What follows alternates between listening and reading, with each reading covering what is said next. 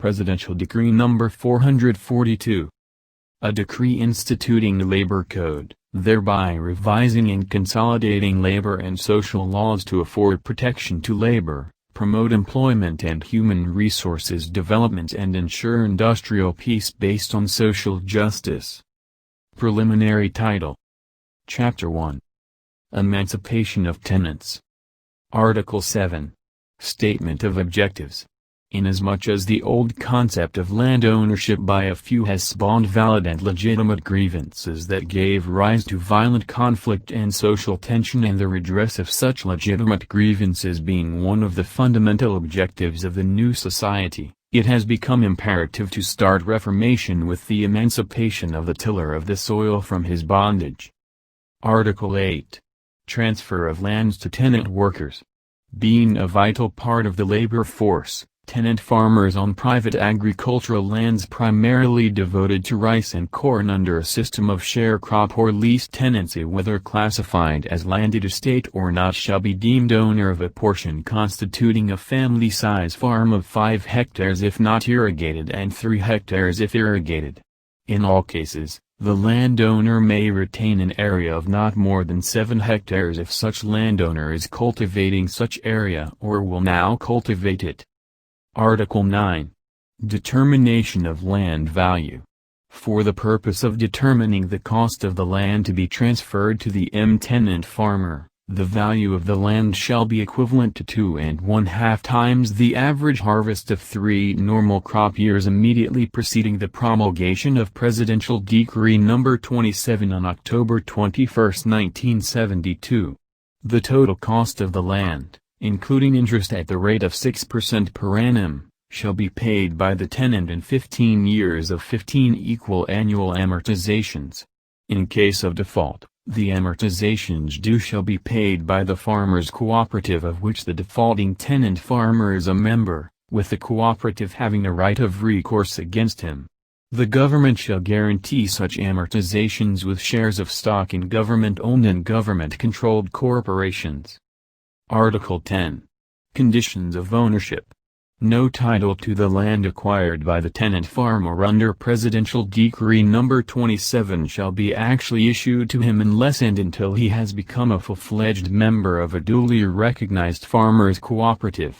Title to the land acquired pursuant to Presidential Decree No. 27 or the land reform program of the government shall not be transferable except by hereditary succession or to the government in accordance with the provisions of Presidential Decree No. 27, the Code of Agrarian Reforms and other existing laws and regulations.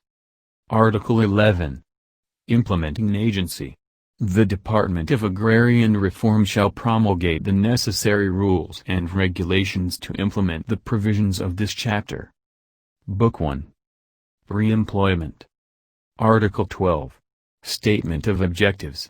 It is the policy of the state a. To promote and maintain a state of full employment through improved manpower training, allocation and utilization. b. To protect every citizen desiring to work locally or overseas by securing for him the best possible terms and conditions of employment.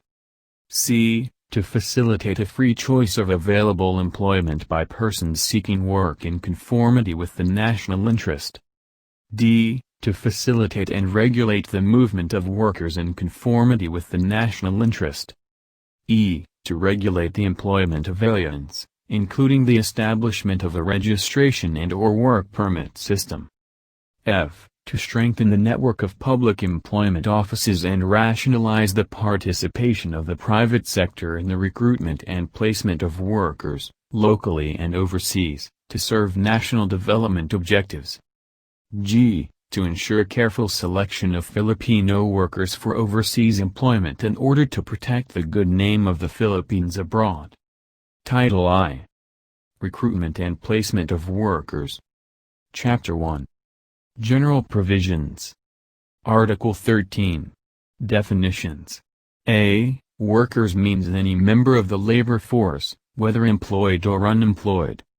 b. Recruitment and placement refers to any act of canvassing, enlisting, contracting, transporting, utilizing, hiring or procuring workers, and includes referrals, contract services, promising or advertising for employment, locally or abroad, whether for profit or not, provided that any person or entity which, in any manner, offers or promises for a free employment to two or more persons shall be deemed engaged in recruitment and placement. C. Private employment agency means any person or entity engaged in the recruitment and placement of workers for a fee which is charged, directly or indirectly, from the workers or employers or both. D. License means a document issued by the Department of Labor authorizing a person or entity to operate a private employment agency.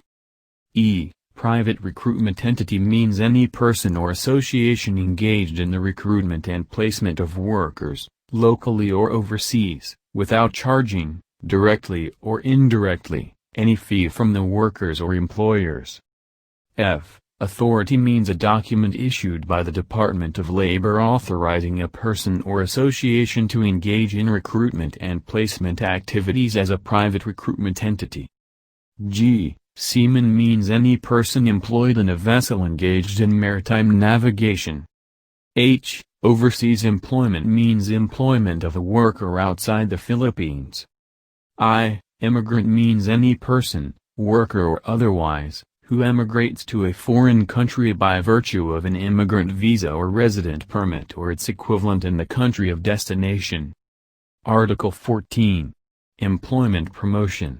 The Secretary of Labor and Employment shall have the power and authority to a. Organize and establish new employment offices in addition to the existing employment offices under the Department of Labor as the need arises.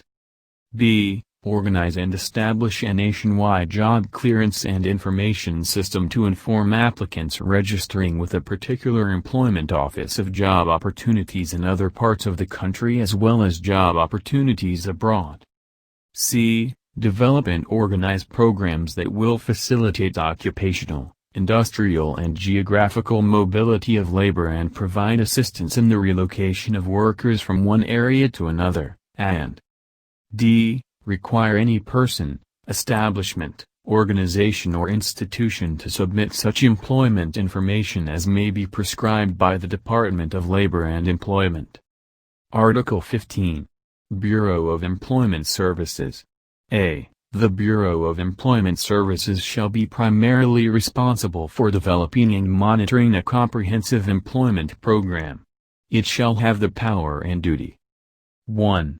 To formulate and develop plans and programs to implement the employment promotion objectives of this title. 2. To establish and maintain a registration and/or licensing system to regulate private sector participation in the recruitment and placement of workers, locally and overseas, and to secure the best possible terms and conditions of employment for Filipino contract workers and compliance therewith under such rules and regulations as may be issued by the Department of Labor and Employment. 3. To formulate and develop employment programs designed to benefit disadvantaged groups and communities. 4. To establish and maintain a registration and/or work permit system to regulate the employment of aliens. 5. To develop a labor market information system in aid of proper manpower and development planning. 6. To develop a responsive vocational guidance and testing system in aid of proper human resources allocation, and 7. To maintain a central registry of skill, except seamen. b. The regional offices of the Department of Labor shall have the original and exclusive jurisdiction over all matters or cases involving employer-employee relations including money claims, arising out of or by virtue of any law or contracts involving Filipino workers for overseas employment except seamen, provided that the Bureau of Employment Service may, in the cases of the National Capital Region, exercise such power, whenever the Department of Labor and Employment deems it appropriate. The decisions of the regional offices or the Bureau of Employment Services if so authorized by the Secretary of Labor and Employment as provided in this article, shall be appealable to the National Labor Relations Commission upon the same grounds provided in Article 223 hereof. The decisions of the National Labor Relations Commission shall be final and inappealable. C. The Department of Labor and Employment shall have the power to impose and collect fees, based on rate recommended by the Bureau of Employment Services. Such fees shall be deposited in the National Treasury as a special account of the General Fund, for the promotion of the objectives of the Bureau of Employment Services, subject to the provisions of Section 40 of Presidential Decree No. 1177. Article 16. Private recruitment. Except as provided in Chapter 2 of this title, no person or entity, other than the public employment offices and the ED for overseas employment, shall engage in the recruitment and placement of workers. Article 17. Overseas Employment Development Board. An Overseas Employment Development Board is hereby created to undertake, in cooperation with relevant entities and agencies, a systematic program for overseas employment of Filipino workers in excess of domestic needs and to protect their rights to fair and equitable employment practices. It shall have the power and duty: 1. To promote an overseas employment of Filipino workers through a comprehensive market promotion and development program. 2. To secure the best possible terms and conditions of employment of Filipino contract workers on a government-to-government basis and to ensure compliance therewith. 3. To recruit and place workers for overseas employment on a government arrangement and in such other sectors as policy may dictate, and 4. To act as Secretariat for the Board of Trustees of the Welfare and Training Fund for Overseas Workers. Article 18. Ban on direct hiring. No employer may hire a Filipino worker for overseas employment except through the boards and entities authorized by the Department of Labor and Employment. Direct hiring by members of the diplomatic service, officials and employees of international organizations and such other employers as may be allowed by the Department of Labor and Employment is exempt from this provision. Article 19. Office of Immigrant Affairs. A. Pursuant to the national policy to maintain close ties with Filipino migrant communities and promote their welfare as well as establish a data bank in aid of national manpower policy information, an Office of Immigrant Affairs is hereby created in the Department of Labor and Employment. The office shall be a unit at the Office of the Secretary and shall initially be manned and operated by such personnel and through such fundings as are available within the department and its attached agencies. Thereafter, its appropriation shall be made part of the regular General Appropriation Decree. B. The office shall, among others, promote the well-being of immigrants and maintain their close link to the homeland by 1. Serving as a liaison with migrant communities. 2. Providing welfare and cultural services. 3. Promoting and facilitating reintegration of migrants into the national mainstream. 4. Promoting economic, political and cultural ties with the communities, and 5. Undertaking such activities as may be appropriate to enhance such cooperative links. Article 20. National Seaman Board. A. A National Seaman Board is hereby created which shall develop and maintain a comprehensive program for Filipino seamen employed overseas. It shall have the power and duty: 1. To provide free placement services for seamen. 2. To regulate and supervise the activities of agents or representatives of shipping companies in the hiring of seamen for overseas employment, and secure the best possible terms of employment for contract seamen workers and secure compliance therewith, and 3. To maintain a complete registry of all Filipino seamen.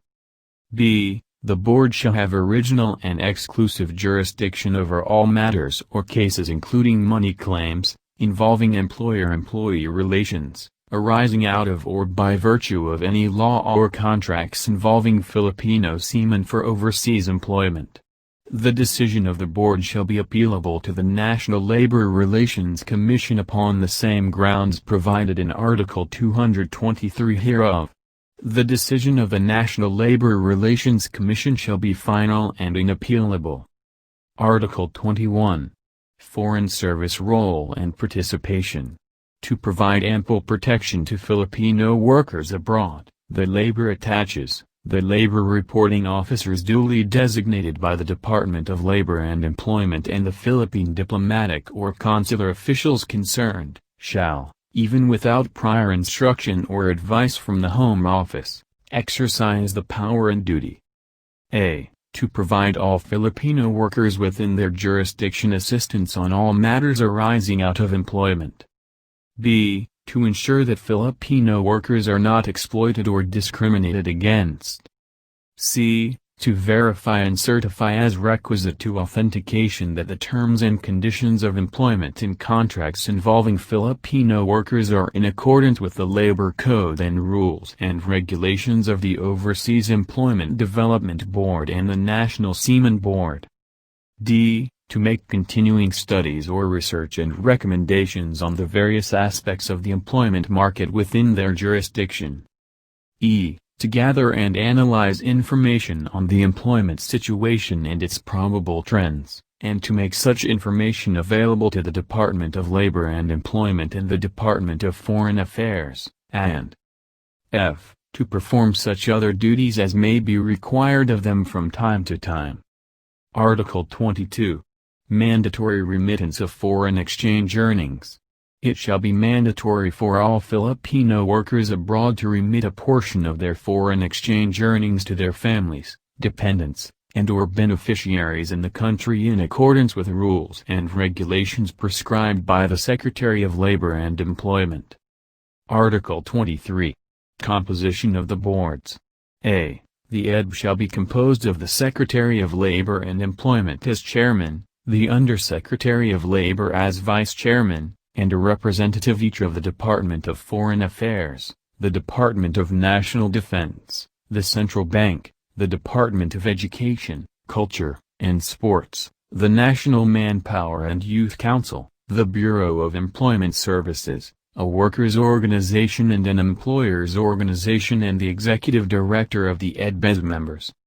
B. The National Seaman Board shall be composed of the Secretary of Labor and Employment as chairman, the Undersecretary of Labor as vice chairman, the Commandant of the Philippine Coast Guard, and a representative each of the Department of Foreign Affairs, the Department of Education, Culture, and Sports, the Central Bank, the Maritime Industry Authority, the Bureau of Employment Services, a National Shipping Association, and the Executive Director of the NSB as members. The members of the boards shall receive allowances to be determined by the board which shall not be more than 2,000 pesos per month. C. The boards shall be attached to the Department of Labor for policy and program coordination.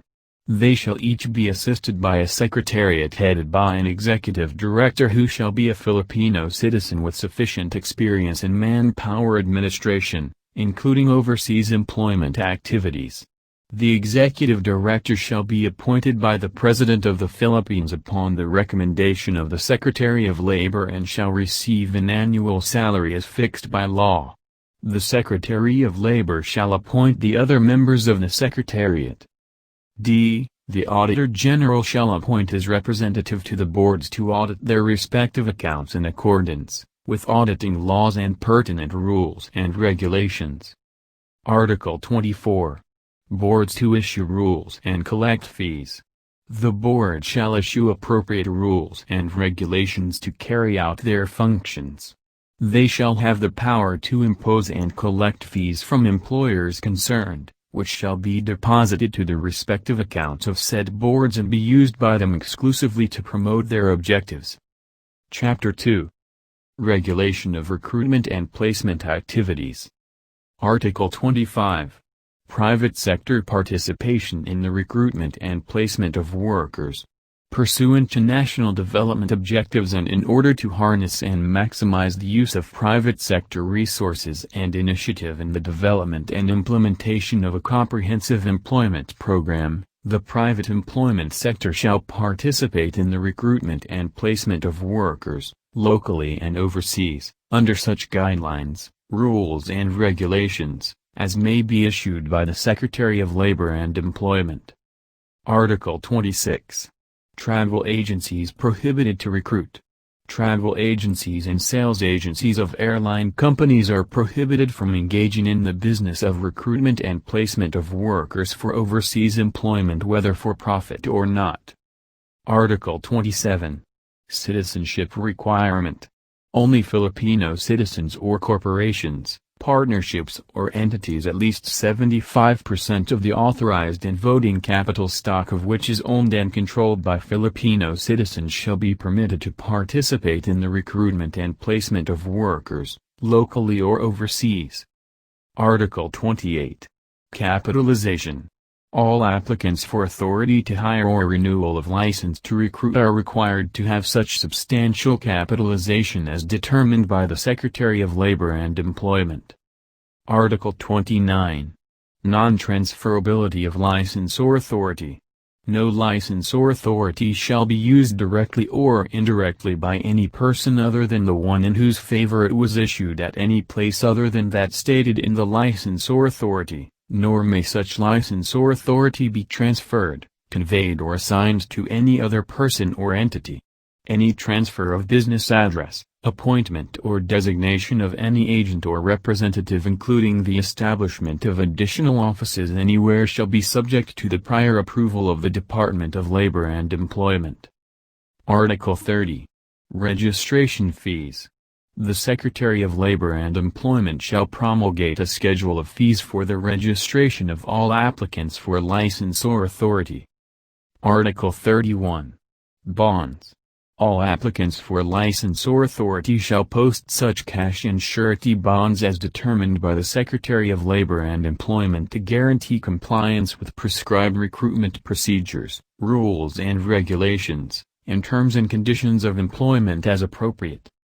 Article 32. Fees to be paid by workers. Any person applying with a private fee-charging employment agency for employment assistance shall not be charged any fee until he has obtained employment through his efforts or has actually commenced employment.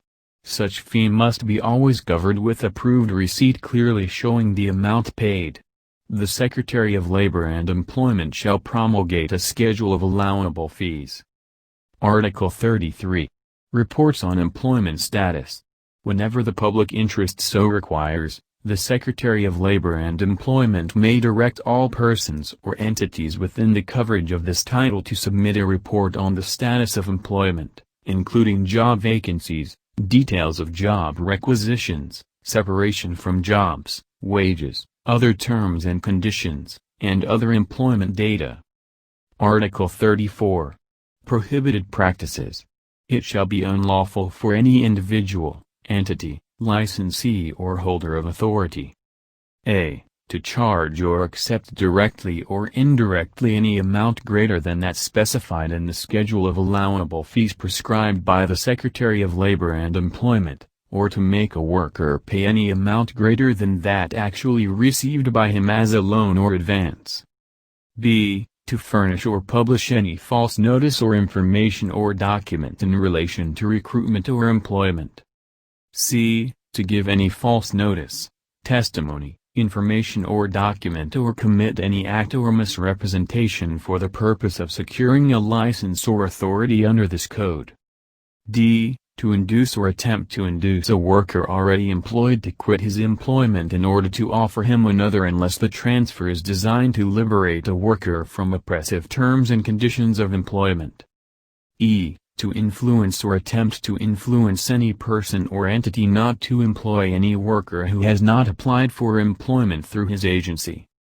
F. To engage in the recruitment or placement of workers in jobs harmful to public health or morality or to the dignity of the Republic of the Philippines. G. To obstruct or attempt to obstruct inspection by the Secretary of Labor and Employment or by his duly authorized representatives. H. To fail to file reports on the status of employment, placement vacancies, remittance of foreign exchange earnings, separation from jobs, departures and such other matters or information as may be required by the Secretary of Labor and Employment. I. To substitute or alter employment contracts approved and verified by the Department of Labor and Employment from the time of actual signing thereof by the parties up to and including the period of expiration of the same without the approval of the Department of Labor and Employment. J. To become officer or member of the board of any corporation engaged in travel agency or to be engaged directly or indirectly in the management of a travel agency. K. To withhold or deny travel documents from applicant workers before departure for monetary or financial considerations other than those authorized under this code and its implementing rules and regulations. Article 35. Suspension and/or cancellation of license or authority. The Secretary of Labor and Employment shall have the power to suspend or cancel any license or authority to recruit employees for overseas employment for violation of rules and regulations issued by the Secretary of Labor and Employment, the Overseas Employment Development Board, and the National Seamen Board, or for violations of the provisions of this and other applicable laws, general orders and letters of instructions. Article 36. Regulatory power. The Secretary of Labor and Employment shall have the power to restrict and regulate the recruitment and placement activities of all agencies within the coverage of this title and is hereby authorized to issue orders and promulgate rules and regulations to carry out the objectives and implement the provisions of this title. Chapter 3. Miscellaneous provisions. Article 37. Visitorial power. The Secretary of Labor and Employment or his duly authorized representatives may at any time inspect the premises, books of accounts and records of any person or entity covered by this title, require it to submit reports regularly on prescribed forms, and act on violations of any provision of this title. Article 38. Illegal recruitment. A. The following recruitment activities are deemed illegal and punishable as provided herein. 1. Those undertaken in any form or manner by non-licensees or non-holders of authority. 2. Participation in the exaction of money, goods and/or services in consideration of employment in an amount exceeding that authorized by law or appropriate regulations, and 3. Participation in the recruitment, placement or deployment of any worker under false pretense or false documentation. B. Illegal recruitment shall be considered as a crime of economic sabotage and shall be penalized as such in accordance with existing laws. C. The Secretary of Labor or his duly authorized representative shall have the power to recommend the arrest and detention of any person engaged in illegal recruitment. D. The Department of Labor shall set up a Secretariat on Illegal Recruitment to serve as the focal point for all interagency efforts against illegal recruitment and related activities. The Secretariat shall initially be manned and operated by such personnel and through such funding as are available in the Department of Labor. Thereafter its appropriation shall be made part of the Regular Appropriation Act. Article 39. Penalties. A. Any license or holder of authority found violating or causing another to violate any provision of this title or its implementing rules and regulations shall, upon conviction thereof, suffer the penalty of imprisonment of not less than 2 years nor more than 5 years or a fine of not less than 10,000 pesos nor more than 50,000 pesos or both such imprisonment and fine, at the discretion of the court. B. Any person who is neither a licensed nor a holder of authority under this title found violating any provision thereof or its implementing rules and regulations shall, upon conviction thereof, suffer the penalty of imprisonment of not less than 4 years nor more than 8 years or a fine of not less than 20 nor more than 100 pesos or both such imprisonment and fine, at the discretion of the court. C. If the offender is a corporation, partnership, association or entity, the penalty shall be imposed upon the officer or officers of the corporation, partnership, association or entity responsible for violation, and if such officer is an alien, he shall, in addition to the penalties herein prescribed, be deported without further proceedings. D. In every case, conviction shall cause and carry the automatic revocation of the license or authority and all the permits and privileges granted to such person or entity under this title, and the forfeiture of the cash and surety bonds in favor of the Overseas Employment Development Board or the National Seamen Board, as the case may be, both of which are authorized to use the same exclusively to promote their objectives. Title II. Employment of non-resident aliens. Article 40. Employment permit for non-resident aliens. Any alien seeking admission to the Philippines for employment purposes and any domestic or foreign employer who desires to engage an alien for employment in the Philippines shall obtain an employment permit from the Department of Labor and Employment. The employment permit may be issued to a non-resident alien or to the applicant employer after a determination of the non-availability of a person in the Philippines who is competent, able and willing at the time of application to perform the services for which the alien is desired. For an enterprise registered in preferred areas of investment, said employment permit may be issued upon recommendation of the government agency charged with the supervision of said registered enterprise. Article 41. Prohibition and penal sanctions. A. After the issuance of employment permit, the alien shall not transfer to another job or change his employer without prior approval of Secretary of Labor and Employment. B. Any non-resident alien who shall take up employment in violation of the provision of this title and its implementing rules and regulations shall be punished in accordance with the provisions of Articles 289 and 290 of the Labor Code. In addition, the alien worker shall be subject to deportation after service of his sentence. Article 42. Submission of list. Any employer employing non-resident foreign nationals on the effective date of this code shall submit a list of such nationals to the Secretary of Labor and Employment within 30 days after such date, indicating their names, citizenship, foreign and local addresses, nature of employment and status of stay in the country. The Secretary of Labor and Employment shall then determine if they are entitled to an employment permit. Book 2. Human Resources Development. Title I. National Manpower Development Program. Chapter 1. National Policies and Administrative Machinery for their Implementation. Article 43. Statement of Objective. It is the objective of this title to develop human resources, establish training institutions and formulate such plans and programs that will ensure efficient allocation, development and utilization of the nation's manpower and thereby promote employment and accelerate economic and social growth. Article 44. Definitions. As used in this title, A. Manpower shall mean that portion of the nation's population which has actual or potential capability to contribute directly to the production of goods and services.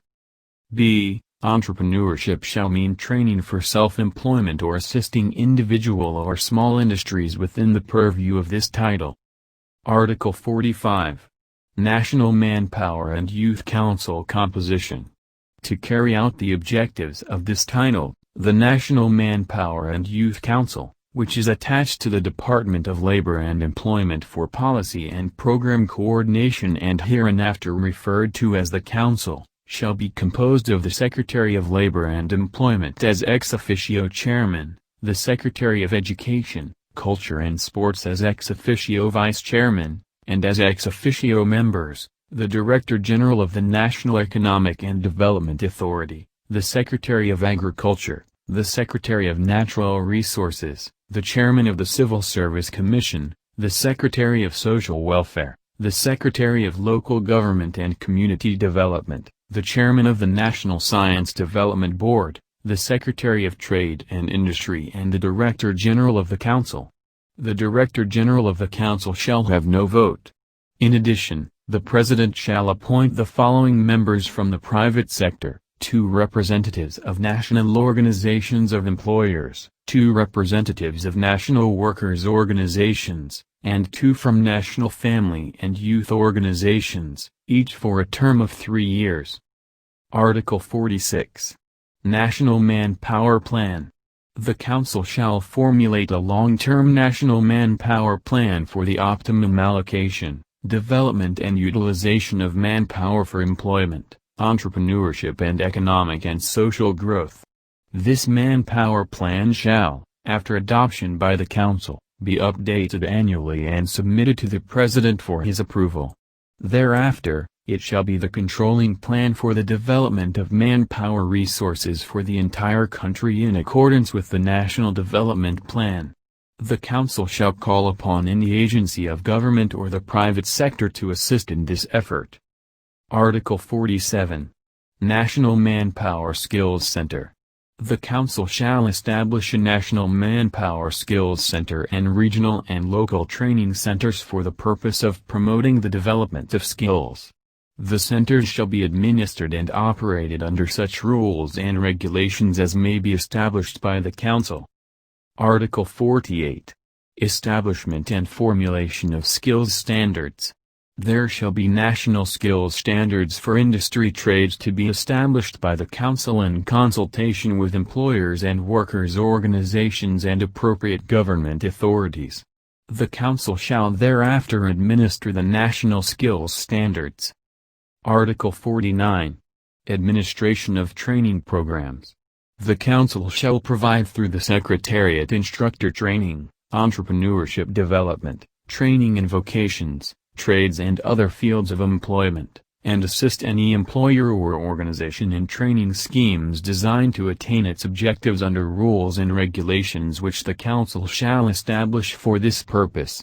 The Council shall exercise, through the Secretariat, authority and jurisdiction over, and administer, ongoing technical assistance programs and/or grants in aid for manpower youth development, including those which may be entered into between the Government of the Philippines and international and foreign organizations and nations, as well as persons and organizations in the Philippines.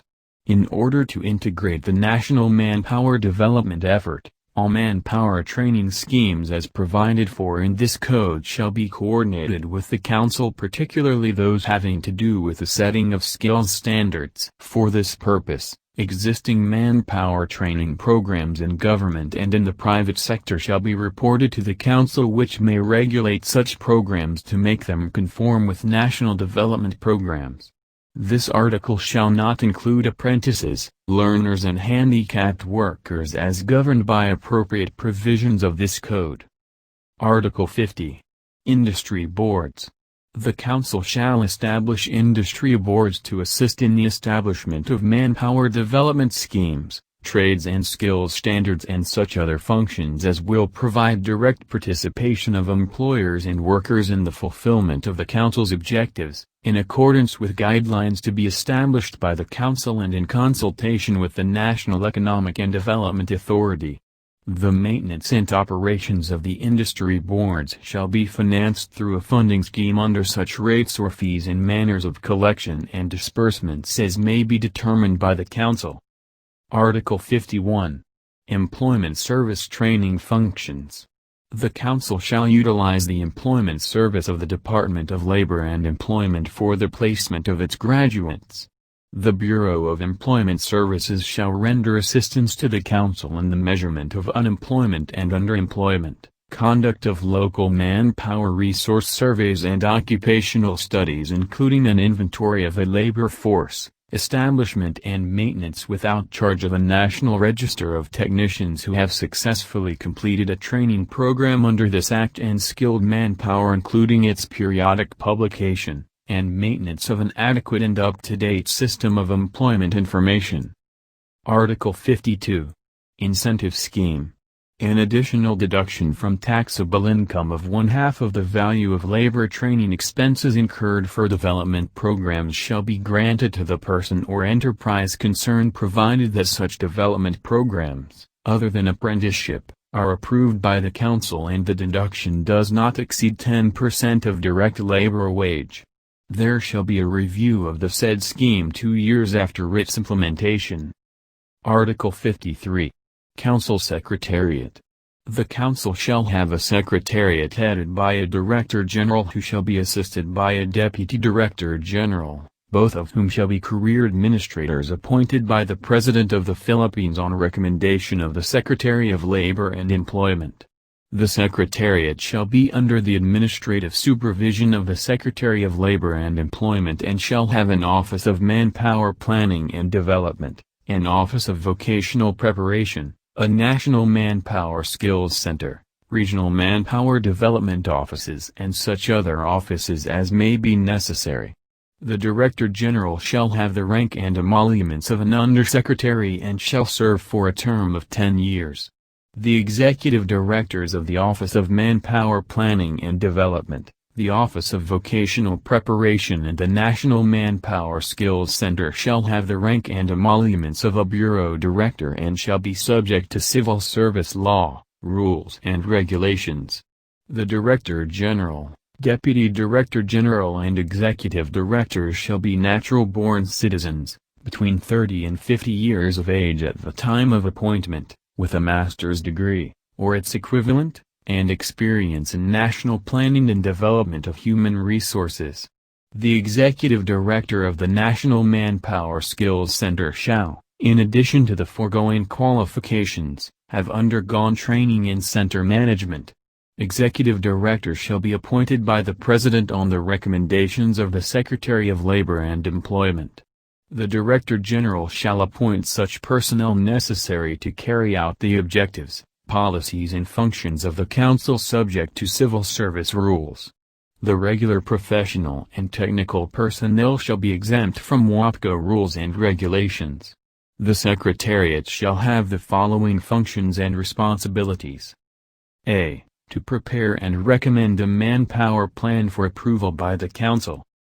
B. To recommend allocation of resources for the implementation of the manpower plan as approved by the Council. C. To carry out the manpower plan as the implementing arm of the Council. D. To effect the efficient performance of the functions of the Council and the achievement of the objectives of this title.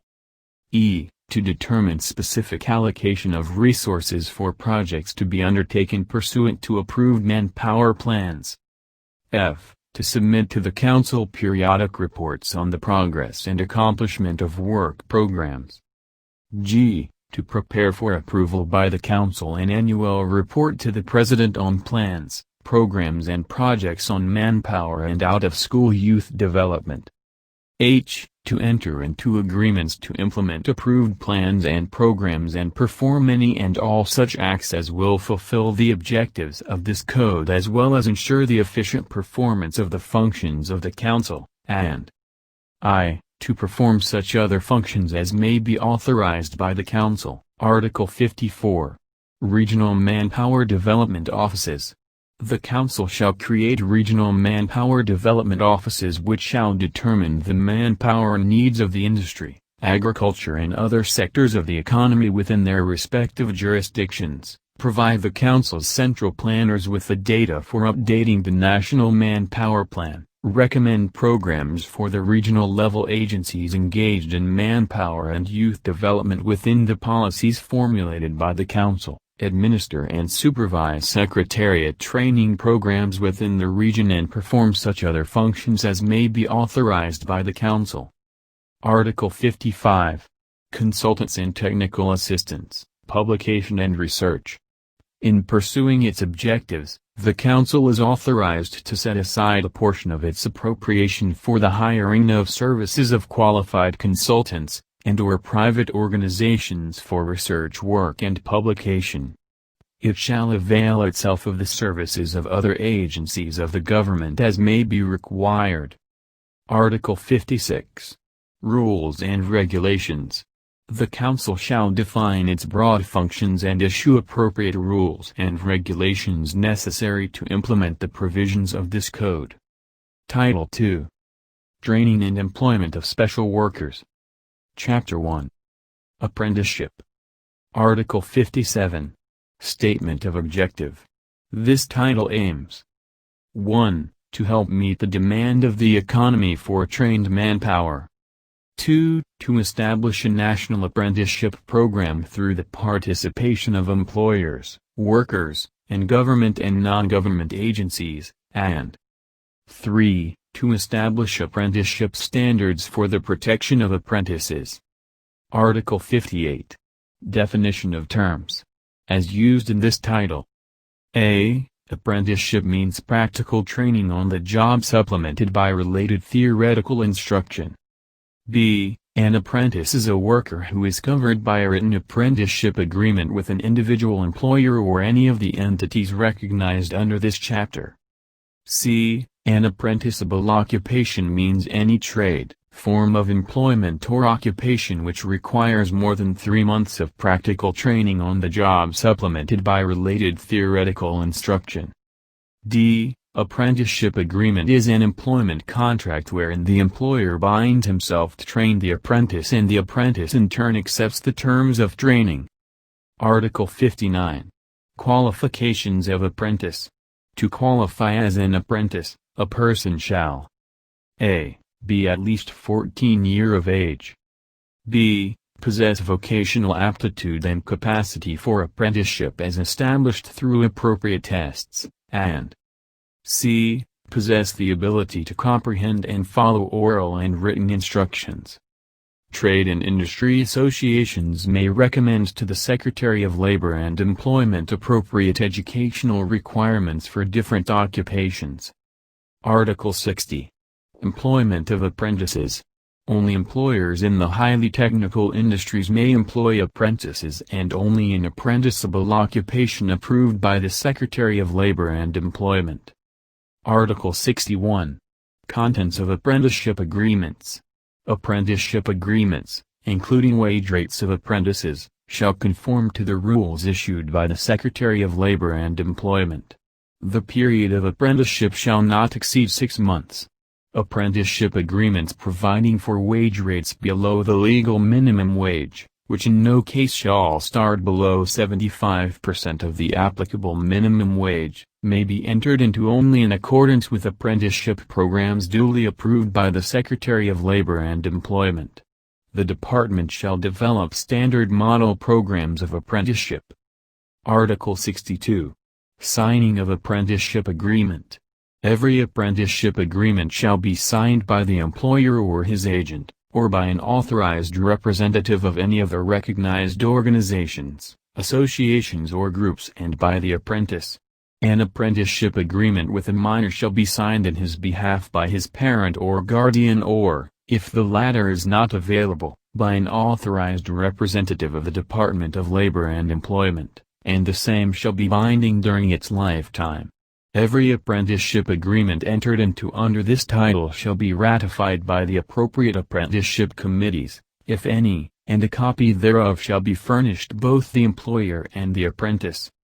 Article 63. Venue of apprenticeship program.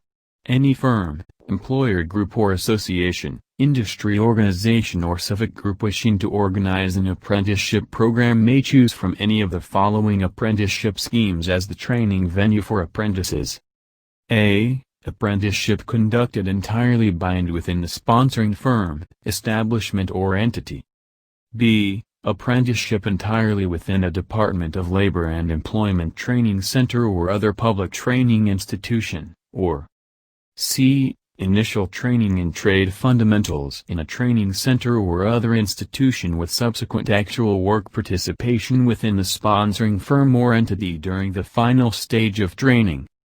Article 64. Sponsoring of apprenticeship program.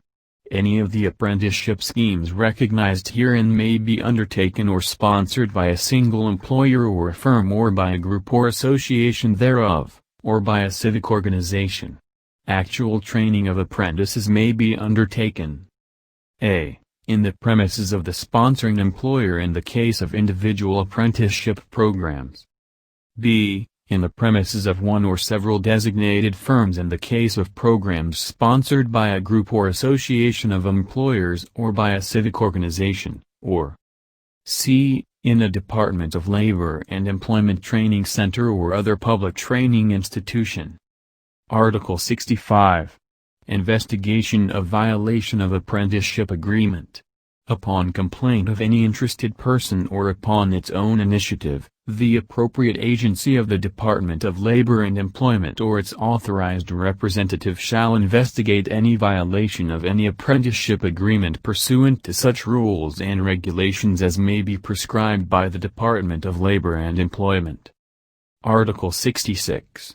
Appeal to the Secretary of Labor and Employment. The decision of the authorized agency of the Department of Labor and Employment may be appealed by any aggrieved person to the Secretary of Labor and Employment within 5 days from receipt of the decision. The decision of the Secretary of Labor and Employment shall be final and executory. Article 67. Exhaustion of administrative remedies.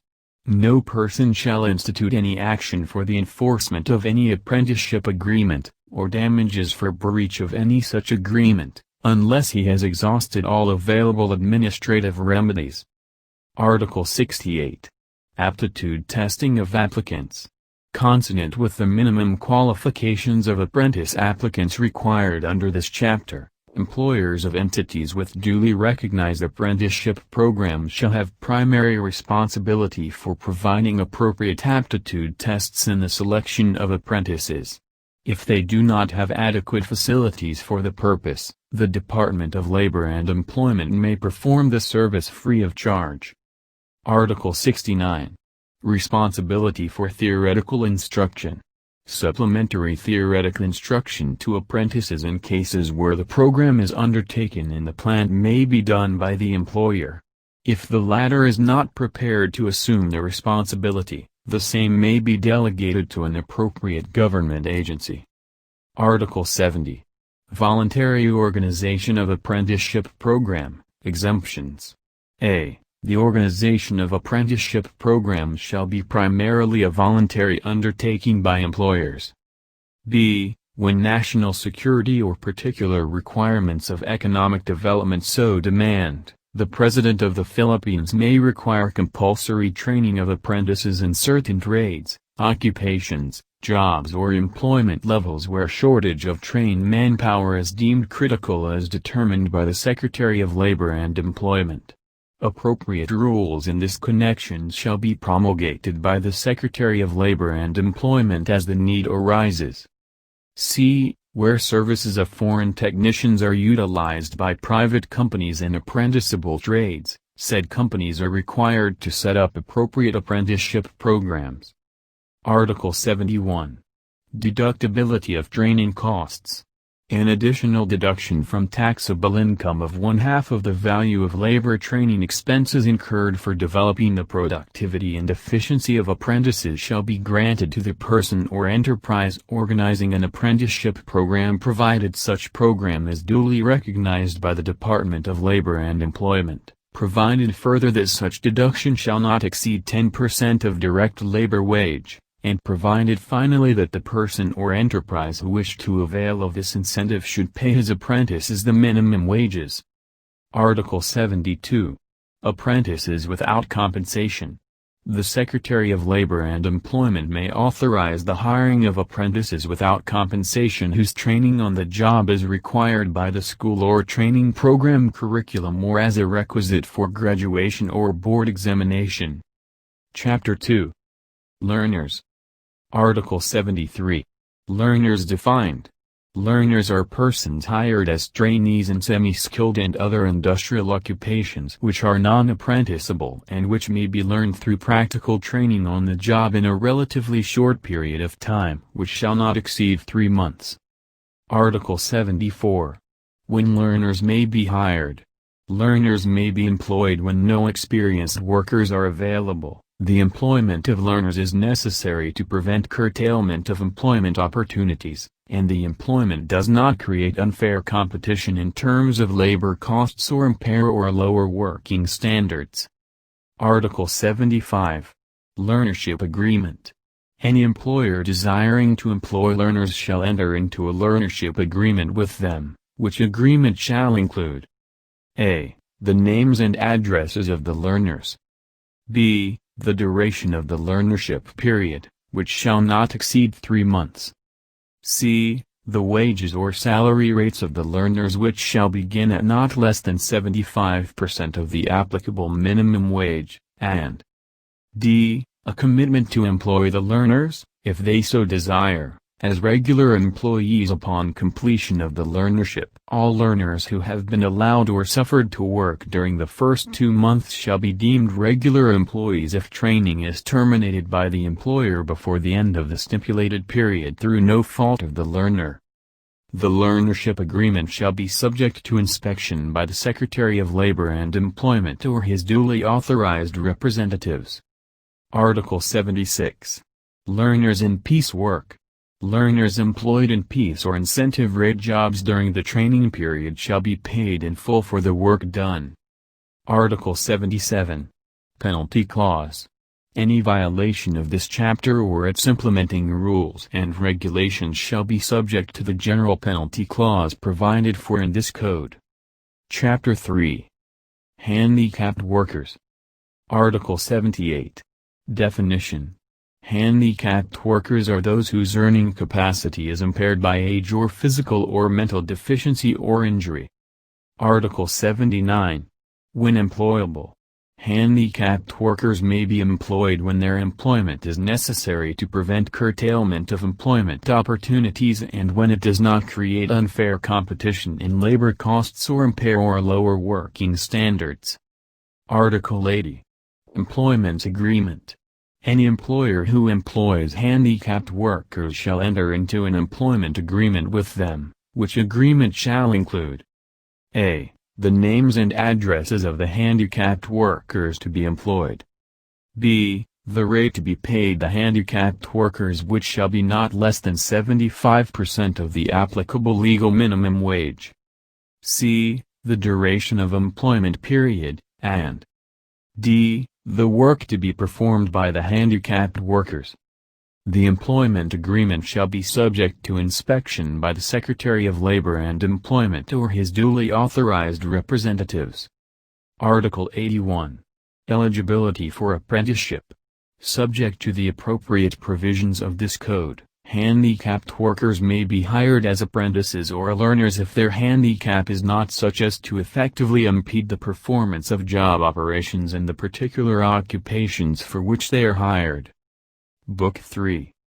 Conditions of Employment. Title I. Working Conditions and Rest Periods. Chapter 1. Hours of Work. Article 82. Coverage. The provision of this title shall apply to employees in all establishments and undertakings, whether for profit or not, but not to government employees, managerial employees, field personnel, members of the family of the employer who are dependent on him for support, domestic helpers, persons in the personal service of another and workers who are paid by results as determined by the Secretary of Labor and Employment and appropriate regulations.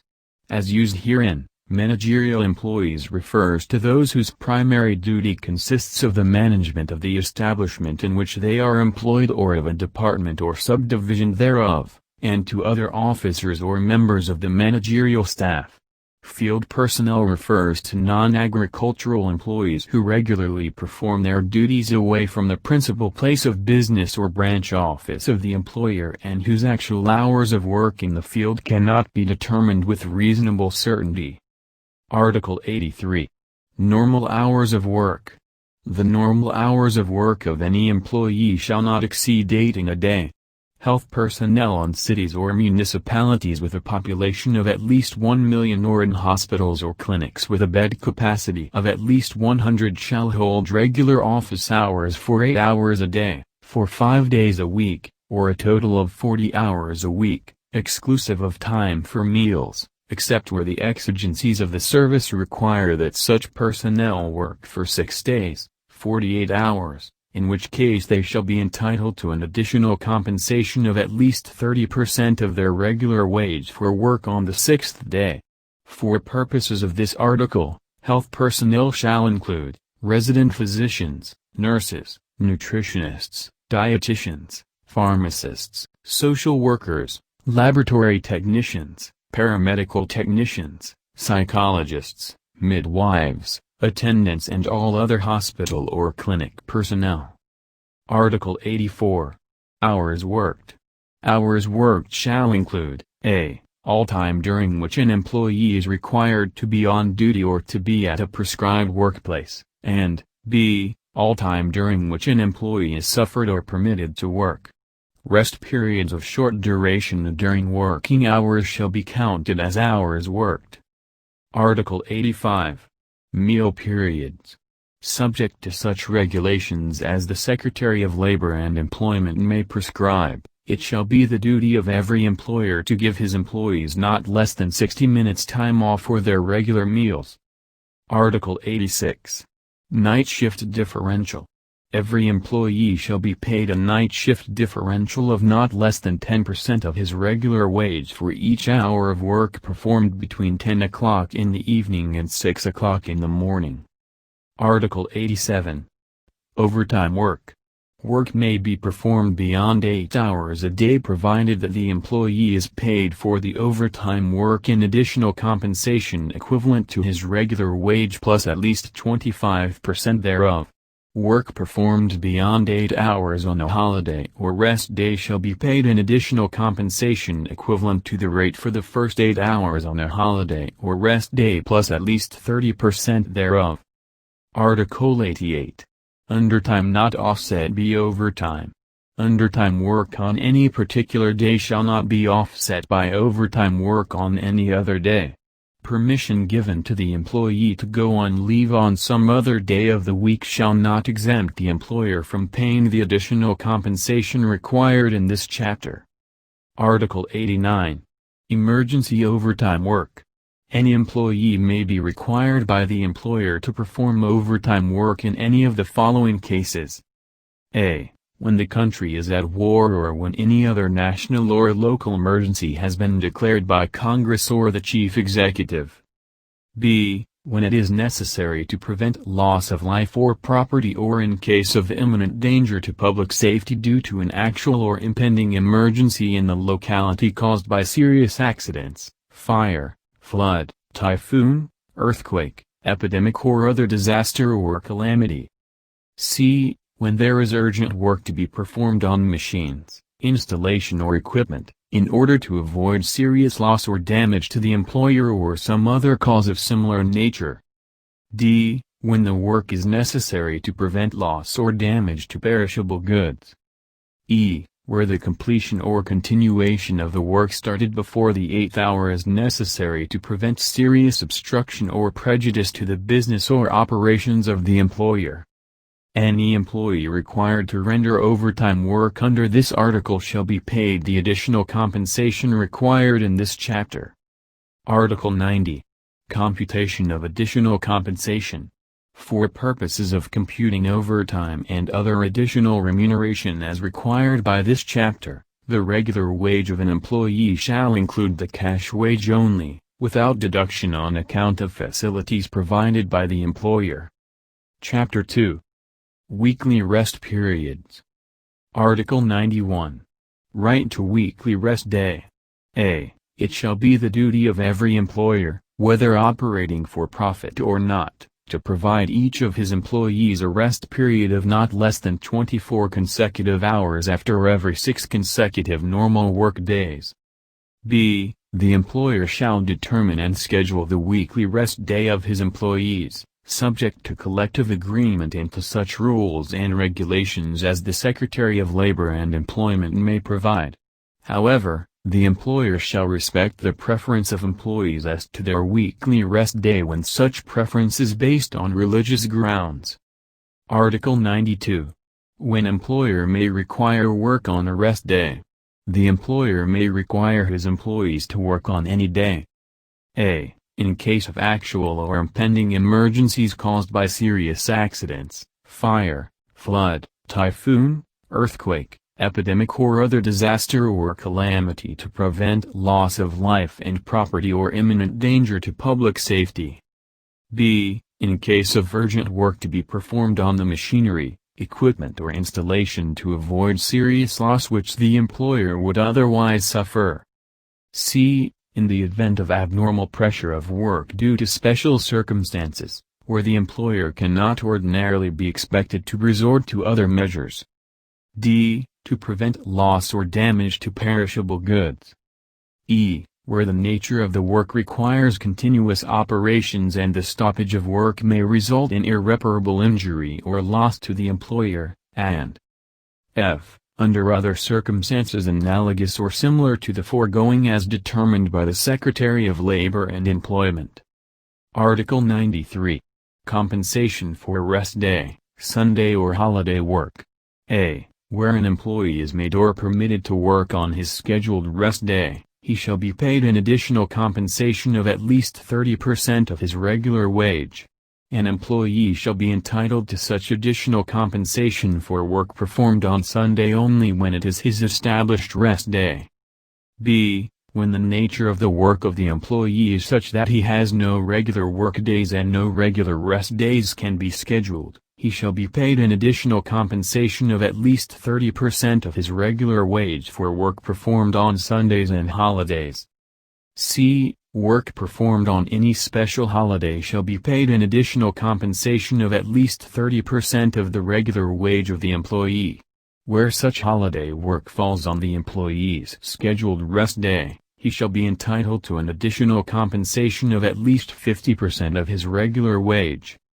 D. Where the collective bargaining agreement or other applicable employment contract stipulates the payment of a higher premium pay than that prescribed under this article, the employer shall pay such higher rate. Chapter 3. Holidays, Service Incentive Leaves and Service Charges. Article 94. Right to holiday pay. A. Every worker shall be paid his regular daily wage during regular holidays, except in retail and service establishment regularly employing less than 10 workers. B. The employer may require an employee to work on any holiday, but such employee shall be paid a compensation equivalent to twice his regular rate, and C. As used in this article, holiday includes New Year's Day, Maundy Thursday, Good Friday, the 9th of April, the 1st of May, the 12th of June, last Sunday of August, 1st of November, the 30th of November, the 25th and the 30th of December, 31st of December, and the day designated by law for holding a general election. Article 95. Right to Service Incentive Leave. A. Every employee who has rendered at least 1 year of service shall be entitled to a yearly service incentive leave of 5 days with pay. B. This provision shall not apply to those who are already enjoying the benefit herein provided, those enjoying vacation leave with pay at least 5 days, and those employed in establishments regularly employing less than 10 employees or in establishments exempted from granting this benefit by the Secretary of Labor after considering the viability or financial condition of such establishment. C. The grant of benefit in excess of that provided herein shall not be made a subject of arbitration or any court or administrative action. Article 96. Service Charges. All service charges collected by hotels, restaurants and similar establishments shall be distributed at the rate of 85% for all covered employees and 15% for management. The share of the employees shall be equally distributed among them. In case the service charge is abolished, the share of the covered employees shall be integrated into their wages. Title II. Wages. Chapter 1. Preliminary Matters. Article 97. Definitions. As used in this title, a person means an individual, partnership, association, corporation, business trust, legal representative or any organized group of person. B. Employer includes any person acting directly or indirectly in the interest of an employer in relation to an employee, and shall include the government and all its branches, subdivisions and instrumentalities, all government-owned or controlled corporations and institutions, as well as non-profit private institutions or organizations. C. Employee includes any individual employed by an employer. D. Agriculture includes farming in all its branches and among other things includes the cultivation and tillage of soil, dairying, the production, cultivation, growing and harvesting of any agricultural and horticultural commodities, the raising of livestock or poultry, and any practices performed by a farmer or on a farm as an incident to or in conjunction with such farming operations, but does not include the manufacturing or processing of sugar, coconuts, abaca, tobacco, pineapples or other farm products. Employ means to suffer or a permit to work.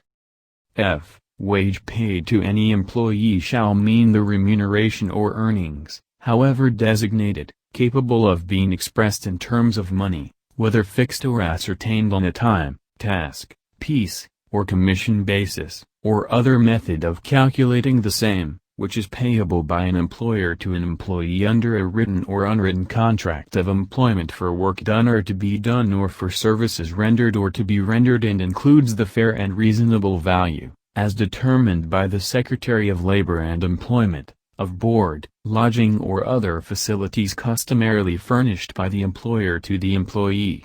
Fair and reasonable value shall not include any profit to the employer or to any person affiliated with the employer. Article 98. Application of title. This title shall not apply to farm tenancy or leasehold, domestic service and persons working in their respective homes in needlework or in any cottage industry duly registered in accordance with law. Chapter 2. Minimum wage rates. Article 99. Regional minimum wages. The minimum wage rates for agricultural and non-agricultural employees and workers in each and every region of the country shall be determined by the Commission, which shall be attached to the Department of Labor and Employment for policy and program coordination. Article 100. Prohibition against elimination or diminution of benefits. Nothing in this book shall be construed to eliminate or in any way diminish supplements or other employee benefits being enjoyed at the time of the promulgation of this code. Article 101. Payment by results. The Secretary of Labor and Employment shall regulate the payment of wages by results, including pay-out, piecework and other non-time work, in order to ensure the payment of fair and reasonable wage rates, preferably through time and motion studies or in consultation with representatives of workers and employers' organizations. Chapter 3. Payment of wages. Article 102. Forms of payment.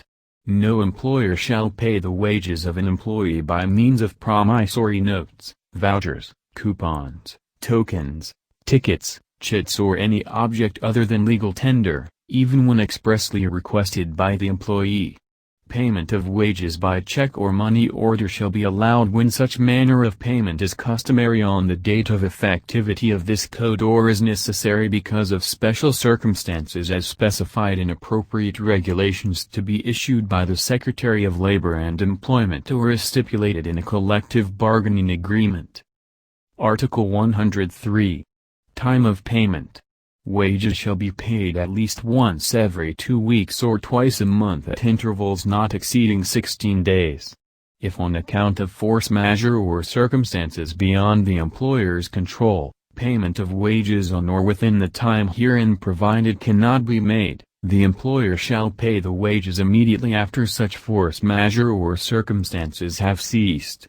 The payment of wages of employees engaged to perform a task which cannot be completed in 2 weeks shall be subject to the following conditions in the absence of a collective bargaining agreement or arbitration award.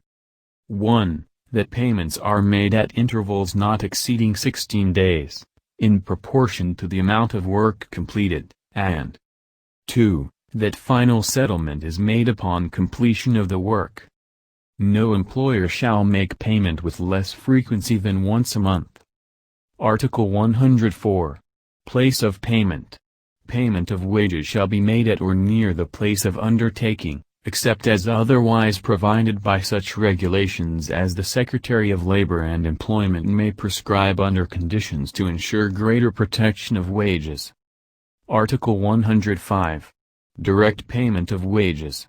Wages shall be paid directly to the workers to whom they are due, except a. In cases of force majeure rendering such payments impossible or under other special circumstances to be determined by the Secretary of Labor and Employment and appropriate regulations, in which cases the worker may be paid through another person under written authority given by the worker for the purpose, or b. where the worker has died, in which case the employer may pay the wages of the deceased worker to the heirs of the latter without the necessity of intestate proceedings.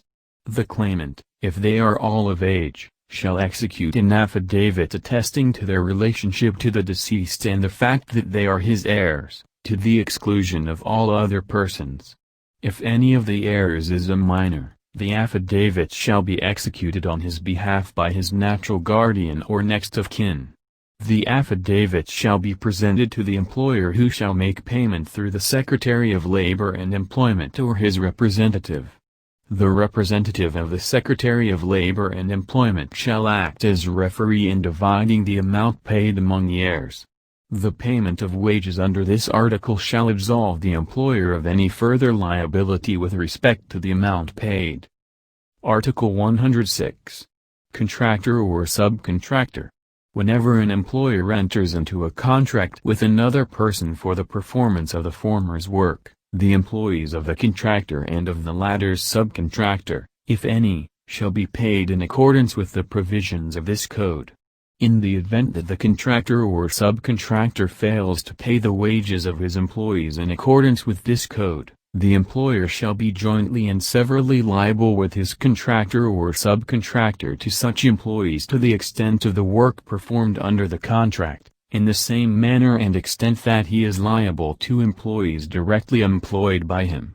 The Secretary of Labor and Employment may, by appropriate regulations, restrict or prohibit the contracting out of labor to protect the rights of workers established under this code.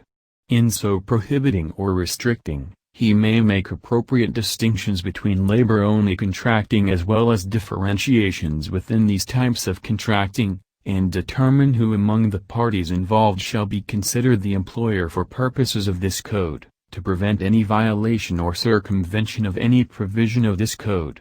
There is labor-only contracting where the person supplying workers to an employer does not have substantial capital or investment in the form of tools, equipment, machineries, work premises, among others, and the workers recruited and placed by such person are performing activities which are directly related to the principal business of such employer. In such cases, the person or intermediary shall be considered merely as an agent of the employer who shall be responsible to the workers in the same manner and extent as if the latter were directly employed by him. Article 107. Indirect employer. The provisions of the immediately preceding article shall likewise apply to any person, partnership, association or corporation which, not being an employer, contracts with an independent contractor for the performance of any work, task, job or project. Article 108. Posting of bond. An employer or indirect employer may require the contractor or subcontractor to furnish a bond equal to the cost of labor under contract, on condition that the bond will answer for the wages due the employees should the contractor or subcontractor, as the case may be, fail to pay the same. Article 109. Solidary liability. The provisions of existing laws to the contrary notwithstanding, every employer or indirect employer shall be held responsible with his contractor or subcontractor for any violation of any provision of this code. For purposes of determining the extent of their civil liability under this chapter, they shall be considered as direct employers. Article 110. Worker preference in case of bankruptcy. In the event of bankruptcy or liquidation of an employer's business, his workers shall enjoy first preference as regards their unpaid wages and other monetary claims, any provision of law to the contrary notwithstanding. Such unpaid wages and monetary claims shall be paid in full before the claims of the government and other creditors may be paid. As amended by R.A. 6715. Article 111. Attorney's fees. A. In cases of unlawful withholding of wages, the culpable party may be assessed attorney's fees equivalent to 10% of the amount of wages recovered. b. It shall be unlawful for any person to demand or accept, in judicial or administrative proceedings for the recovery of the wages, attorney's fees which exceed 10% of the amount of wages recovered. Chapter 4. Prohibitions regarding wages. Article 112. Non-interference in disposal of wages. No employer shall limit or otherwise interfere with the freedom of any employee to dispose of his wages. He shall not in any manner force, compel or oblige his employees to purchase merchandise, commodities or other property from the employer or from any other person, or otherwise make use of any store or services of such employer or any other person. Article 113. Wage deduction. No employer, in his own behalf or in behalf of any person, shall make any deduction from the wages of his employees except a. In cases where the worker is insured with his consent by the employer, and the deduction is to recompense the employer for the amount paid by him as premium on the insurance. b. For union dues, in cases where the right of the worker or his union to check off has been recognized by the employer or authorized in writing by the individual worker concerned, and c. In cases where the employer is authorized by law or regulations issued by the Secretary of Labor and Employment. Article 114. Deposits for loss or damage. No employer shall require his worker to make deposits from which deduction shall be made, for the reimbursement of loss of or damage to tools, materials or equipment supplied by the employer, except when the employer is engaged in such trades, occupations or businesses where the practice of making deductions or requiring deposits is a recognized one, or is necessary or desirable as determined by the Secretary of Labor and Employment in appropriate rules and regulations. Article 115. Limitations. No deduction from the deposits of an employee for the actual amount of the loss or damage shall be made unless the employee has been heard thereon, and his responsibility has been clearly shown. Article 116. Withholding of wages and kickbacks prohibited. It shall be unlawful for any person, directly or indirectly, to withhold any amount from the wages of a worker or induce him to give up any part of his wages by force, stealth, intimidation, threat or dismissal, or by any other means whatsoever without the worker's consent. Article 117. Deduction to ensure employment. It shall be unlawful to make any deduction from the wages of any employee for the benefit of the employer or his representative or intermediary as consideration of a promise of employment or retention in employment. Article 118. Retaliatory measures. It shall be unlawful for an employer to refuse to pay or reduce the wages and benefits, discharge or in any manner discriminate against any employee who has filed any complaint or instituted any proceeding under this title or has testified or is about to testify in such proceedings. Article 119. False reporting. It shall be unlawful for any person to make any statement, report or record filed or kept pursuant to the provisions of this code knowing such statement, report or record to be false in any material respect.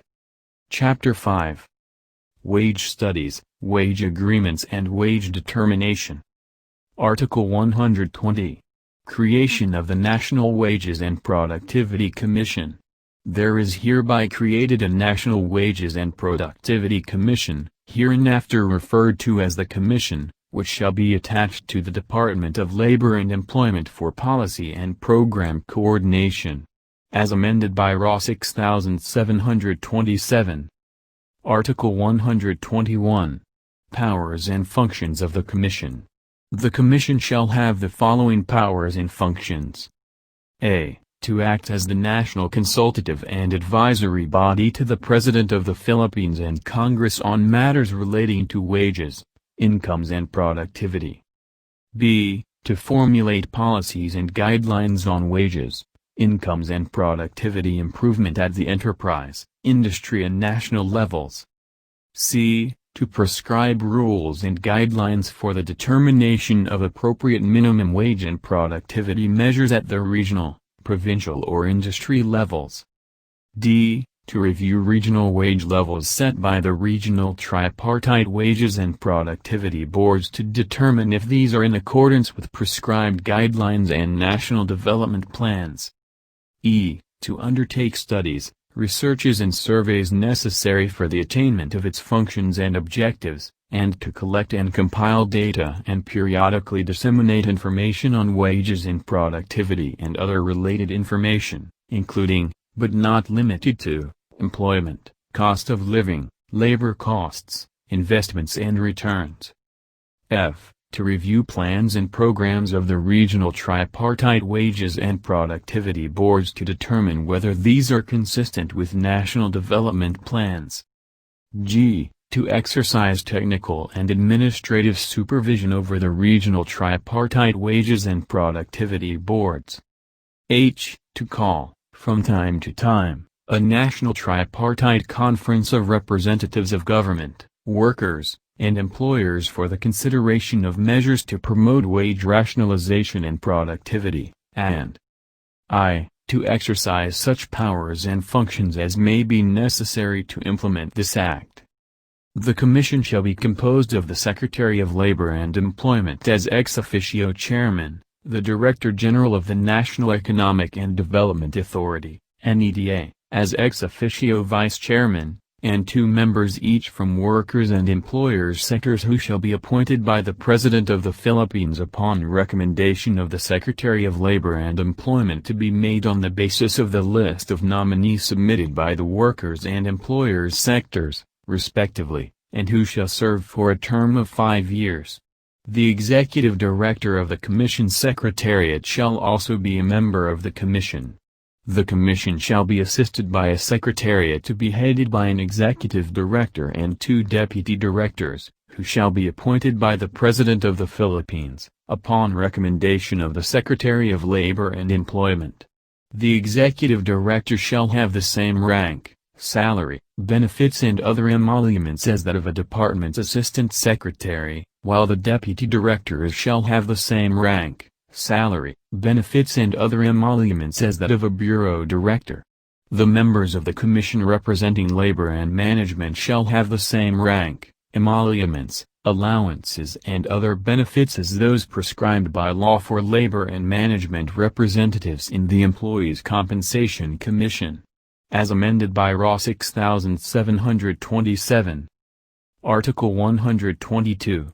Creation of Regional Tripartite Wages and Productivity Boards. There is hereby created Regional Tripartite Wages and Productivity Boards, hereinafter referred to as regional boards in all regions, including autonomous regions as may be established by law.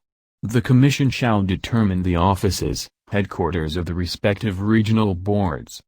The regional boards shall have the following powers and functions in their respective territorial jurisdiction. A. To develop plans, programs and projects relative to wages, incomes and productivity improvement for their respective regions. B. To determine and fix minimum wage rates applicable in their respective regions, provinces or industries therein and to issue the corresponding wage orders, subject to guidelines issued by the Commission. C. To undertake studies, researches, and surveys necessary for the attainment of their functions, objectives and programs and to collect and compile data on wages, incomes, productivity and other related information and periodically disseminate the same. D. To coordinate with the other regional boards as may be necessary to attain the policy and intention of this code.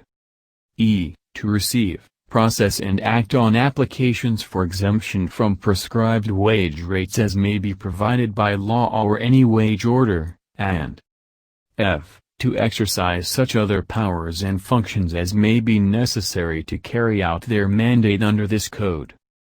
Implementation of the plans, programs and projects of the regional boards referred to in the second paragraph, letter A, of this article, shall be through the respective regional offices of the Department of Labor and Employment within their territorial jurisdiction, provided, however, that the regional boards shall have technical supervision over the regional office of the Department of Labor and Employment with respect to the implementation of said plans, programs and projects. Each regional board shall be composed of the regional director of the Department of Labor and Employment as chairman, the regional directors of the National Economic and Development Authority and Department of Trade and Industry as vice chairman, and 2 members each from workers' and employers' sectors who shall be appointed by the President of the Philippines, upon recommendation of the Secretary of Labor and Employment, to be made on the basis of the list of nominees submitted by the workers' and employers' sectors, respectively, and who shall serve for a term of 5 years. Each regional board to be headed by its chairman shall be assisted by a secretariat. As amended by RA 6727, Article 123. Wage Order. Whenever conditions in the region so warrant, the regional board shall investigate and study all pertinent facts, and based on the standards and criteria herein prescribed, shall proceed to determine whether a wage order should be issued. Any such wage order shall take effect after 15 days from its complete publication in at least one newspaper of general circulation in the region. In the performance of its wage-determining functions, the regional board shall conduct public hearings, consultations, giving notices to employees and employers groups, provincial, city and municipal officials and other interested parties.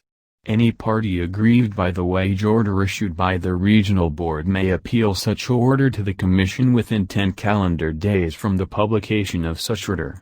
It shall be mandatory for the Commission to decide such appeal within 60 calendar days from the filing thereof.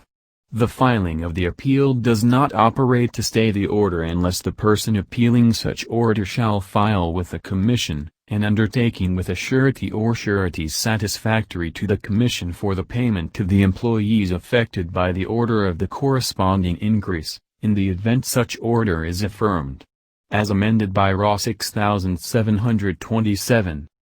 Article 124. Standards, criteria for minimum wage fixing. The regional minimum wages to be established by the regional board shall be as nearly adequate as is economically feasible to maintain the minimum standards of living necessary for the health, efficiency and general well-being of the employees within the framework of the National Economic and Social Development Program. In the determination of such regional minimum wages, the regional board shall, among other relevant factors, consider the following. A. The demand for living wages. B. Wage adjustment vis-à-vis the Consumer Price Index. C. The cost of living and changes or increases therein. D. The needs of workers and their families. E. The need to induce industries to invest in the countryside. F. Improvements in standards of living. G. The prevailing wage levels. H. Fair return of the capital invested and capacity to pay of employers. I. Effects in employment generation and family income, and J. The equitable distribution of income and wealth along the imperatives of economic and social development. The wages prescribed in accordance with the provisions of this title shall be the standard prevailing minimum wages in every region. These wages shall include wages varying with industries, provinces or localities if in the judgment of the regional board conditions make such local differentiation proper and necessary to effectuate the purpose of this title. Any person, company, corporation, partnership or any other entity engaged in business shall file and register annually with the appropriate regional board, commission and the National Statistics Office an itemized listing of their labor component, specifying the names of their workers and employees below the managerial level, including learners, apprentices and disabled, handicapped workers who were hired under the terms prescribed in the employment contracts, and their corresponding salaries and wages. Where the application of any prescribed wage increase by virtue of a law or wage order issued by any regional board results in distortions of the wage structure within an establishment, the employer and the union shall negotiate to correct the distortions. Any dispute arising from wage distortions shall be resolved through the grievance procedure under their collective bargaining agreement and, if it remains unresolved, through voluntary arbitration. Unless otherwise agreed by the parties in writing, such dispute shall be decided by the voluntary arbitrator or panel from the time said dispute was referred to voluntary arbitration. In cases where there are no collective agreements or recognized labor unions, the employers and workers shall endeavor to correct such distortions. Any dispute arising therefrom shall be settled through the National Conciliation and Mediation Board and, if it remains unresolved after 10 calendar days of conciliation, shall be referred to the appropriate branch of the National Labor Relations Commission. It shall be mandatory for the NLRC to conduct continuous hearings and decide the dispute within 20 calendar days from the time said dispute is submitted for compulsory arbitration. As used herein, a wage distortion shall mean a situation where an increase in prescribed wage rates results in the elimination or severe contraction of intentional quantitative differences in wage or salary rates between and among employee groups in an establishment as to effectively obliterate the distinctions embodied in such wage structure based on skills, length of service, or other logical bases of differentiation. The pendency of a dispute arising from a wage distortion shall not in any way delay the applicability of any increase in prescribed wage rates pursuant to the provisions of law or wage order.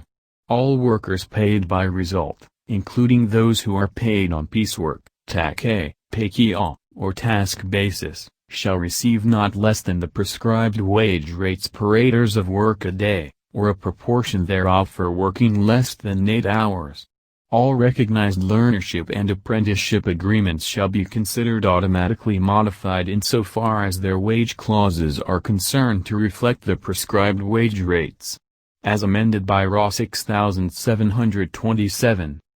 Article 125. Freedom to bargain.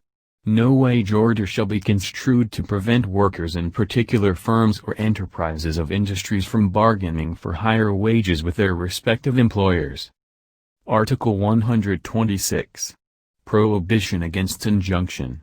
No preliminary or permanent injunction or temporary restraining order may be issued by any court, tribunal or other entity against any proceedings before the Commission or the regional boards. As amended by RA 6727. Article 127. Non-diminution of benefits. No wage order issued by any regional board shall provide for wage rates lower than the statutory minimum wage rates prescribed by Congress. As amended by RA 6727. Chapter 6. Administration and Enforcement. Article 128. Visitorial and Enforcement Powers.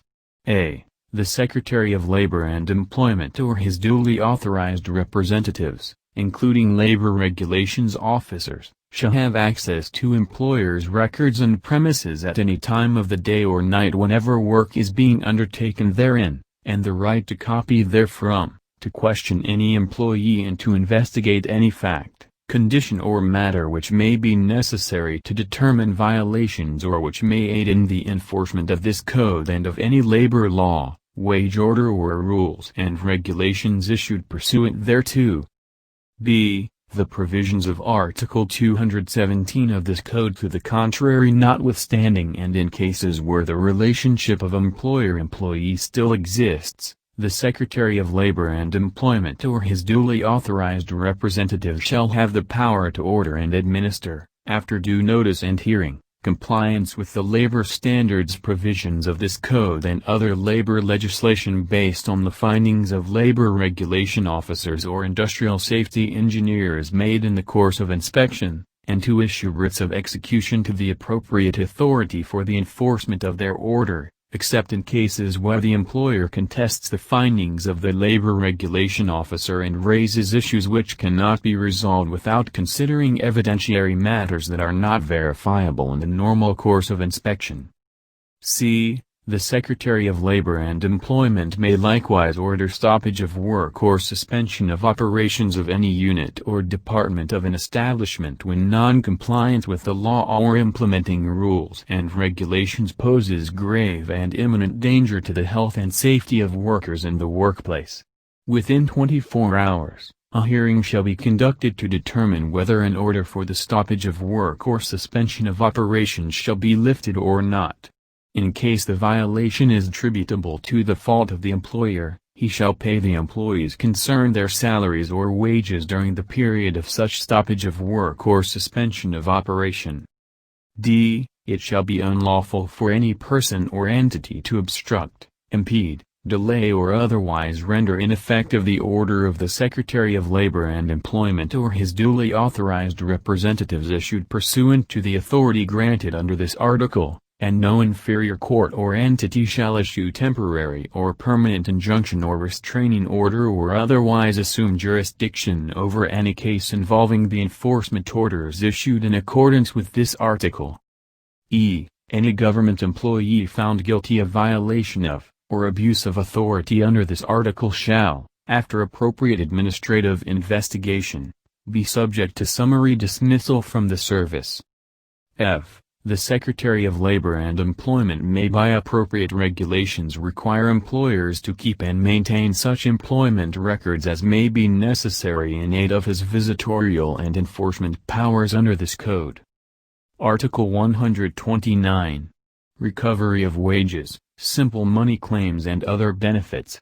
Upon complaint of any interested party, the Regional Director of the Department of Labor and Employment or any of the duly authorized hearing officers of the department is empowered, through summary proceeding and after due notice, to hear and decide any matter involving the recovery of wages and other monetary claims and benefits, including legal interest, owing to an employee or person employed in domestic or household service or house helper under this code, arising from employer-employee relations, provided that such complaint does not include a claim for reinstatement, provided, further, that the aggregate money claims of each employee or house helper do not exceed 5,000 pesos. The regional director or hearing officer shall decide or resolve the complaint within 30 calendar days from the date of the filing of the same. Any sum thus recovered on behalf of any employee or house helper pursuant to this article shall be held in a special deposit account, and shall be paid, on order of the Secretary of Labor and Employment or the Regional Director directly to the employee or house helper concerned. Any such sum not paid to the employee or house helper, because he cannot be located after diligent and reasonable effort to locate him within a period of 3 years, shall be held as a special fund of the Department of Labor and Employment to be used exclusively for the amelioration and benefit of workers. Any decision or resolution of the regional director or hearing officer pursuant to this provision may be appealed on the same grounds provided in Article 223 of this code, within 5 calendar days from receipt of a copy of said decision or resolution, to the National Labor Relations Commission, which shall resolve the appeal within 10 calendar days from the submission of the last pleading required or allowed under its rules. The Secretary of Labor and Employment or his duly authorized representative may supervise the payment of unpaid wages and other monetary claims and benefits, including legal interest, found owing to any employee or house helper under this code. As amended by RA 6715. Title III. Working Conditions for Special Groups of Employees. Chapter 1. Employment of Women. Article 130. Night Work Prohibition. No woman, regardless of age, shall be employed or permitted or suffered to work, with or without compensation. A. In any industrial undertaking or branch thereof between 10 o'clock at night and 6 o'clock in the morning of the following day. B. In any commercial or non-industrial undertaking or branch thereof, other than agricultural, between midnight and 6 o'clock in the morning of the following day, or C. In any agricultural undertaking at night time unless she is given a period of rest of not less than 9 consecutive hours. Article 131. Exceptions. The prohibition prescribed by the preceding article shall not apply in any of the following cases. A. In cases of actual or impending emergencies caused by serious accident, fire, flood, typhoon, earthquake, epidemic or other disasters or calamity, to prevent loss of life or property, or in cases of force majeure or imminent danger to public safety. B. In case of urgent work to be performed on machineries, equipment or installation, to avoid serious loss which the employer would otherwise suffer. C. Where the work is necessary to prevent serious loss of perishable goods. D. Where the woman employee holds a responsible position of managerial or technical nature, or where the woman employee has been engaged to provide health and welfare services. E. Where the nature of the work requires the manual skill and dexterity of a woman worker and the same cannot be performed with equal efficiency by male worker. F. Where the women employees are immediate members of the family operating the establishment or undertaking, and G. Under other analogous cases exempted by the Secretary of Labor and Employment and appropriate regulations. Article 132. Facilities for women. The Secretary of Labor and Employment shall establish standards that will ensure the safety and health of women employees. In appropriate cases, he shall by regulations require any employer to a. Provide seats proper for women and permit them to use such seats when they are free from work and during working hours, provided they can perform their duties in this position without detriment to efficiency. B. Establish separate toilet rooms and lavatories for men and women and provide at least a dressing room for women. C. Establish a nursery in a workplace for the benefit of the woman employees therein, and D. Determine appropriate minimum age and other standards for retirement or termination in special occupations such as those of flight attendants and the like. Article 133. Maternity leave benefits. A. Every employer shall grant to any pregnant woman employees who has rendered an aggregate service of at least 6 months for the last 12 months, maternity leave of at least 2 weeks prior to the expected date of delivery and another 4 weeks after normal delivery or abortion, with full pay based on her regular or average weekly wages.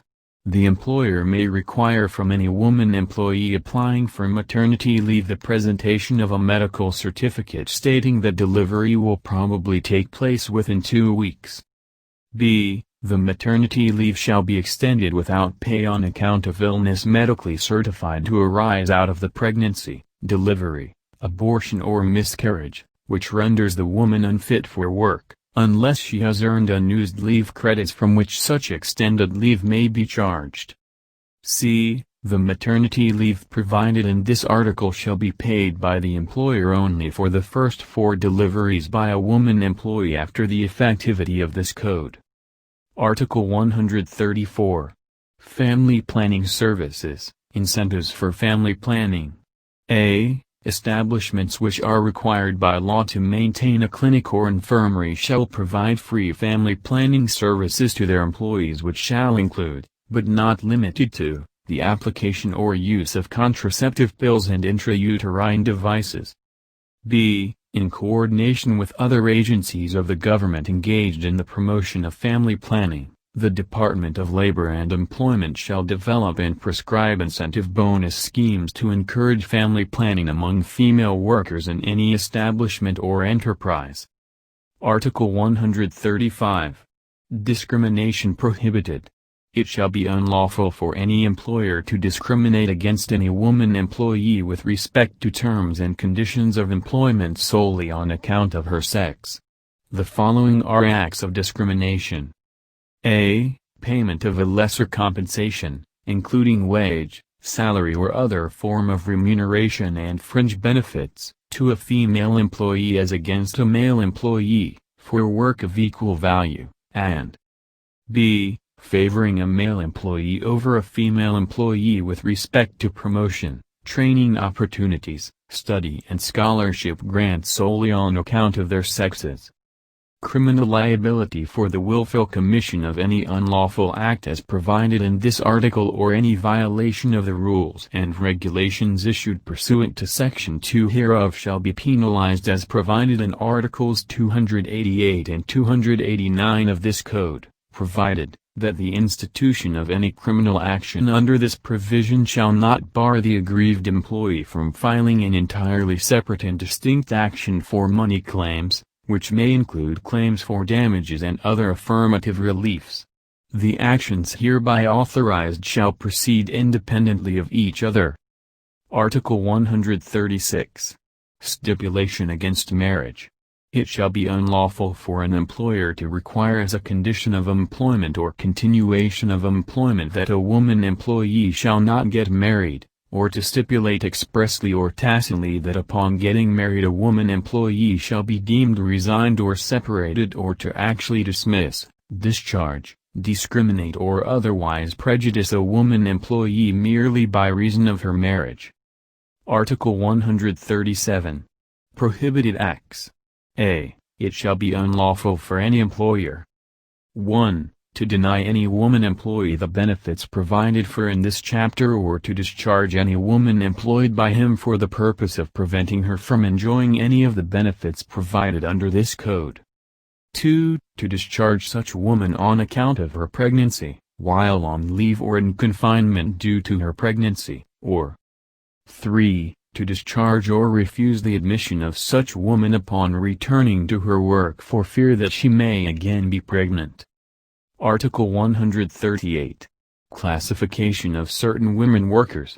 Any woman who is permitted or suffered to work with or without compensation in any night club, cocktail lounge, massage clinic, bar or similar establishment, under the effective control or supervision of the employer for a substantial period of time as determined by the Secretary of Labor and Employment, shall be considered as an employee of such establishments for purposes of labor and social legislation.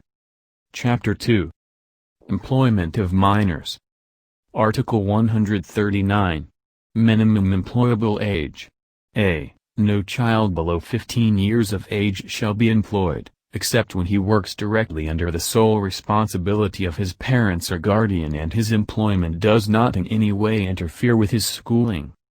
B. A person between 15 and 18 years of age may be employed for such number of hours in such periods of the day as determined by the Secretary of Labor and Employment in appropriate regulations.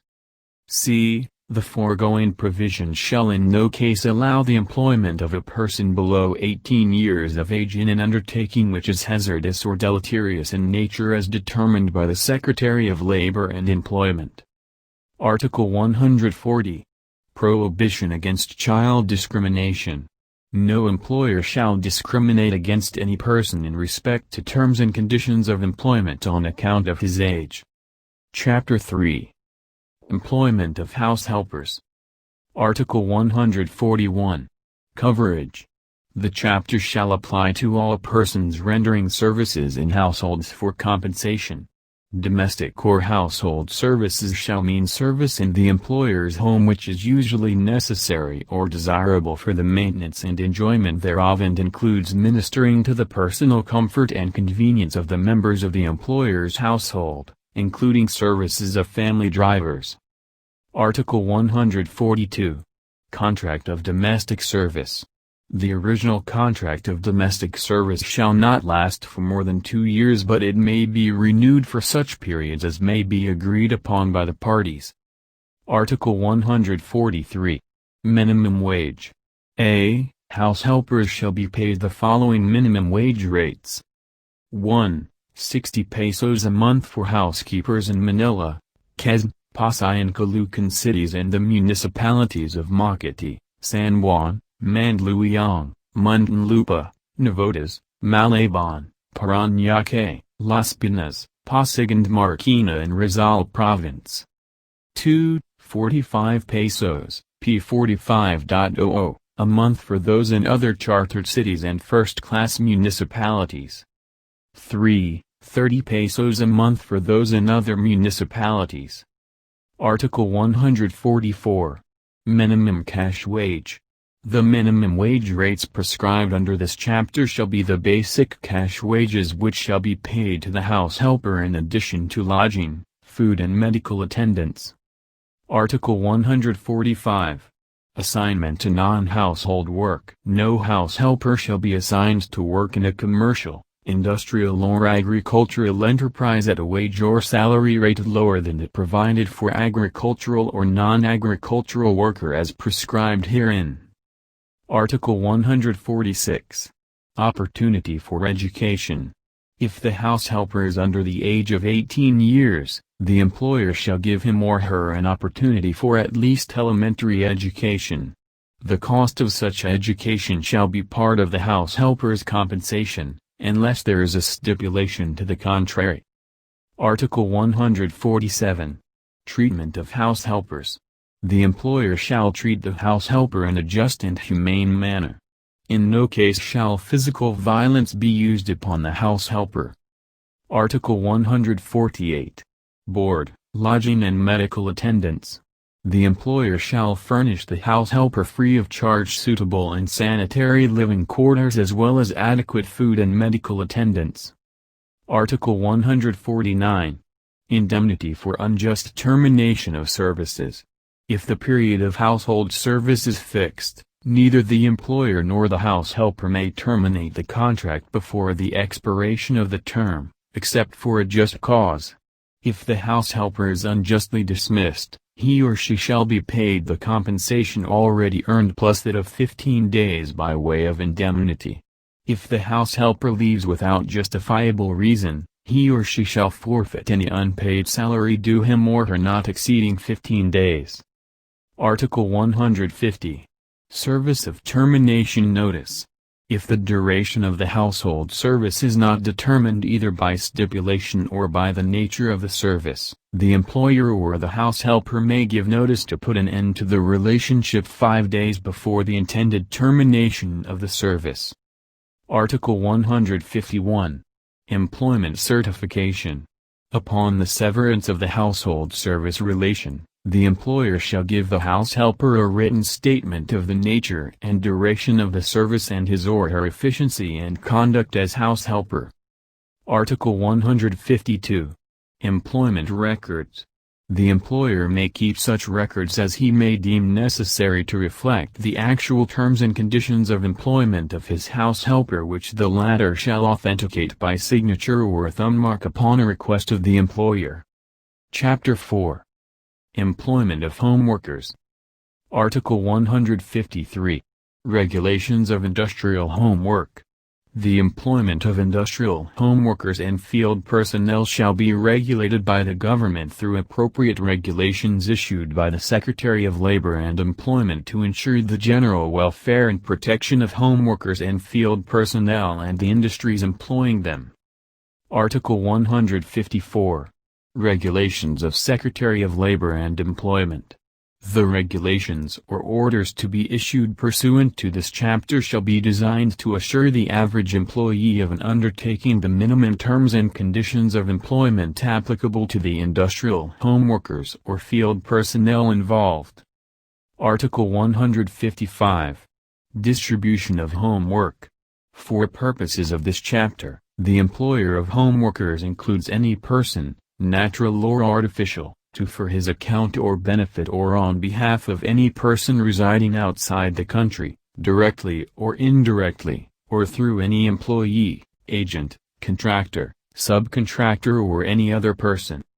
1. Delivers, or causes to be delivered, any goods, articles or materials to be processed or fabricated in or about a home and thereafter to be returned or to be disposed of or distributed in accordance with his directions, or 2. Sells any goods, articles or materials for the purpose of having the same processed or fabricated in or about a home and then rebuys them after such processing or fabrication, either himself or through some other person. Book 4. Health, Safety and Social Welfare Benefits. Title I. Medical, Dental, and Occupational Safety. Chapter 1. Medical and Dental Services. Article 156. First aid treatment. Every employer shall keep in his establishment such first aid medicines and equipment as the nature and conditions of work may require, in accordance with such regulations as the Department of Labor and Employment shall prescribe. The employer shall take steps for the training of a sufficient number of employees in first aid treatment. Article 157. Emergency medical and dental services.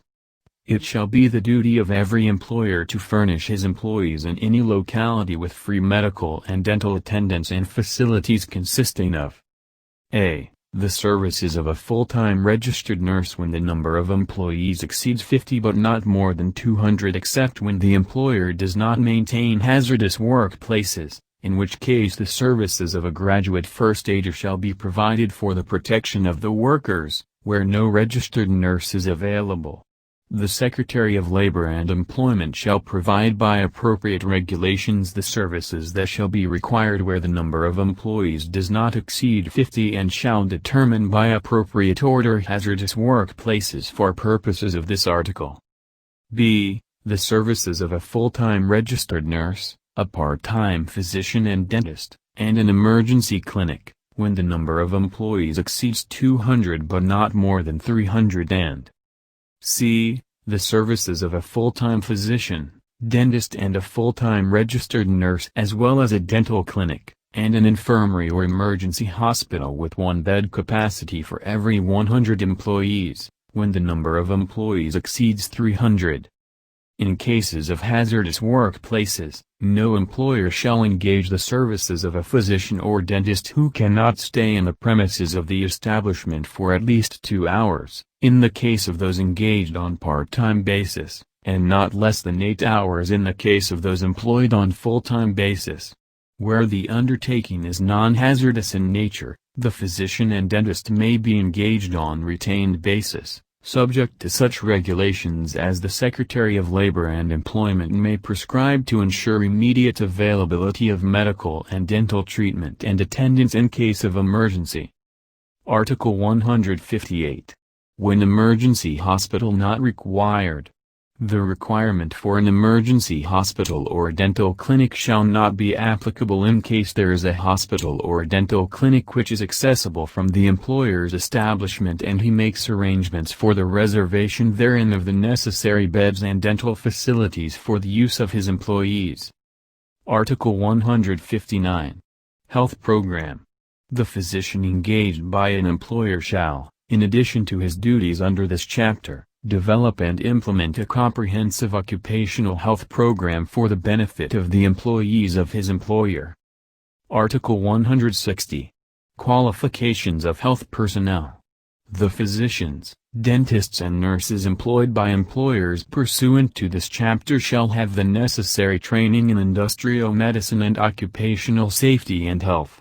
The Secretary of Labor and Employment, in consultation with industrial medical and occupational safety and health associations, shall establish the qualifications, criteria and conditions of employment of such health personnel. Article 161. Assistance of employer. It shall be the duty of any employer to provide all the necessary assistance to ensure the adequate and immediate medical and dental attendance and treatment to an injured or sick employee in case of emergency. Chapter 2. Occupational Health and Safety. Article 162. Safety and Health Standards. The Secretary of Labor and Employment shall by appropriate orders set and enforce mandatory occupational safety and health standards to eliminate or reduce occupational safety and health hazards in all workplaces and institute new and update existing programs to ensure safe and healthful working conditions in all places of employment. Article 163. Research. It shall be the responsibility of the Department of Labor and Employment to conduct continuing studies and researches to develop innovative methods, techniques and approaches for dealing with occupational safety and health problems, to discover latent diseases by establishing causal connections between diseases in work and environmental conditions, and to develop medical criteria which will assure insofar as practicable that no employee will suffer impairment or diminution in health, functional capacity or life expectancy as a result of his work and working conditions. Article 164. Training Programs. The Department of Labor and Employment shall develop and implement training programs to increase the number and competence of personnel on the field of occupational safety and industrial health. Article 165. Administration of Safety and Health Laws. A. The Department of Labor and Employment shall be solely responsible for the administration and enforcement of occupational safety and health laws, regulations and standards in all establishments and workplaces wherever they may be located. However, chartered cities may be allowed to conduct industrial safety inspections of establishments within their respective jurisdiction where they have adequate facilities and competent personnel for the purposes determined by the Department of Labor and Employment and subject to national standards established by the latter. B. The Secretary of Labor and Employment may, through appropriate regulations, collect reasonable fees for the inspection of steam boilers, pressure vessels and piping and electrical installations, the test and approval for safe use of materials, equipment and other safety devices, and the approval of plans for such materials, equipment and devices. The fees so collected shall be deposited in the National Treasury to the credit of the Occupational Safety and Health Fund and shall be expended exclusively for the administration and enforcement of safety and other labor laws administered by the Department of Labor and Employment. Title II. Employees' Compensation and State Insurance Fund. Chapter 1. Policy and Definitions. Article 166. Policy. The state shall promote and develop a tax-exempt employees' compensation program whereby employees and their dependents, in the event of work-connected disability or death, may promptly secure adequate income benefit, and medical or related benefits. Article 167. Definition of terms. As used in this title, unless the context indicates otherwise. A. Code means the Labor Code of the Philippines instituted under Presidential Decree numbered 442, as amended. B. Commission means the Employees' Compensation Commission created under this title. C. SSS means the Social Security System created under Republic Act numbered 1161, as amended. D. GSIS means the Government Service Insurance System created under Commonwealth Act numbered 186, as amended. E. System means the SSS or GSIS, as the case may be. F. Employer means any person, natural or juridical, employing the services of the employee. G. Employee means any person compulsorily covered by the GSIS under Commonwealth Act numbered 186, as amended, including members of the Armed Forces of the Philippines, and any person employed as casual, emergency, temporary, substitute or contractual, or any person compulsorily covered by the SSS under Republic Act numbered 1161, as amended. H. Person means any individual, partnership, firm, association, trust, corporation or legal representative thereof.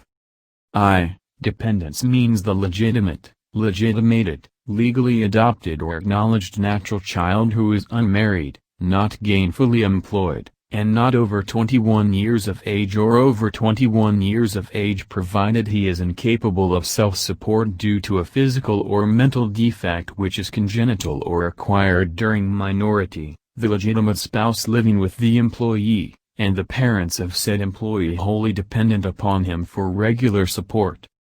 J. Beneficiaries means the dependent spouse until he remarries and dependent children, who are the primary beneficiaries. In their absence, the dependent parents and, subject to the restrictions imposed on dependent children, the illegitimate children and legitimate descendants, who are the secondary beneficiaries, provided that the dependent acknowledged natural child shall be considered as a primary beneficiary when there are no other dependent children who are qualified and eligible for monthly income benefit. K. Injury means any harmful change in the human organism from any accident arising out of and in the course of employment. L. Sickness means illness definitely accepted as an occupational disease listed by the Commission, or any illness caused by employment, subject to proof that the risk of contracting the same is increased by working conditions. For this purpose, the Commission is empowered to determine and approve occupational diseases and work-related illnesses that may be considered compensable based on peculiar hazards of employment. M. Death means loss of life resulting from injury or sickness. N. Disability means loss or impairment of a physical or mental function resulting from injury or sickness. O. Compensation means all payments made under this title for income benefits and medical or related benefits. P. Income benefit means all payments made under this title to the employee or his dependents. Q. Medical benefit means all payments made under this title to the providers of medical care, rehabilitation services and hospital care. R. Related benefit means all payments made under this title for appliances and supplies. S.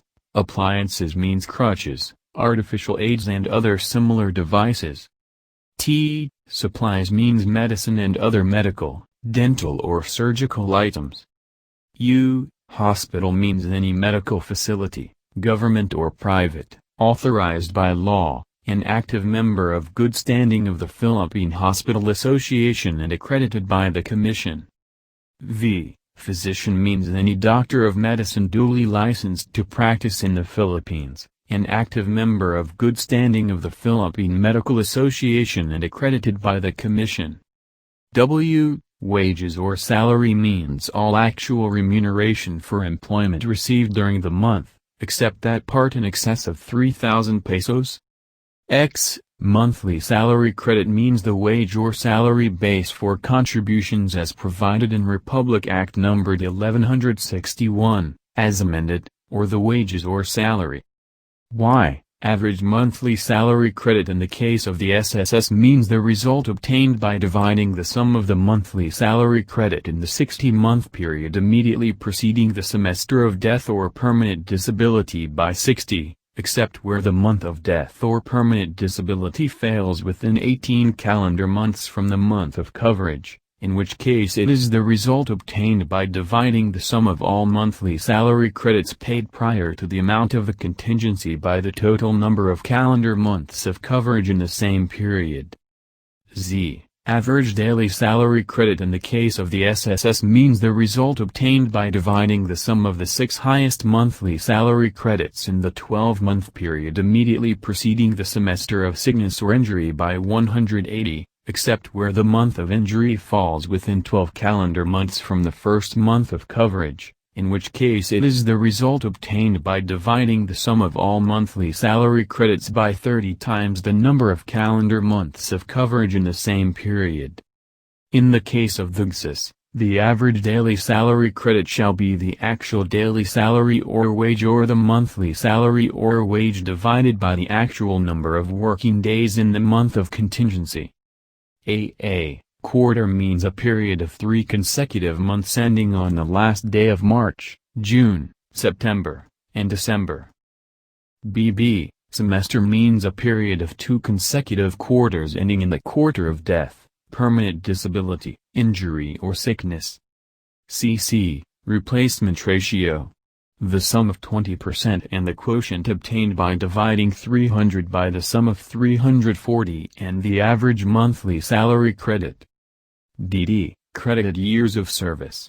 For a member covered prior to January 1975, 1975 minus the calendar year of coverage, plus the number of calendar years in which 6 or more contributions have been paid from January 1975 up to the calendar year containing the semester prior to the contingency. For a member covered in or after January 1975, the number of calendar years in which 6 or more contributions have been paid from the year of coverage up to the calendar year containing the semester prior to the contingency. E. Monthly income benefit. Means the amount equivalent to 115% of the sum of the average monthly salary credit multiplied by the replacement ratio, and 1.5% of the average monthly salary credit for each credited year of service in excess of 10 years, provided that the monthly income benefit shall in no case be less than 250 pesos. Chapter 2. Coverage and Liability. Article 168. Compulsory coverage. Coverage in the state insurance fund shall be compulsory upon all employers and their employees not over 60 years of age, provided that an employee who is over 60 years of age and paying contributions to qualify for the retirement or life insurance benefits administered by the system shall be subject to compulsory coverage. Article 169. Foreign employment. The Commission shall ensure adequate coverage of Filipino employees employed abroad, subject to regulations as it may prescribe. Article 170. Effective date of coverage. Compulsory coverage of the employer during the effectivity of this title shall take effect on the first day of his operation, and that of the employee on the date of his employment. Article 171. Registration.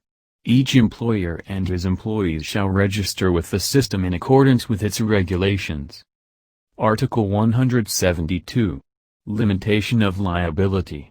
The state insurance fund shall be liable for compensation to the employee or his dependents, except when the disability or death was occasioned by the employee's intoxication, willful intention to injure or kill himself or another, notorious negligence, or otherwise provided under this title. Article 173. Extent of liability.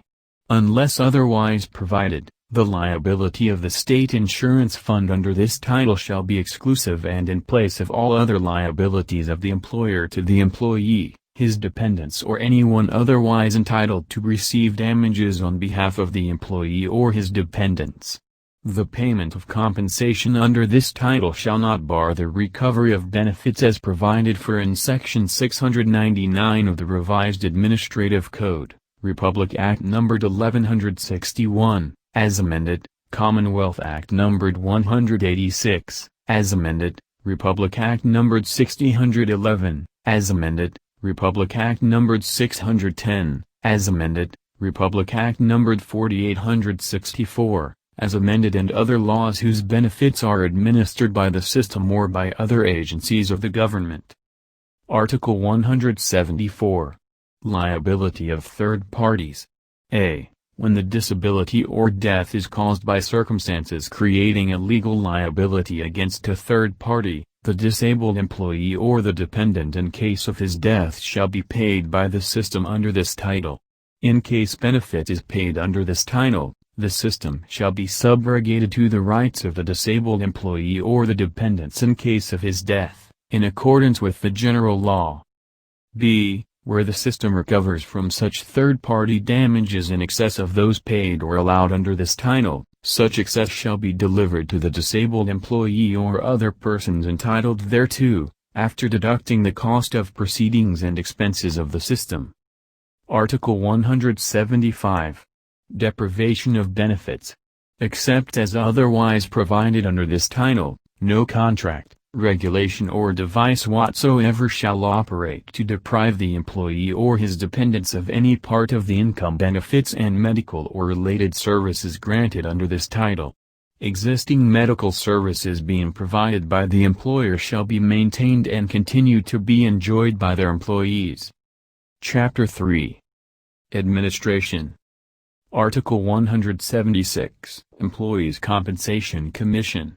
A. To initiate, rationalize and coordinate the policies of the Employees' Compensation Program, the Employees' Compensation Commission is hereby created to be composed of 5 ex officio members, the Secretary of Labor and Employment as chairman, the Executive Director of the ECC, the GSIS General Manager, the SSS Administrator, the Chairman of the Philippine Medical Care Commission, and 2 appointive members, one of whom shall represent the employees and other employers, to be appointed by the President of the Philippines for a term of 6 years.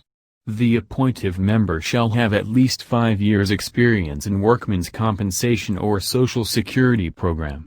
All vacancies shall be filled for the unexpired term only.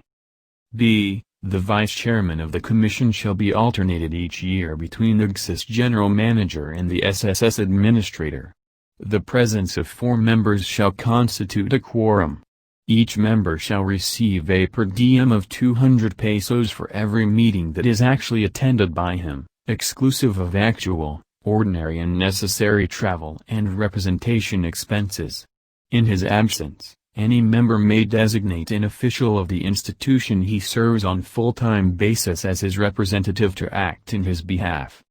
c. The general conduct of the operations and management functions of the GSIS or SSS under this title shall be vested in its respective chief executive officer, who shall be immediately responsible for carrying out the policies of the commission. d. The commission shall have the status and category of a government corporation, and it is hereby deemed attached to the Department of Labor and Employment for policy coordination and guidance. Article 177. Powers and Duties. The Commission shall have the following powers and duties. A. To assess and fix a rate of contribution from all employers. B. To determine the rate of contribution payable by an employer whose records show a high frequency of work accidents or occupational diseases due to failure by the said employer to observe adequate safety measures. C. To approve rules and regulations governing the processing of claims and the settlement of disputes arising therefrom as prescribed by the system. D. To initiate policies and programs toward adequate occupational health and safety and accident prevention in the working environment, rehabilitation other than those provided for under Article 190 hereof, and other related programs and activities, and to appropriate funds therefor. E. To make the necessary actuarial studies and calculations concerning the grant of constant help and income benefits for permanent disability or death, and the rationalization of the benefits for permanent disability and death under the title with benefits payable by the system for similar contingencies, provided that the Commission may upgrade benefits and add new ones, subject to approval of the President, and provided, further, that the actuarial stability of the state insurance fund shall be guaranteed, provided, finally, that such increases in benefits shall not require any increases in contribution, except as provided for in paragraph B hereof. F. To appoint the personnel of its staff, subject to civil service law and rules, but exempt from WAPCO law and regulations. G. To adopt annually a budget of expenditures of the Commission and its staff chargeable against the state insurance funds, provided that the SSS and GSIS shall advance on a quarterly basis the remittances of allotment of the loading fund for this Commissioner's operational expenses based on its annual budget as duly approved by the Department of the Budget and Management. H. To have the power to administer oath and affirmation, and to issue subpoena and subpoena duces tecum in connection with any question or issue arising from appealed cases under this title. I. To sue and be sued in court. J. To acquire property, real or personal, which may be necessary or expedient for the attainment of the purposes of this title. K. To enter into agreements or contracts for such service and aid as may be needed for the proper, efficient and stable administration of the program, and L. To perform such other acts as it may deem appropriate for the attainment of the purposes of the Commission and proper enforcement of the provisions of this title. Article 178. Management of Funds.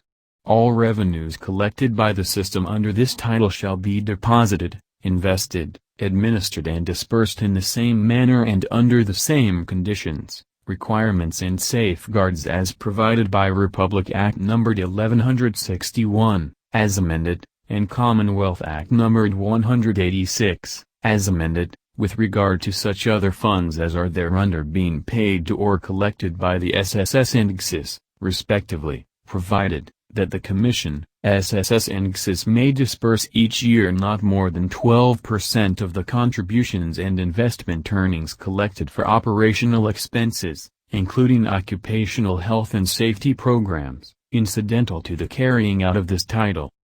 Article 179. investment of funds. Provisions of existing laws to the contrary notwithstanding, all revenues as are not needed to meet current operational expenses under this title shall be accumulated in a fund to be known as the State Insurance Fund, which shall be used exclusively for payment of the benefits under this title, and no amount thereof shall be used for any other purpose. All amounts accruing to the State Insurance Fund, which is hereby established in the SSS and the GSIS, respectively, shall be deposited with any authorized depository bank approved by the Commission, or invested with due and prudent regard for the liquidity needs of the system. Article 180. Settlement of claims. The system shall have original and exclusive jurisdiction to settle any dispute arising from this title with respect to coverage, entitlement to benefits, collection and payment of contributions and penalties thereon, or any other matter related thereto, subject to appeal to the Commission, which shall decide appealed cases within 20 working days from the submission of the evidence. Article 181. Review. Decisions, orders or resolutions of the Commission may be reviewed on certiorari by the Supreme Court only on questions of law upon petition of an aggrieved party within 10 days from notice thereof. Article 182. Enforcement of decisions. A. Any decision, order or resolution of the Commission shall become final and executory if no appeal is taken therefrom within 10 days from notice thereof. All awards granted by the Commission and cases appealed from decisions of the system shall be effected within 15 days from receipt of notice. B. In all other cases, decisions, orders and resolutions of the Commission which have become final and executory shall be enforced and executed in the same manner as decisions of the Regional Trial Court, and the Commission shall have the power to issue to the city or provincial sheriff or to the sheriff whom it may appoint such writs of execution as may be necessary for the enforcement of such decisions, orders or resolutions, and any person who shall fail or refuse to comply therewith shall, upon application by the Commission, be punished by the proper court for contempt. Chapter 4. Contributions. Article 183. Employers' contributions. A. Under such regulations as the system may prescribe, beginning as of the last day of the month when an employee's compulsory coverage takes effect and every month thereafter during his employment his employer shall prepare to remit to the system a contribution equivalent to 1% of his monthly salary credit. B. The rate of contribution shall be reviewed periodically and, subject to the limitations herein provided, may be revised as the experience in risk, cost of administration, and actual or anticipated as well as unexpected losses, may require. C. Contributions under this title shall be paid in their entirety by the employer and any contract or devise for the deduction of any portion thereof from the wages or salaries of the employees shall be null and void. D. When a covered employee dies, becomes disabled or is separated from employment, his obligation to pay the monthly contribution arising from the employment shall cease at the end of the month of contingency and during such months that he is not receiving wages or salary. Article 184. Government guarantee. The Republic of the Philippines guarantees the benefits prescribed under this title, and accepts general responsibility for the solvency of the State Insurance Fund. In case of any deficiency, the same shall be covered by supplemental appropriations from the national government. Chapter 5. Medical benefits. Article 185. Medical services. Immediately after an employee contracts sickness or sustains an injury, he shall be provided by the system during the subsequent period of his disability with such medical services and appliances as the nature of his sickness or injury and progress of his recovery may require, subject to the expense limitation prescribed by the Commission. Article 186. Liability. The system shall have the authority to choose or order a change of physician, hospital or rehabilitation facility for the employee, and shall not be liable for compensation for any aggravation of the employee's injury or sickness resulting from unauthorized changes by the employee of medical services, appliances, supplies, hospitals, rehabilitation facilities or physicians. Article 187. Attending physician. Any physician attending an injured or sick employee shall comply with all the regulations of the system and submit reports in prescribed forms at such time as may be required concerning his condition or treatment. All medical information relevant to the particular injury or sickness shall on demand be made available to the employee or the system. No information developed in connection with treatment or examination for which compensation sought shall be considered as privileged communication. Article 188. Refusal of examination or treatment. If the employee unreasonably refuses to submit to medical examination or treatment, the system shall stop the payment of further compensation during such time as such refusal continues. What constitutes an unreasonable refusal shall be determined by the system, which may on its own initiative determine the necessity, character, and sufficiency of any medical services furnished or to be furnished. Article 189. Fees and other charges.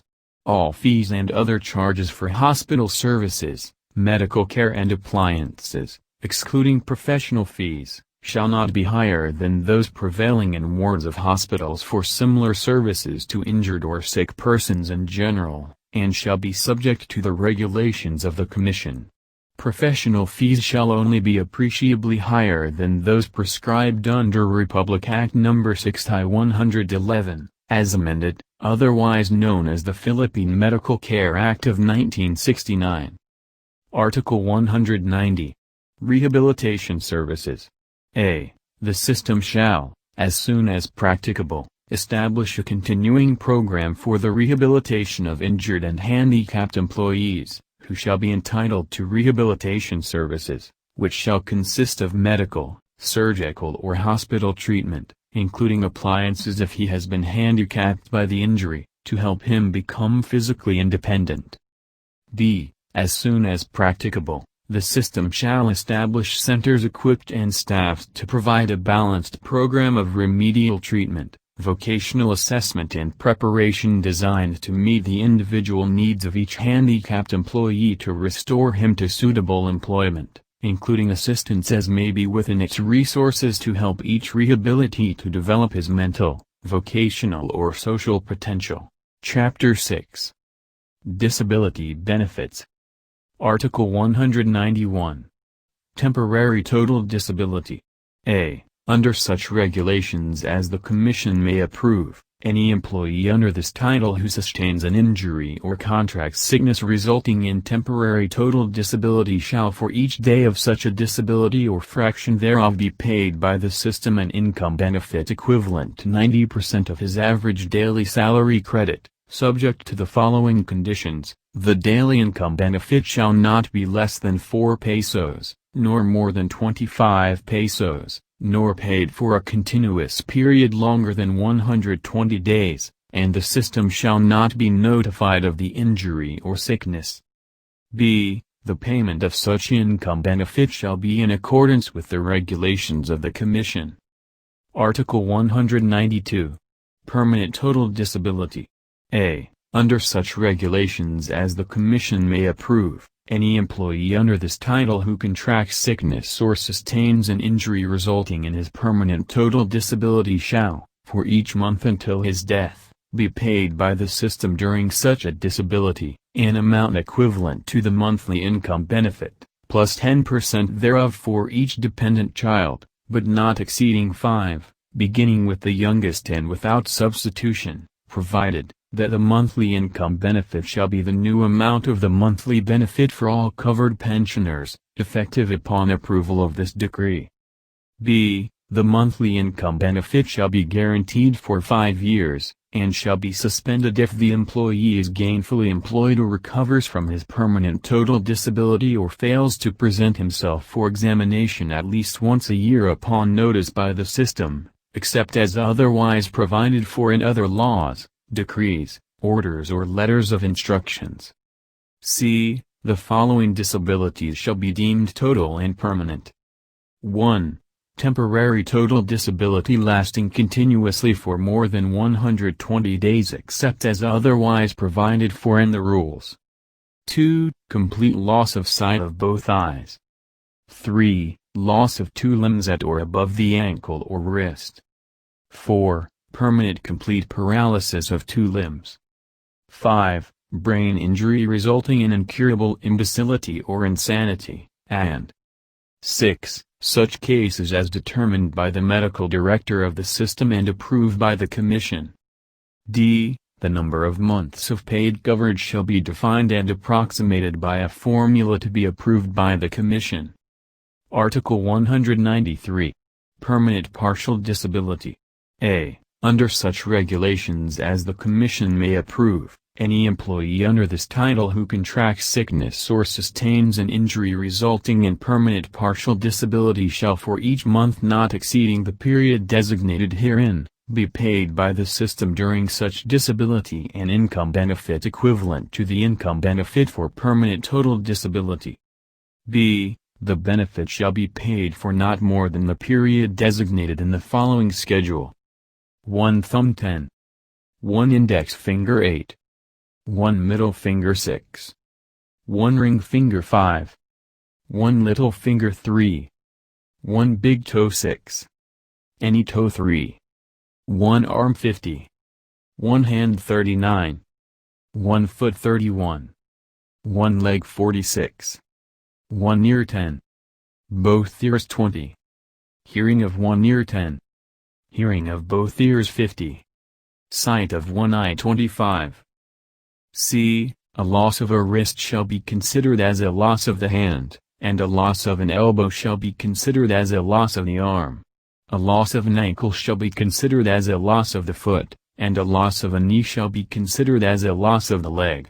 A loss of more than one joint shall be considered as a loss of the whole finger or toe, and a loss of only the first joint shall be considered as a loss of 1/2 of the whole finger or toe, provided that such a loss shall be either the functional loss of the use or physical loss of the member. D. In cases of permanent partial disability less than the total loss of the member specified in the preceding paragraph, the same monthly income benefit shall be paid for a portion of the periods established for the total loss of the member in accordance with the proportion that the partial loss bears to the total loss. If the result is a decimal fraction, the same shall be rounded off to the next higher integer. E. In cases of simultaneous loss of more than one member or a part thereof as specified in this article, the same monthly income benefit shall be paid for a period equivalent to the sum of the periods established for the loss of the member or a part thereof. If the result is a decimal fraction, the same shall be rounded off to the next higher integer.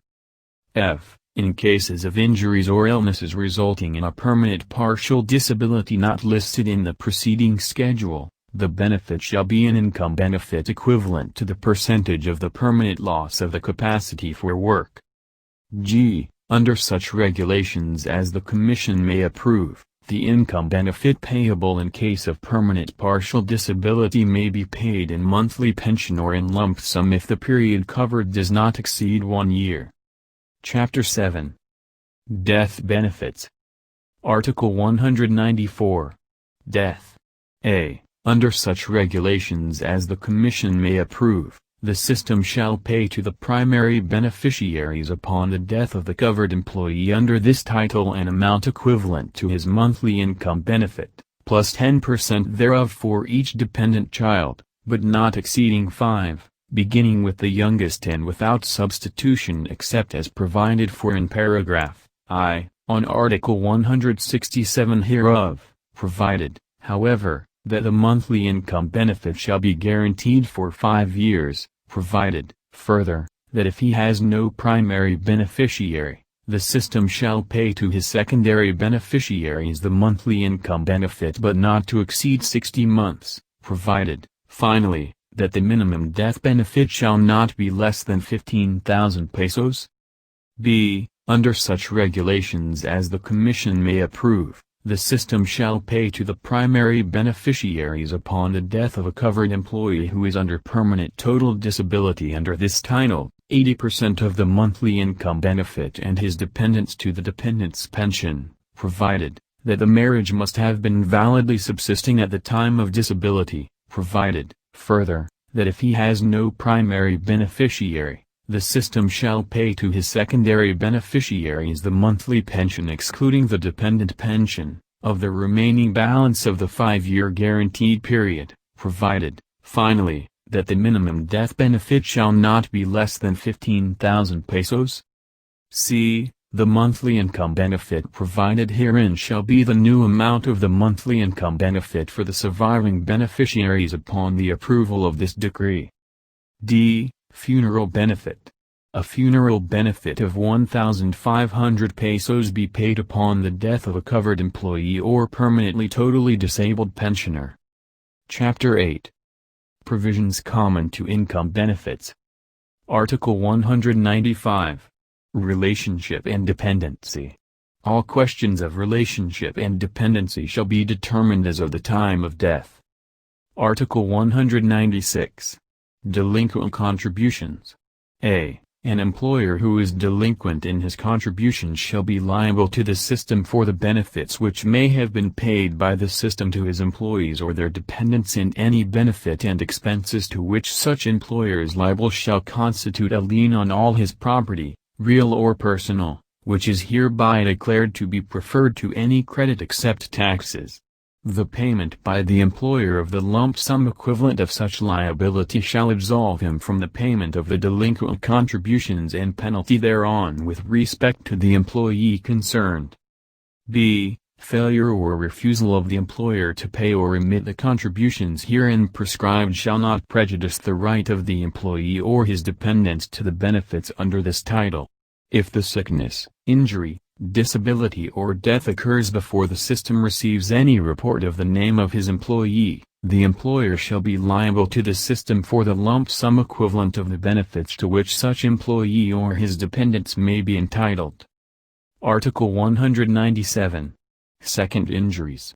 If any employee under permanent partial disability suffers another injury which results in a compensable disability greater than the previous injury, the state insurance fund shall be liable for the income benefit of the new disability, provided that if the new disability is related to the previous disability, the system shall be liable only for the difference in income benefits. Article 198. Assignment of benefits. No claim for compensation under this title is transferable, or liable to tax, attachment, garnishment, levy or seizure by or under any legal process whatsoever, either before or after receipt by the person or persons entitled thereto, except to pay any debt of the employee to the system. Article 199. Earned benefits. Income benefits shall, with respect to any period of disability, be payable in accordance with this title to an employee who is entitled to receive wages, salaries or allowances for holidays, vacation or sick leaves, and any award or benefit under a collective bargaining or other agreement. Article 200. Safety devices. In case the employee's injury or death was due to the failure of the employer to comply with any law, or to install and maintain safety devices, or take other precautions for the prevention of injury, said employer shall pay to the state insurance fund a penalty of 25% of the lump sum equivalent of the income benefit payable by the system to the employee.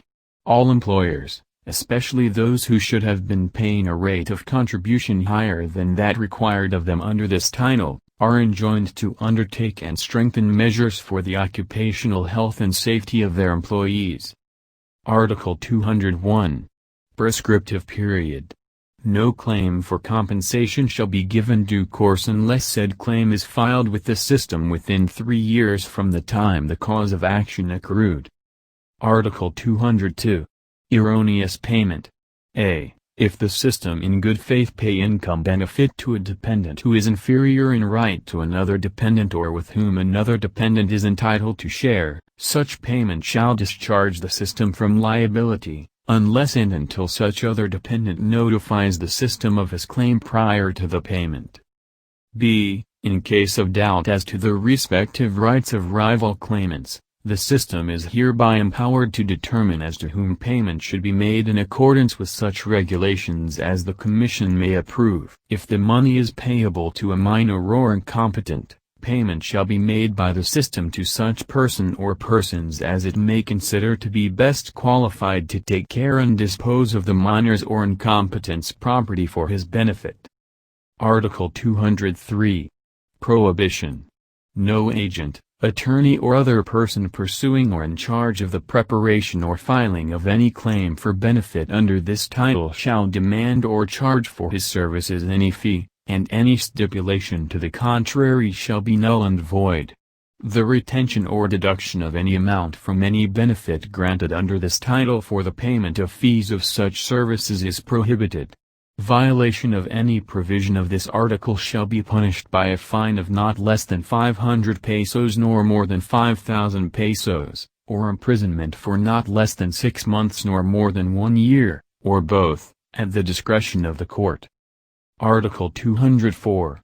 Exemption from levy, tax, etc. All laws to the contrary notwithstanding, the state insurance fund and all its assets shall be exempt from any tax, fee, charge, levy or customs or import duty, and no law hereafter enacted shall apply to the state insurance fund unless it is provided therein that the same is applicable by expressly stating its name. Chapter 9. Records, Reports and Penal Provisions. Article 205. Records of death or disability.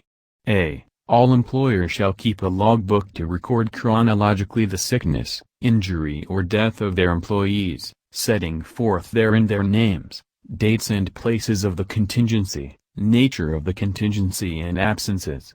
Entries in the logbook shall be made within 5 days from notice or knowledge of the occurrence of the contingency. Within 5 days after the entry in the logbook, the employer shall report to the system only those contingencies it deems to be work-connected. b. All entries in the employer's logbook shall be made by the employer or any of his authorized official after verification of the contingencies or the employee's absences for a period of a day or more. Upon a request by the system, the employer shall furnish the necessary certificate regarding information about any contingency appearing in the logbook, citing the entry number, page number and date. Such logbook shall be made available for inspection to the duly authorized representative of the system. c. Should any employer fail to record in the logbook an actual sickness, injury or death of any of his employees within the period prescribed herein, give false information or withhold material information already in his possession, he shall be held liable for 50% of the lump sum equivalent of the income benefit to which the employee may be found to be entitled, the payment of which shall accrue to the state insurance fund. d. In case of payment of benefits for any claim which is later determined to be fraudulent and the employer is found to be a party to the fraud, such employer shall reimburse the system the full amount of the compensation paid. Article 206. Notice of sickness, injury or death. Notice of sickness, injury or death shall be given to the employer by the employee or by his dependents or anybody on his behalf within 5 days from the occurrence of the contingency. No notice to the employer shall be required if the contingency is known to the employer or his agents or representatives. Article 207. Penal Provisions. A. The Penal Provisions of Republic Act numbered 1161, as amended, and Commonwealth Act numbered 186, as amended, with regard to the funds as are thereunder being paid to, collected or disbursed by the system, shall be applicable to the collection, administration and disbursement of the funds under this title. b. Any person, for the purpose of securing entitlement to any benefit or payment under this title or the issuance of any certificate or document for any purpose connected with this title, whether for him or for some other person, commits fraud, collusion, falsification, misrepresentation of facts or any other kind of anomaly shall be punished with a fine of not less than 500 pesos nor more than 5,000 pesos and an imprisonment for not less than 6 months nor more than 1 year, at the discretion of the court. C. If the act penalized by this article is committed by any person who has been or is employed by the commission or system, or a recidivist, the imprisonment shall not be less than 1 year. If committed by a lawyer, physician or other professional, he shall in addition to the penalty prescribed herein be disqualified from the practice of his profession, and if committed by an official, employee or personnel of the commission, system or any government agency, he shall in addition to the penalty prescribed herein be dismissed with prejudice to re-employment in the government service. Article 208. Applicability.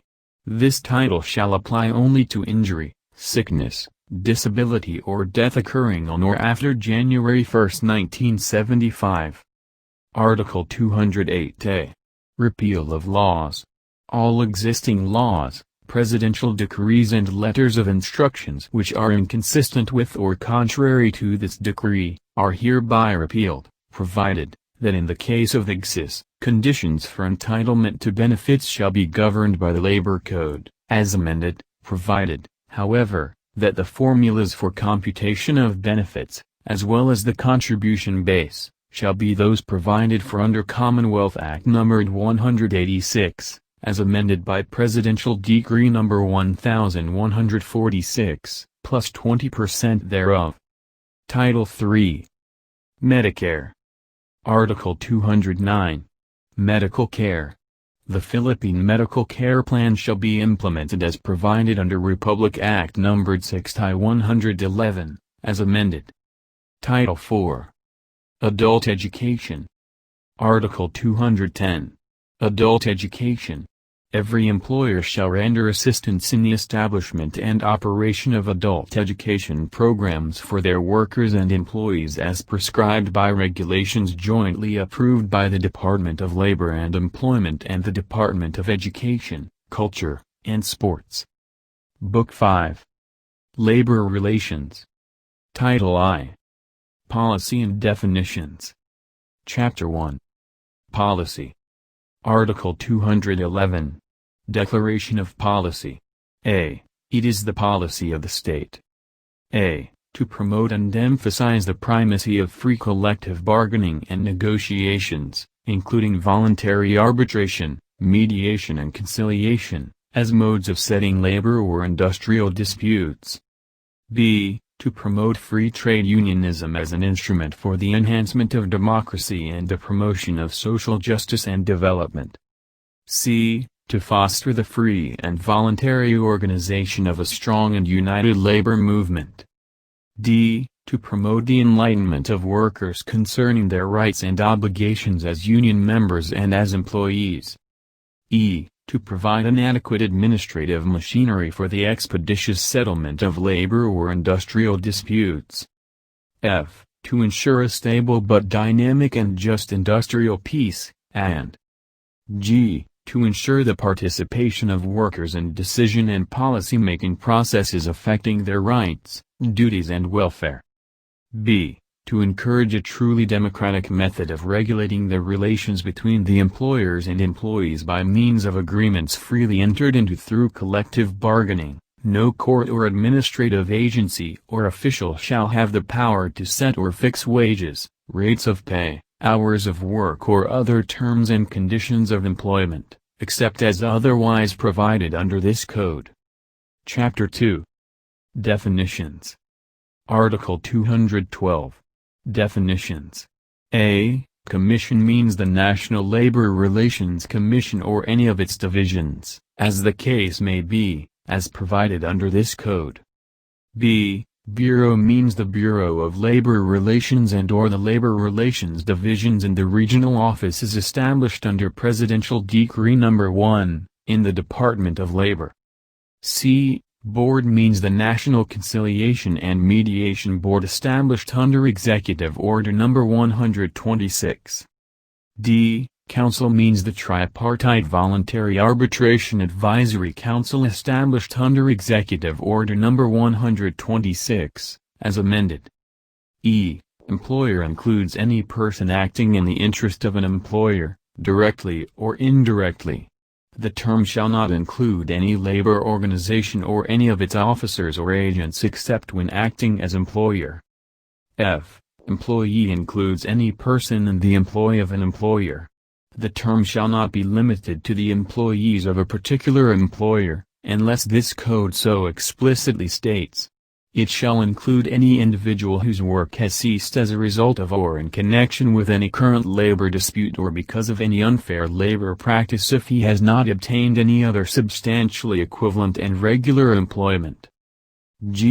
Labor organization means any union or association of employees which exists in whole or in part for the purpose of collective bargaining or of dealing with employers concerning terms and conditions of employment. Legitimate labor organization means any labor organization duly registered with the Department of Labor and Employment, and includes any branch or local thereof. Company union means any labor organization whose formation, function or administration has been assisted by any act defined as unfair labor practice by this code. Bargaining representative means a legitimate labor organization or any officer or agent of such organization whether or not employed by the employer. Unfair labor practice means any unfair labor practice as expressly defined by this code.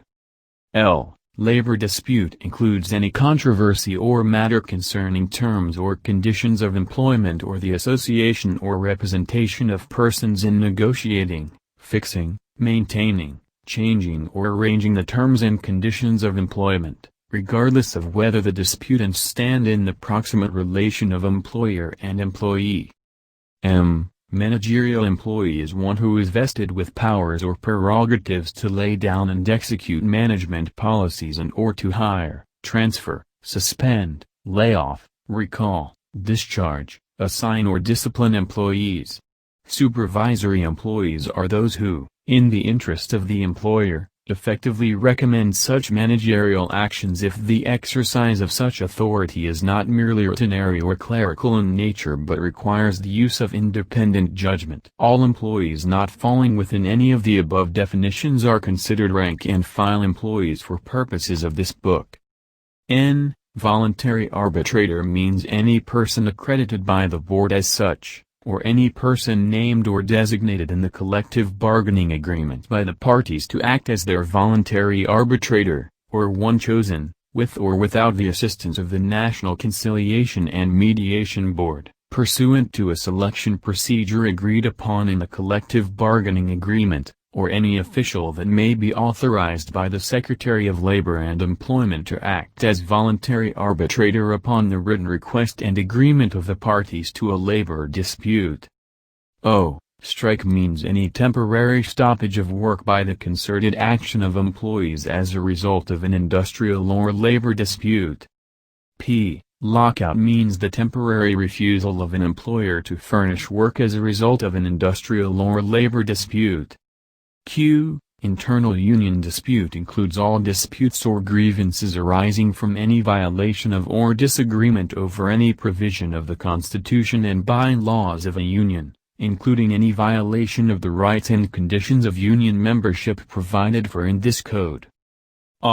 Strike breaker means any person who obstructs, impedes, or interferes with by force, violence, coercion, threats or intimidation any peaceful picketing by employees during any labor controversy affecting wages, hours or conditions of work or in the exercise of the right of self-organization or collective bargaining. Strike area means the establishment, warehouses, depots, plants or offices, including the sites or premises used as runaway shops, of the employer struck against, as well as the immediate vicinity actually used by picketing strikers in moving to and fro before all points of entrance to and exit from said establishment. As amended by RA 6715. Title II. National Labor Relations Commission. Chapter 1. Creation and Composition. Article 213. National Labor Relations Commission. There shall be a National Labor Relations Commission which shall be attached to the Department of Labor and Employment for program and policy coordination only, composed of a chairman and 14 members. 5 members each shall be chosen from among the nominees of the workers' and employers' organizations, respectively. The chairman and the 4 remaining members shall come from the public sector, with the latter to be chosen from among the recommendees of the Secretary of Labor and Employment. Upon assumption into office, the members nominated by the workers' and employers' organizations shall divest themselves of any affiliation with or interest in the federation or association to which they belong. The Commission may sit en banc or in 5 divisions, each composed of 3 members.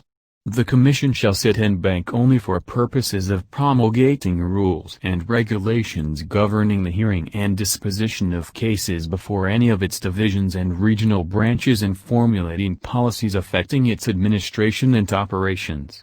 The Commission shall exercise its adjudicatory and all other powers, functions, and duties through its divisions. Of the 5 divisions, the 1st and 2nd divisions shall handle cases coming from the National Capital Region and the 3rd, 4th and 5th divisions, cases from other parts of Luzon, from the Visayas and Mindanao, respectively. The divisions of the Commission shall have exclusive appellate jurisdiction over cases within their respective territorial jurisdiction. The concurrence of 2 commissioners of a division shall be necessary for the pronouncement of a judgment or resolution. Whenever the required membership in a division is not complete and the concurrence of 2 commissioners to arrive at a judgment or resolution cannot be obtained, the chairman shall designate such number of additional commissioners from the other divisions as may be necessary. The conclusions of a division on any case submitted to it for decision shall be reached in consultation before the case is assigned to a member for the writing of the opinion. It shall be mandatory for the division to meet for purposes of the consultation ordained therein. A certification to this effect signed by the presiding commissioner of the division shall be issued, and a copy thereof attached to the record of the case and served upon the parties. The chairman shall be the presiding commissioner of the 1st division, and the 4 other members from the public sector shall be the presiding commissioners of the 2nd, 3rd, 4th and 5th divisions, respectively. In case of the effective absence or incapacity of the chairman, the presiding commissioner of the 2nd division shall be the acting chairman. The chairman, aided by the executive clerk of the commission, shall have administrative supervision over the commission and its regional branches and all its personnel, including the executive labor arbiters and labor arbiters. The commission, when sitting en banc, shall be assisted by the same executive clerk, and, when acting through its divisions, by said executive clerk for its 1st division and 4 other deputy executive clerks for the 2nd, 3rd, 4th and 5th divisions, respectively, in the performance of such similar or equivalent functions and duties as are discharged by the clerk of court and deputy clerks of court of the Court of Appeals. As amended by RA 6715. Article 214. Headquarters, branches and provincial extension units. The Commission and its 1st, 2nd, and 3rd divisions shall have their main offices in Metropolitan Manila, and the 4th and 5th divisions in the cities of Cebu and Cagayan de Oro, respectively. The Commission shall establish as many regional branches as there are regional offices of the Department of Labor and Employment, sub-regional branches or provincial extension units. There shall be as many labor arbiters as may be necessary for the effective and efficient operation of the Commission. Each regional branch shall be headed by an executive labor arbiter. As amended by RA 6715. Article 215. Appointment and Qualifications. The chairmen and other commissioners shall be members of the Philippine Bar and must have been engaged in the practice of law in the Philippines for at least 15 years, with at least 5 years' experience or exposure in the field of labor management relations, and shall preferably be residents of the region where they are to hold office. The executive labor arbiters and labor arbiters shall likewise be members of the Philippine Bar and must have been engaged in the practice of law in the Philippines for at least 7 years, with at least 3 years' experience or exposure in the field of labor management relations, provided, however, that incumbent executive labor arbiters and labor arbiters who have been engaged in the practice of law for at least 5 years may be considered as already qualified for purposes of reappointment as such under this Act. The chairman and the other commissioners, the executive labor arbiters and labor arbiters shall hold office during good behavior until they reach the age of 65 years, unless sooner removed for cause as provided by law or become incapacitated to discharge the duties of their office. The chairman, the division presiding commissioners and other commissioners shall all be appointed by the President, subject to confirmation by the Commission on Appointments. Appointment to any vacancy shall come from the nominees of the sector which nominated the predecessor. The executive labor arbiters and labor arbiters shall also be appointed by the President, upon recommendation of the Secretary of Labor and Employment, and shall be subject to the civil service law, rules and regulations. The Secretary of Labor and Employment shall, in consultation with the Chairman of the Commission, appoint the staff and employees of the Commission, and its regional branches as the needs of the service may require, subject to the civil service law, rules and regulations, and upgrade their current salaries, benefits and other emoluments in accordance with law. As amended by RA 6715. Article 216. Salaries, benefits and other emoluments. The chairman and members of the commission shall receive an annual salary at least equivalent to, and be entitled to the same allowances and benefits as, those of the presiding justice and associate justices of the Court of Appeals, respectively. The executive labor arbiters shall receive an annual salary at least equivalent to that of an assistant regional director of the Department of Labor and Employment and shall be entitled to the same allowances and benefits as that of a regional director of said department. The labor arbiters shall receive an annual salary at least equivalent to, and be entitled to the same allowances and benefits as, that of an assistant regional director of the Department of Labor and Employment. In no case, however, shall be the provision of this article result in the diminution of existing salaries, allowances and benefits of the aforementioned officials. As amended by RA 6715. Chapter 2. Powers and Duties. Article 217. Jurisdiction of labor arbiters and the Commission. A. Except as otherwise provided under this code, the labor arbiters shall have original and exclusive jurisdiction to hear and decide, within 30 calendar days after the submission of the case by the parties for decision without extension, even in the absence of stenographic notes, the following cases involving all workers, whether agricultural or non-agricultural. 1. Unfair labor practice cases. 2. Termination of disputes. 3. If accompanied with a claim for reinstatement, those cases that workers may file involving wages, rate of pay, hours of work and other terms and conditions of employment. 4. Claims for actual, moral, exemplary and other forms of damages arising from the employer-employee relations. 5. Cases arising from any violation of Article 264 of this code, including questions involving the legality of strikes and lockouts, and 6. Except claims for employees' compensation, Social Security, Medicare and maternity benefits, all other claims arising from employer-employee relations, including those of persons in domestic or household service, involving an amount exceeding 5,000 pesos, whether or not accompanied with a claim for reinstatement.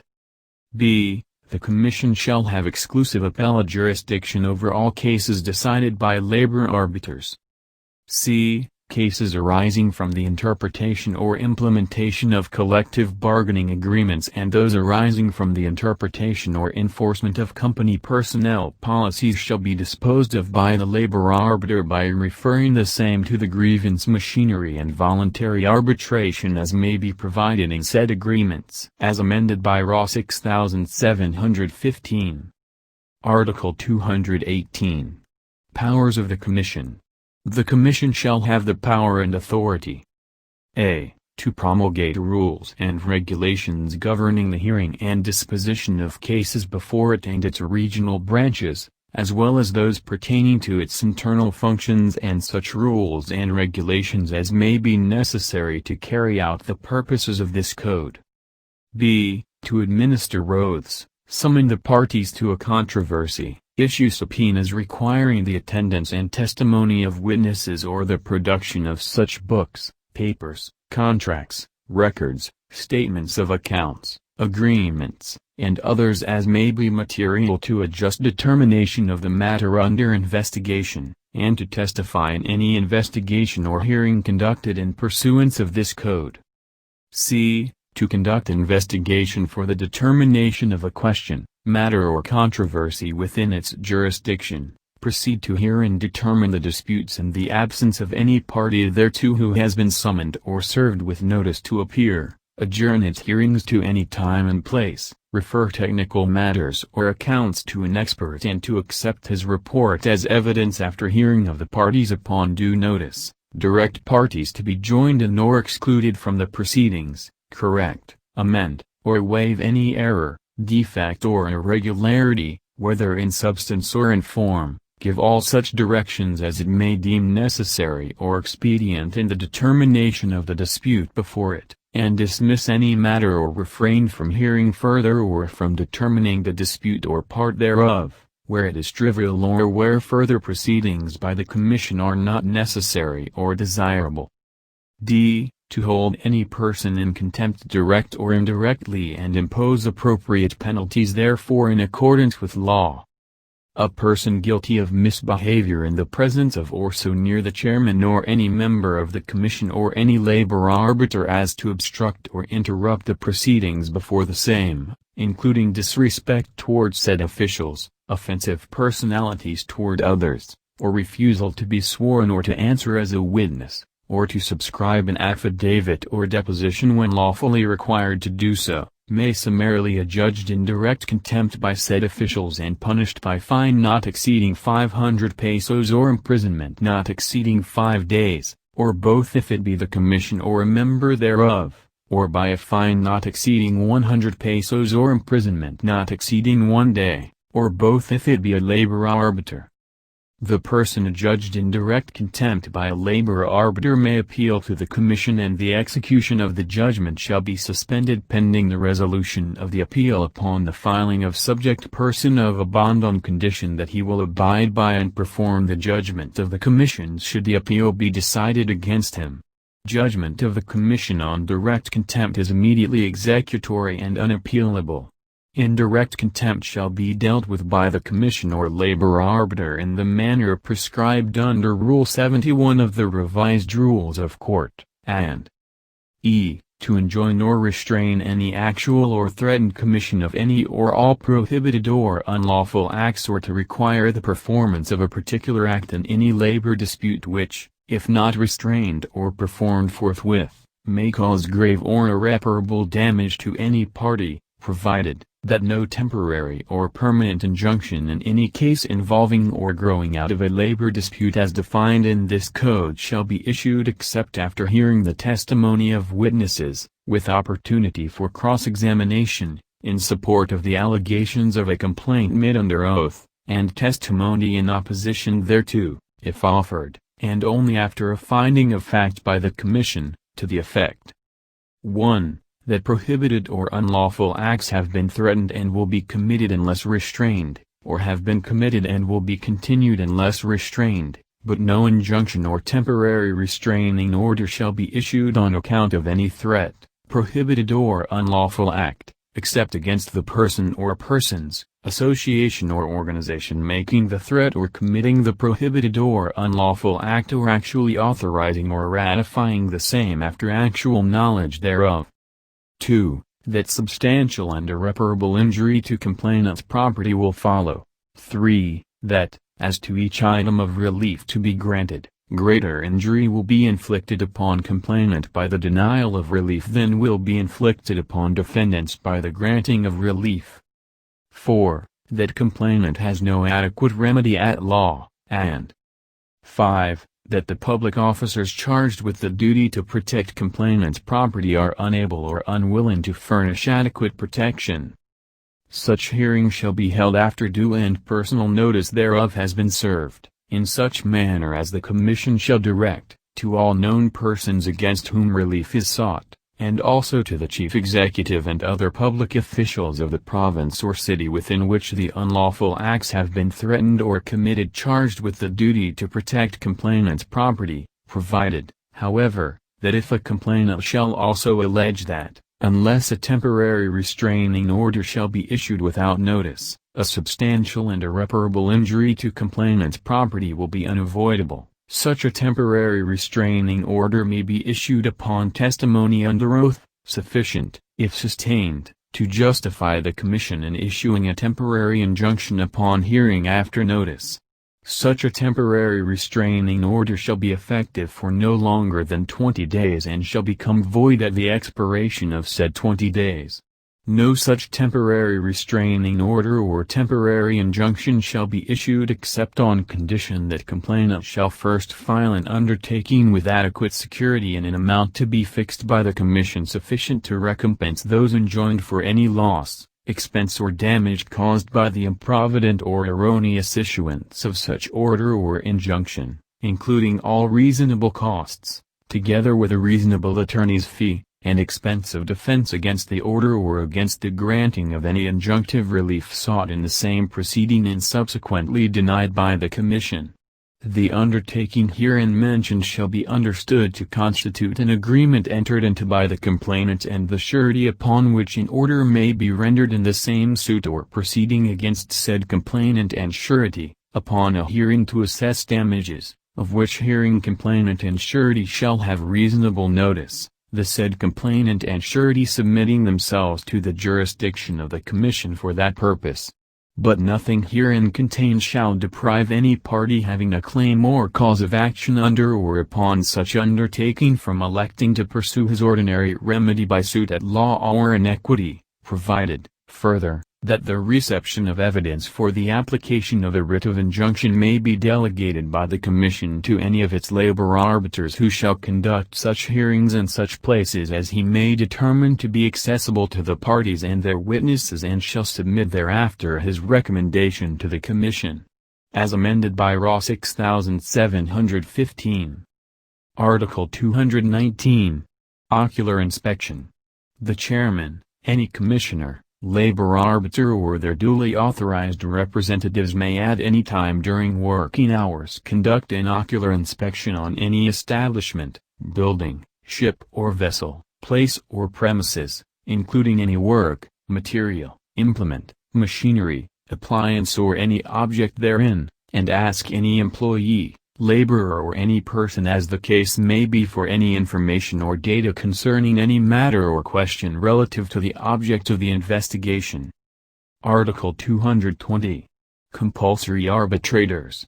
The Commission or any labor arbiter shall have the power to seek the assistance of other government officials and qualified private citizens to act as compulsory arbitrators on cases referred to them and to fix and assess the fees of such compulsory arbitrators, taking into account the nature of the case, the time consumed in hearing of the case, the professional standing of the arbitrators, the financial capacity of the parties, and the fees provided in the rules of court. Article 221. Technical rules not binding in prior resort to amicable settlement.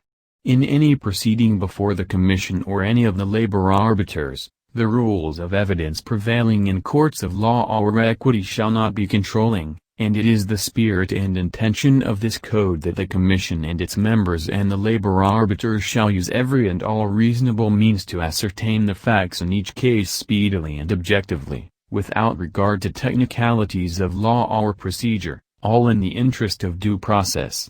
In any proceeding before the Commission or any labor arbiter, the parties may be represented by legal counsel, but it shall be the duty of the chairman, any presiding commissioner or any labor arbiter to exercise complete control of the proceedings at all stages.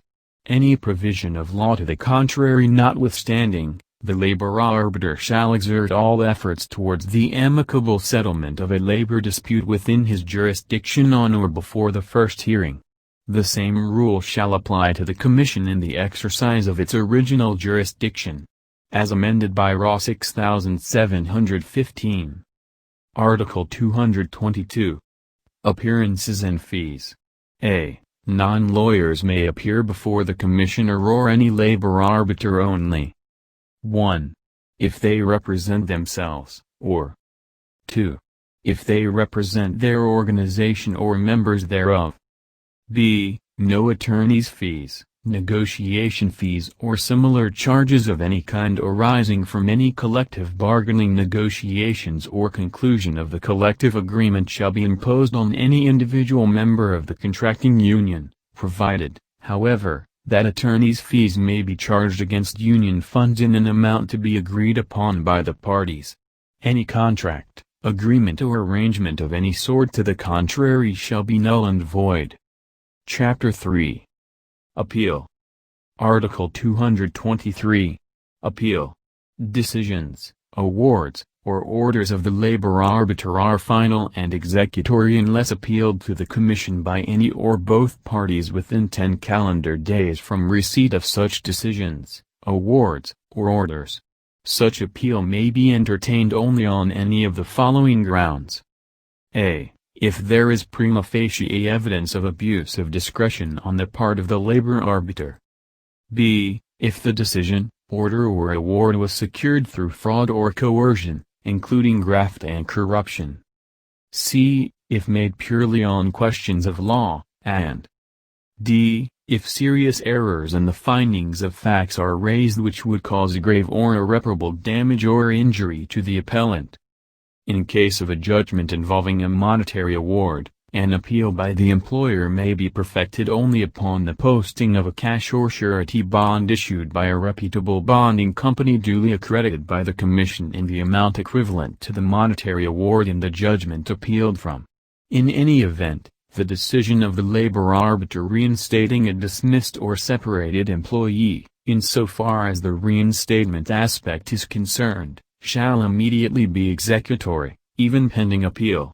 The employee shall either be admitted back to work under the same terms and conditions prevailing prior to his dismissal or separation or, at the option of the employer, merely reinstated in the payroll. The posting of a bond by the employer shall not stay the execution for reinstatement provided herein.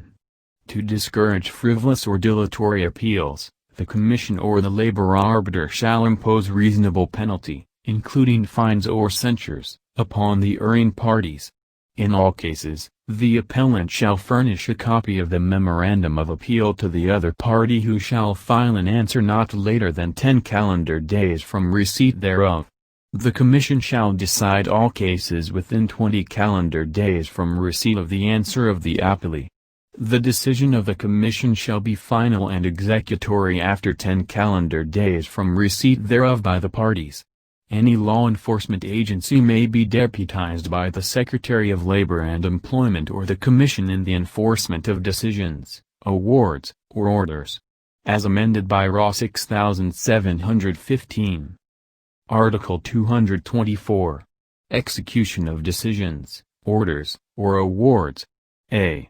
The Secretary of Labor and Employment or any regional director, the Commission or any labor arbiter or med arbiter, or the voluntary arbitrator or panel of voluntary arbitrators may, motu proprio or on motion of any interested party, issue a writ of execution on a judgment within 5 years from the date it becomes final and executory, requiring a sheriff or a duly deputized officer to execute or enforce final decisions, orders or awards of the Secretary of Labor and Employment or Regional Director, the Commission, or the Labor Arbiter or Med-Arbiter, or Voluntary Arbitrator or Panel of Voluntary Arbitrators. In any case, it shall be the duty of the responsible officer to separately furnish immediately the Council of Record and the parties with copies of said decisions, orders or awards. Failure to comply with the duty prescribed herein shall subject such responsible officer to appropriate administrative sanctions. b. The Secretary of Labor and Employment, and the Chairman of the Commission may designate special sheriffs and take any measure under existing laws to ensure compliance with their decisions, orders or awards and those of labor arbiters and voluntary arbitrators or panel of voluntary arbitrators, including the imposition of administrative fines which shall not be less than 500 pesos nor more than 10,000 pesos. Article 225. Contempt powers of the Secretary of Labor and Employment. In the exercise of his powers under this code, the Secretary of Labor and Employment may hold any person in direct or indirect contempt and impose the appropriate penalties therefor. Title III. Bureau of Labor Relations. Article 226. Bureau of Labor Relations. The Bureau of Labor Relations and the Labor Relations Divisions in the regional offices of the Department of Labor and Employment shall have original and exclusive authority to act, at their own initiative or upon a request of either or both parties, on all inter-union and intra-union conflicts, and all disputes, grievances or problems arising from or affecting labor management relations in all workplaces whether agricultural or non-agricultural, except those arising from the implementation or interpretation of collective bargaining agreements which shall be the subject of grievance procedure and/or voluntary arbitration. The Bureau shall have 15 calendar days to act on labor cases before it, subject to extension by agreement of the parties. As amended by RA 6715. Article 227. Compromise agreements. Any compromise settlement, including those involving labor standard laws, voluntarily agreed upon by the parties with the assistance of the Bureau or the Regional Office of the Secretary of Labor and Employment, shall be final and binding upon the parties. The National Labor Relations Commission or any court shall not assume jurisdiction over issues involved therein except in case of non-compliance thereof or if there is prima facie evidence that the settlement was obtained through fraud, misrepresentation, or coercion. Article 228. Endorsement of case to labor arbiters. A. Except as provided in paragraph B of this article, the labor arbiter shall entertain only cases endorsed to them for compulsory arbitration by the Bureau or by the Regional Director of the Department of Labor and Employment. All parties to a case shall be furnished by the Bureau or by the Regional Director with a written notice of such endorsement or non-endorsement. The endorsement or non-endorsement of the Regional Director may be appealed to the Bureau within 10 working days from receipt of the notice. b. The parties may, at any time, by mutual agreement, withdraw a case from the conciliation section and jointly submit it to a labor arbiter, except deadlocks in collective bargaining. Article 229. Issuance of subpoenas. The Bureau shall have the power to require the appearance of any person or the production of any paper, document or matter relevant to a labor dispute under its jurisdiction either at the request of any interested party or at its own initiative. Article 230. Appointment of Bureau personnel. The Secretary of Labor and Employment may appoint, in addition to the present personnel of the Bureau and the Industrial Relations Divisions, such number of examiners and other assistants as may be necessary to carry out the purpose of this code. As amended by RA 6715. Article 231. Registry of Unions and File of Collective Agreements. The Bureau shall keep a registry of legitimate labor organizations. The Bureau shall also maintain a file of all collective bargaining agreements and other related agreements and records of settlement of labor disputes, and copies of orders, and decisions of voluntary arbitrators or panel or voluntary arbitrators. The file shall be open and accessible to interested parties under conditions prescribed by the Secretary of Labor and Employment, provided that no specific information submitted in confidence shall be disclosed unless authorized by the Secretary, or when it is at issue in any judicial litigation or when public interest or national security so requires. Within 30 days from the execution of a collective bargaining agreement, the parties shall submit copies of the same directly to the Bureau or the regional offices of the Department of Labor and Employment for registration, accompanied with verified proofs of its posting in 2 conspicuous places in the place of work and ratification by the majority of all the workers in the bargaining unit. The Bureau or regional offices shall act upon the application for registration of such collective bargaining agreement within 5 calendar days from receipt thereof. The regional offices shall furnish the Bureau with a copy of the collective bargaining agreement within 5 days from its submission. The Bureau or regional office shall assess the employer for every collective bargaining agreement a registration fee of not less than 1,000 pesos or in any other amount as may be deemed appropriate and necessary by the Secretary of Labor and Employment for the effective and efficient administration of the voluntary arbitration program. Any amount collected under this provision shall accrue to the Special Voluntary Arbitration Program. The Bureau shall also maintain a file, and shall undertake or assist in the publication, of all final decisions, orders and awards of the Secretary of Labor and Employment, regional directors and the Commission. As amended by RA 6715. Article 232. Prohibition on certification election. The Bureau shall not entertain any petition for certification election or any other action which may disturb the administration of duly registered existing collective bargaining agreements affecting the parties except under Articles 253, 253A and 256 of this Code. As amended by RA 6715. Article 233. Privileged communication. Information and statements made at conciliation proceedings shall be treated as privileged communication and shall not be used as evidence in the Commission.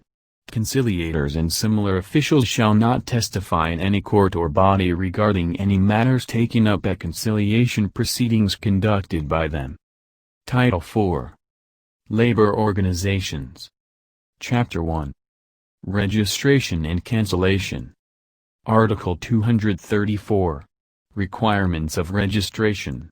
Any applicant labor organization, association or group of unions or workers shall acquire legal personality and shall be entitled to the rights and privileges granted by law to legitimate labor organizations upon issuance of the certificate of registration based on the following requirements. A. 50 pesos registration fee. B. The names of its officers, their addresses, the principal address of the labor organization, the minutes of the organizational meetings and the list of the workers who participated in such meetings. C. The names of all its members comprising at least 20% of all the employees in the bargaining unit where it seeks to operate. D. If the applicant has been in existence for 1 or more years, copies of its annual financial reports, and E. 4 copies of the Constitution and bylaws of the applicant union, the minutes of its adoption or ratification and the list of the members who participated in it. Article 235. Action on application. The Bureau shall act on all applications for registration within 30 days from filing. All requisite documents and papers shall be certified under oath by the Secretary or the Treasurer of the organization, as the case may be, and attested to by its President. Article 236. Denial of registration, appeal. The decision of the Labor Relations Division in the regional office denying registration may be appealed by the applicant union to the Bureau within 10 days from receipt of notice thereof. Article 237. Additional requirements for federations or national unions.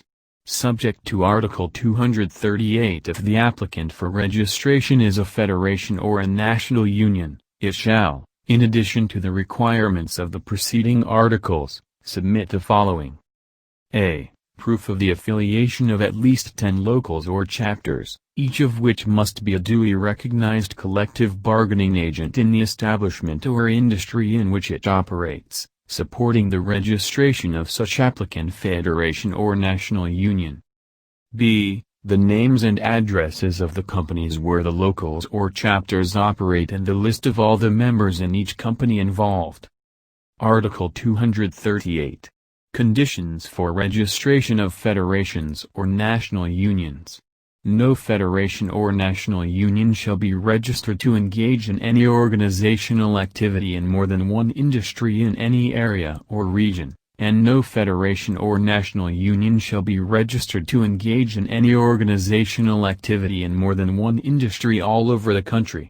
The federation or national union which meets the requirements and conditions herein prescribed may organize the affiliate locals and chapters without registering such locals or chapters with the Bureau. Locals or chapters shall have the same rights and privileges as if they were registered in the Bureau, provided that such federation or national union organizes such locals or chapters within its assigned organization field of activity as may be prescribed by the Secretary of Labor and Employment. The Bureau shall see to it that federations and national unions shall only organize locals and chapters within a specific industry or region. Article 238.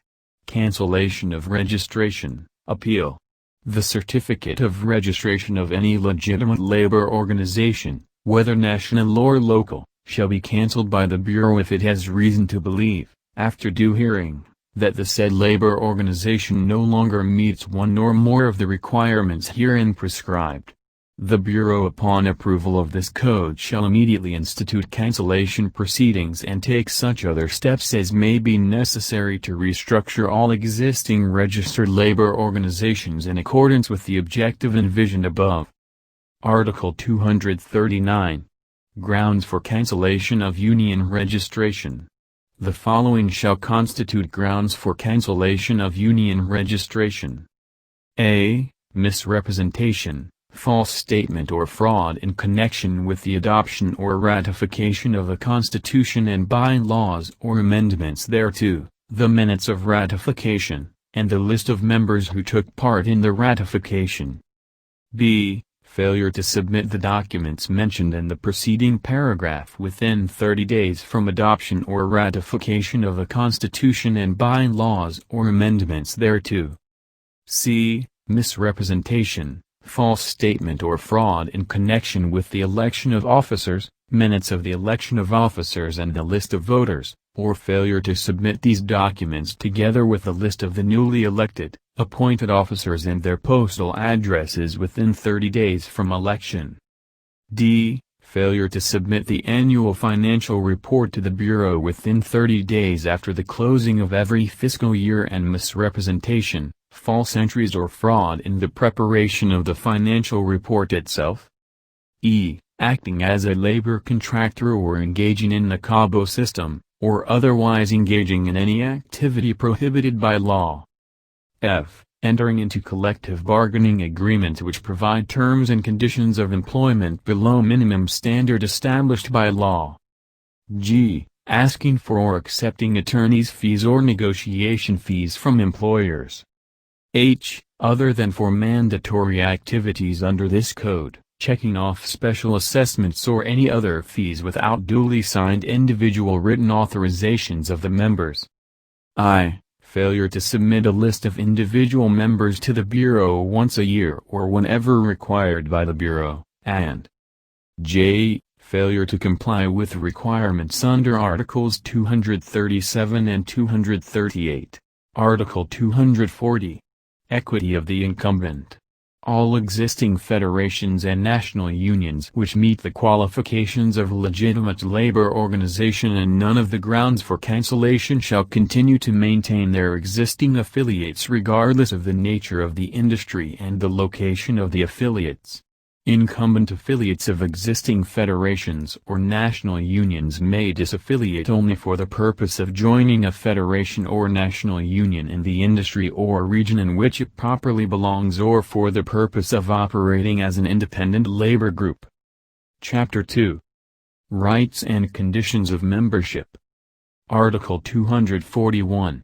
Rights and Conditions of Membership in a Labor Organization. The following are the rights and conditions of membership in a labor organization. A. No arbitrary or excessive initiation fees shall be required of the members of a legitimate labor organization, nor shall arbitrary, excessive or oppressive fine and forfeiture be imposed. B. The members shall be entitled to full and detailed reports from their officers and representatives of all financial transactions as provided for in the Constitution and by laws of the organization. C. The members shall directly elect their officers in the local union, as well as their national officers in the national union or federation to which they or their local union is affiliated, by secret ballot at intervals of 5 years. No qualification requirement for candidacy to any position shall be imposed other than membership in good standing in subject labor organization. The Secretary or any other responsible union officer shall furnish the Secretary of Labor and Employment with a list of the newly elected officers, together with the appointive officers or agents who are entrusted with the handling of funds within 30 calendar days after the election of officers or from the occurrence of any change in the list of officers of the labor organization. As amended by Raw 6715. D. The members shall determine by secret ballot, after due deliberation, any question of major policy affecting the entire membership of the organization, unless the nature of the organization or force majeure renders such secret balloting impractical, in which case the board of directors of the organization may make the decision in behalf of the general membership. E. No labor organization shall knowingly admit as member or continue in membership any individual who belongs to a subversive organization or who is engaged directly or indirectly in any subversive activity. F. No person who has been convicted of a crime involving moral turpitude shall be eligible for election as a union officer or for appointment to any position in the union. G. No officer, agent or member of a labor organization shall collect any fees, dues, or other contributions in its behalf or make any disbursement of its monies or funds unless he is duly authorized pursuant to its constitution and by laws. H. Every payment of fees, dues or other contributions by a member shall be evidenced by a receipt signed by the officer or agent making the collection and entered into the record of the organization to be kept and maintained for the purpose. I. The funds of the organization shall not be applied for any purpose or object other than those expressly provided by its constitution and by laws or those expressly authorized by written resolution adopted by the majority of the members at a general meeting duly called for the purpose. J. Every income or revenue of the organization shall be evidenced by a record showing its source, and every expenditure of its funds shall be evidenced by a receipt from the person to whom the payment is made, which shall state the date, place and purpose of such payment. Such record or receipt shall form part of the financial records of the organization. Any action involving the funds of the organization shall prescribe after 3 years from the date of submission of the annual financial report to the Department of Labor and Employment or from the date the same should have been submitted as required by law, whichever comes earlier, provided that this provision shall apply only to a legitimate labor organization which has submitted the financial report requirements under this code, provided, further, that failure of any labor organization to comply with the periodic financial reports required by law and such rules and regulations promulgated thereunder 6 months after the effectivity of this act shall automatically result in the cancellation of union registration of such a labor organization. as amended by RA 6715. K. The officers of any labor organization shall not be paid any compensation other than the salaries and expenses due to their positions as specifically provided for in its constitution and by laws or in a written resolution duly authorized by a majority of all the members at a general membership meeting duly called for the purpose. The minutes of the meeting and the list of participants and ballots cast shall be subject to inspection by the Secretary of Labor and Employment or his duly authorized representatives. Any irregularities in the approval of the resolution shall be a ground for impeachment or expulsion from the organization.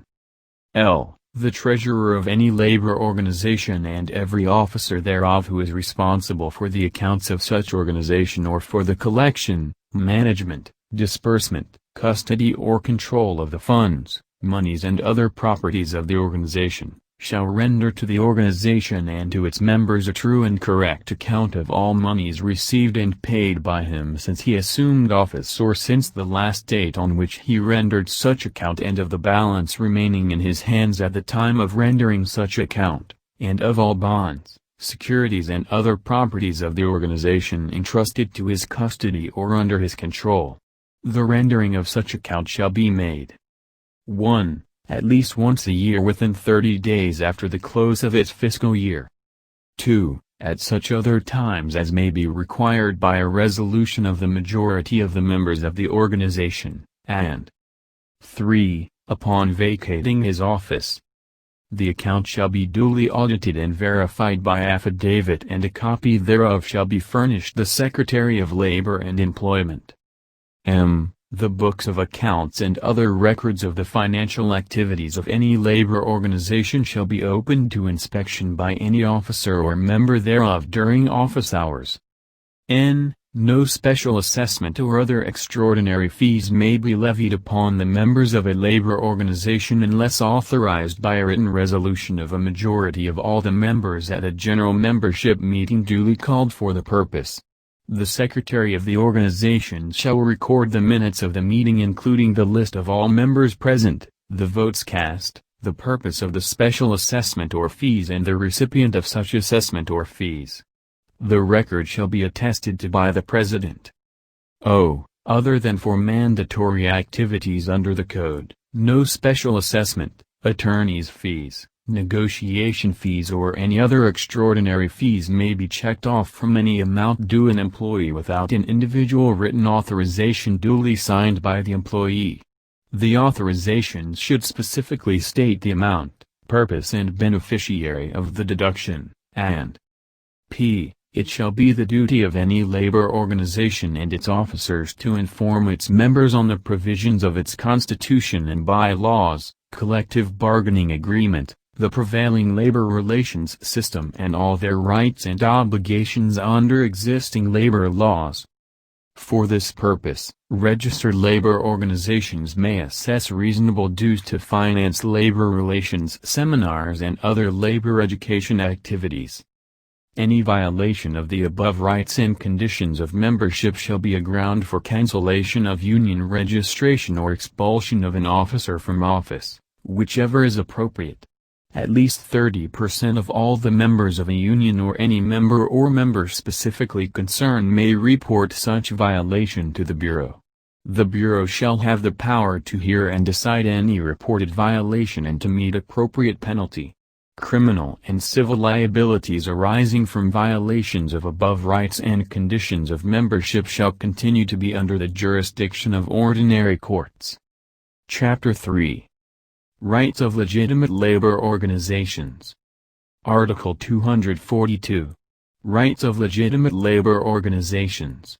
A legitimate labor organization shall have the right a. To act as the representative of its members for the purpose of collective bargaining. b. To be certified as the exclusive representative of all the employees in an appropriate collective bargaining unit for purposes of collective bargaining. c. To be furnished by the employer, upon written request, with his annual audited financial statements, including the balance sheet and the profit and loss statement, within 30 calendar days from the date of receipt of the request, after the union has been duly recognized by the employer or certified as the sole and exclusive bargaining representative of the employees in the bargaining unit, or within 60 calendar days before the expiration of the existing collective bargaining agreement, or during the collective bargaining negotiation. D. To own property, real or personal, for the use and benefit of the labor organization and its members. E. To sue and be sued in its registered name, and F. To undertake all other activities designed to benefit the organization and its members, including cooperative, housing welfare and other projects not contrary to law. Notwithstanding any provision of a general or special law to the contrary, the income, and the properties of legitimate labor organizations, including grants, endowments, gifts, donations and contributions they may receive from fraternal and similar organizations, local or foreign, which are actually, directly and exclusively used for their lawful purposes, shall be free from taxes, duties, and other assessments. The exemptions provided herein may be withdrawn only by a special law expressly repealing this provision, as amended by Raw 6715. Title V. Coverage. Article 243. Coverage and employees' right to self-organization. All persons employed in commercial, industrial and agricultural enterprises and in religious, charitable, medical or educational institutions whether operating for profit or not, shall have the right to self-organization and to form, join or assist labor organizations of their own choosing for purposes of collective bargaining. Ambulant, intermittent and itinerant workers, self-employed people, rural workers and those without any definite employers may form labor organizations for the purpose of enhancing and defending their interests and for their mutual aid and protection. Article 244. Right of employees in the public service. Employees of government corporations established under the Corporation Code shall have the right to organize and to bargain collectively with their respective employers. All other employees in the civil service shall have the right to form associations for purposes not contrary to law. Article 245. Ineligibility of managerial employees to join any labor organization. Right of supervisory employees. Managerial employees are not eligible to join, assist or form any labor organization. Supervisory employees shall not be eligible for membership in a labor organization of the rank and file employees but may join, assist or form separate labor organizations of their own. As amended by Raw 6715. Article 246. Non-abridgment of right to self-organization. It shall be unlawful for any person to restrain, coerce, discriminate against or unduly interfere with employees and workers in their exercise of the right to self-organization. Such right shall include the right to form, join, or assist labor organizations for the purpose of collective bargaining through representatives of their own choosing and to engage in lawful aid and protection, subject to the provisions of Article 246 of this Code. Title V. Unfair Labor Practices. Chapter 1. Concept. Article 247. Concept of unfair labor practice and procedure for prosecution thereof.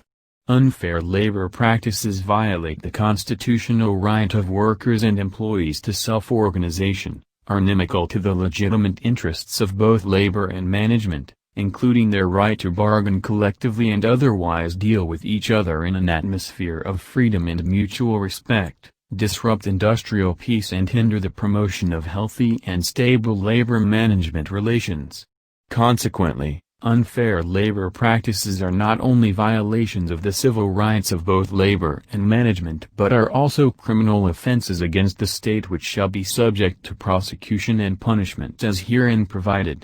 Subject to the exercise by the President or by the Secretary of Labor and Employment of the powers vested in them by Articles 263 and 264 of this Code, the civil aspects of all cases involving unfair labor practices, which may include claims for actual, moral, exemplary and other forms of damages, attorneys' fees and other affirmative relief, shall be under the jurisdiction of the labor arbiters. The labor arbiters shall give utmost priority to the hearing and resolution of all cases involving unfair labor practices. They shall resolve such cases within 30 calendar days from the time they are submitted for decision. As amended by Raw 6715, recovery of civil liability in the administrative proceedings shall bar recovery under the Civil Code. No criminal prosecution under this title may be instituted without a final judgment, finding that an unfair labor practice was committed, having been first obtained in the administrative proceeding referred to in the preceding paragraph. During the pendency of such administrative proceeding, the running of the period of prescription of the criminal offense herein penalized shall be considered interrupted, provided, however, that the final judgment in the administrative proceedings shall not be binding in the criminal case nor be considered as evidence of guilt but merely as proof of compliance with the requirements herein set forth. Chapter 2. Unfair Labor Practices of Employers. Article 248. Unfair Labor Practices of Employers. It shall be unlawful for an employer to commit any of the following unfair labor practices.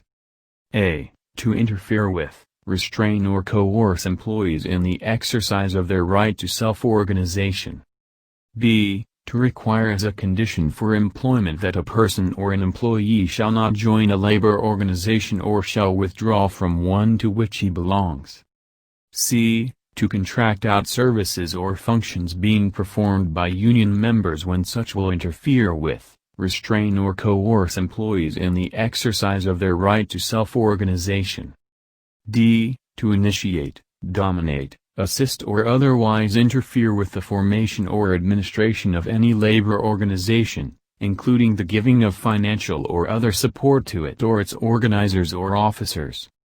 E. To discriminate in regard to hire or tenure of employment or any term or condition of employment in order to encourage or discourage membership in any labor organization.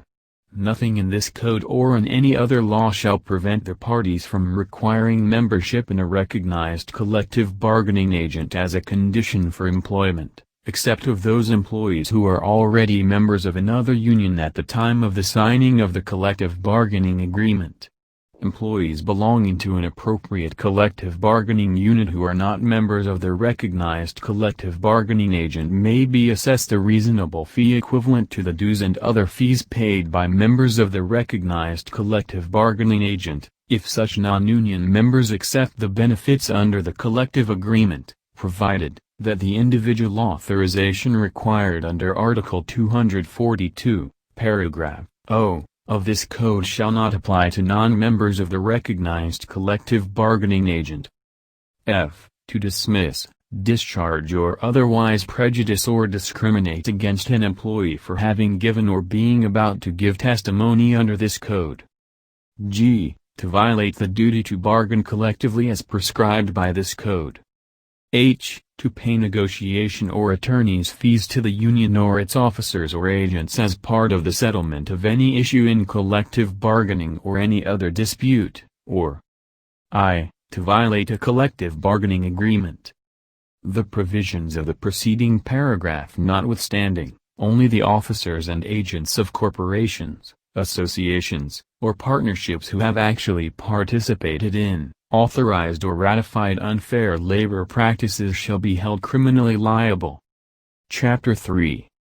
Unfair Labor Practices of Labor Organizations.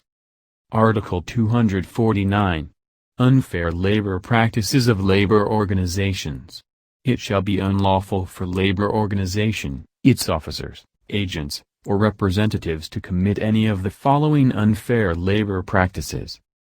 A. To restrain or coerce employees in the exercise of their right to self-organization, provided that the labor organization shall have the right to prescribe its own rules with respect to the acquisition or retention of membership. B. To cause or attempt to cause an employer to discriminate against an employee, including discrimination against an employee with respect to whom membership in such organization has been denied or terminated on any ground other than the usual terms and conditions under which membership or continuation of membership is made available to other members. C. To violate the duty or refuse to bargain collectively with the employer, provided that it is the representative of the employees. D. To cause or attempt to cause an employer to pay or deliver or agree to pay or deliver any money or other things of value, in the nature of an exaction, for services which are not performed or not to be performed, including the demand for a fee for union negotiations. E. To ask for or accept negotiation or attorney's fees from employers as part of the settlement of any issue in collective bargaining or any other dispute, or F. To violate a collective bargaining agreement. The provisions of the preceding paragraph notwithstanding, only the officers, members of governing boards, representatives or agents or members of labor associations or organizations who have actually participated in, authorized or ratified unfair labor practices shall be held criminally liable. Title VII. Collective Bargaining and Administration of Agreements. Article 250. Procedure in collective bargaining. The following procedures shall be observed in collective bargaining. A. When a party desires to negotiate an agreement, it shall serve a written notice upon the other party with a statement of its proposals. The other party shall make a reply thereto not later than 10 calendar days from receipt of such notice. B. Should differences arise on the basis of such notice and reply, either party may request for a conference which shall begin not later than 10 calendar days from the date of request. C. If the dispute is not settled, the board shall intervene upon a request of either or both parties or at its own initiative and immediately call the parties to conciliation meetings. The board shall have the power to issue subpoenas requiring the attendance of the parties to such meetings. It shall be the duty of the parties to participate fully and promptly in the conciliation meetings the board may call. D. During the conciliation proceedings in the board, the parties are prohibited from doing any act which may disrupt or impede the early settlement of the disputes, and E. The board shall exert all efforts to settle disputes amicably and encourage the parties to submit their case to a voluntary arbitrator. Article 251. Duty to bargain collectively in the absence of collective bargaining agreements. In the absence of an agreement or other voluntary arrangement providing for a more expeditious manner of collective bargaining, it shall be the duty of the employer and the representatives of the employees to bargain collectively in accordance with the provisions of this code. Article 252. Meaning of duty to bargain collectively. The duty to bargain collectively means the performance of a mutual obligation to meet and convene promptly and expeditiously in good faith for the purpose of negotiating an agreement with respect to wages, hours of work and all other terms and any grievances or questions arising under such agreement and executing a contract incorporating such agreements if requested by either party. But such duty does not compel any party to agree to a proposal or to make any concession. Article 253. Duty to bargain collectively when there exists a collective bargaining agreement. When there is a collective bargaining agreement, the duty to bargain collectively shall also mean that neither party shall terminate or modify such agreement during its lifetime. However, either party can serve a written notice to terminate or modify the agreement at least 60 days prior to its expiration date. It shall be the duty of both parties to keep the status quo and to continue in full force and effect the term and conditions of the existing agreement during the 60-day period and or until a new agreement is reached by the parties. Article 253A.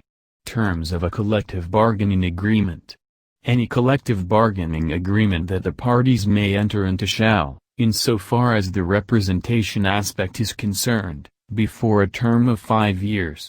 No petition questioning the majority status of the incumbent bargaining agent shall be entertained, and no certification election shall be conducted by the Department of Labor and Employment outside of the 60-day period immediately before the date of expiry of such 5-year term of the collective bargaining agreement. All other provisions of the collective bargaining agreement shall be renegotiated not later than 3 years after its execution. Any agreement on such other provisions of the collective bargaining agreement entered into within 6 months from the date of expiry of the term of such other provisions as fixed in the collective bargaining agreement, shall retroact to the day immediately following such date. If any such agreement is entered into beyond 6 months, the parties shall agree on the duration of retroactivity thereof. In case of a deadlock in the renegotiation of the collective bargaining agreement, the parties may exercise their rights under this code. As amended by RA 6715, Article 254. Injunction prohibited. No temporary or permanent injunction or restraining order in any case involving or growing out of labor disputes shall be issued by any court or other entity, except as otherwise provided in Articles 218 and 264 of this code. As amended by BP Belang 227. Article 255. Exclusive bargaining representation and workers' participation in policy and decision-making. The labor organization designated or selected by the majority of the employees in an appropriate collective bargaining unit shall be the exclusive representative of the employee in such unit for the purpose of collective bargaining. However, an individual employee or group of employees shall have the right at any time to present grievances to their employer. Any provision of law to the contrary notwithstanding, workers shall have the right, subject to such rules and regulations as the Secretary of Labor and Employment may promulgate, to participate in policy and decision-making processes of the establishment where they are employed insofar as said processes will directly affect their rights, benefits and welfare. For this purpose, workers and employers may form labor management councils, provided that the representatives of the workers in such a labor management council shall be elected by at least the majority of all employees in said establishment. As amended by RA 6715. Article 256. Representation issue in organized establishments. In organized establishments, when a verified petition questioning the majority status of the incumbent bargaining agent is filed before the Department of Labor and Employment within the 60-day period before the expiration of a collective bargaining agreement, the Met Arbiter shall automatically order an election by secret ballot when the verified petition is supported by the written consent of at least 25% of all the employees in the appropriate bargaining unit. To have a valid election, at least a majority of all eligible voters in the unit must have cast their votes. The labor union receiving the majority of the valid votes cast shall be certified as the exclusive bargaining agent of all the workers in the unit. When an election which provides for 3 or more choices results in no choice receiving a majority of the valid votes cast, a runoff election shall be conducted between the labor unions receiving the 2 highest number of votes, provided that the total number of votes for all contending unions is at least 50% of the number of votes cast. At the expiration of the freedom period, the employer shall continue to recognize the majority status of the incumbent bargaining agent where no petition for certification is filed. As amended by RA 6715. Article 257. Petitions in unorganized establishments. In any establishment where there is no certified bargaining agent, a certification election shall automatically be conducted by the Met Arbiter upon the filing of a petition by a legitimate labor organization. As amended by RA 6715. Article 258. When an employer may file petition. When requested to bargain collectively, an employer may petition the Bureau for an election. If there is no existing certified collective bargaining agreement in the unit, the Bureau shall, after hearing, order a certification election. All certification cases shall be decided within 20 working days. The Bureau shall conduct a certification election within 20 days in accordance with the rules and regulations prescribed by the Secretary of Labor and Employment. Article 259. Appeal from certification election orders. Any party to an election may appeal the order or results of the election as determined by the Met Arbiter directly to the Secretary of Labor and Employment on the ground that the rules and regulations or parts thereof established by the Secretary of Labor and Employment for the conduct of the election have been violated. Such appeal shall be decided within 15 calendar days. As amended by RA 6715. Title 7a. Grievance machinery and voluntary arbitration. Article 260. Grievance machinery and voluntary arbitration. The parties to a collective bargaining agreement shall include therein provisions that will ensure the mutual observance of its terms and conditions. They shall establish a machinery for the adjustment and resolution of grievances arising from the interpretation or implementation of their collective bargaining agreement and those arising from the interpretation or enforcement of company personnel policies. All grievances submitted to the grievance machinery which are not settled within 7 calendar days from the date of its submission shall automatically be referred to voluntary arbitration prescribed in the collective bargaining agreement. For this purpose, parties to a collective bargaining agreement shall name and designate in advance a voluntary arbitrator or panel of voluntary arbitrators, or include in the agreement a procedure for the selection of such voluntary arbitrator or panel of voluntary arbitrators, preferably from the listing of qualified voluntary arbitrators duly accredited by the board. In case the parties fail to select a voluntary arbitrator or panel of voluntary arbitrators, the board shall designate the voluntary arbitrator or panel of voluntary arbitrators, as may be necessary, pursuant to the selection procedure agreed upon in the collective bargaining agreement, which shall act with the same force and effects as if the voluntary arbitrator or panel of voluntary arbitrators have been selected by the parties as described above. As added by RA 6715.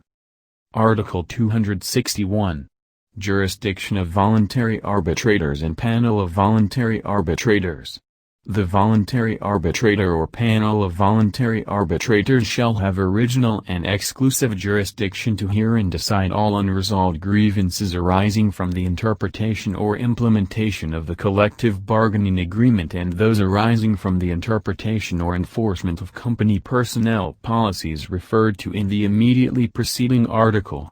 Accordingly, violations of a collective bargaining agreement, except those which are gross in character, shall no longer be treated as unfair labor practice and shall be resolved as grievances under the collective bargaining agreement. For purposes of this article, gross violations of a collective bargaining agreement shall mean flagrant and/or malicious refusal to comply with the economic provisions of such agreement. The Commission, its regional offices and the regional directors of the Department of Labor and Employment shall not entertain disputes, grievances or matters under the exclusive and original jurisdiction of the voluntary arbitrator or panel of voluntary arbitrators and shall immediately dispose and refer the same to the grievance machinery or voluntary arbitration provided in the collective bargaining agreement. As added by RA 6715. Article 262. Jurisdiction over other labor disputes.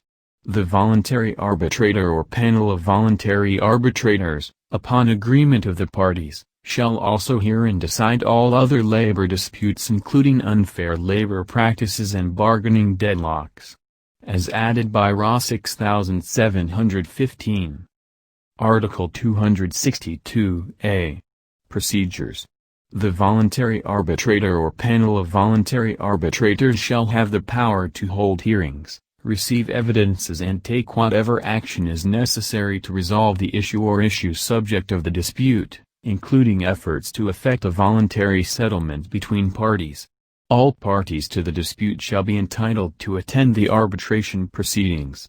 The attendance of any third party or the exclusion of any witness from the proceedings shall be determined by the voluntary arbitrator or panel of voluntary arbitrators. Hearings may be adjourned for cause or upon agreement by the parties. Unless the parties agree otherwise, it shall be mandatory for the voluntary arbitrator or panel of voluntary arbitrators to render an award or decision within 20 calendar days from the date of submission of the dispute to voluntary arbitration. The award or decision of the voluntary arbitrator or panel of voluntary arbitrators shall contain the facts and the law on which it is based.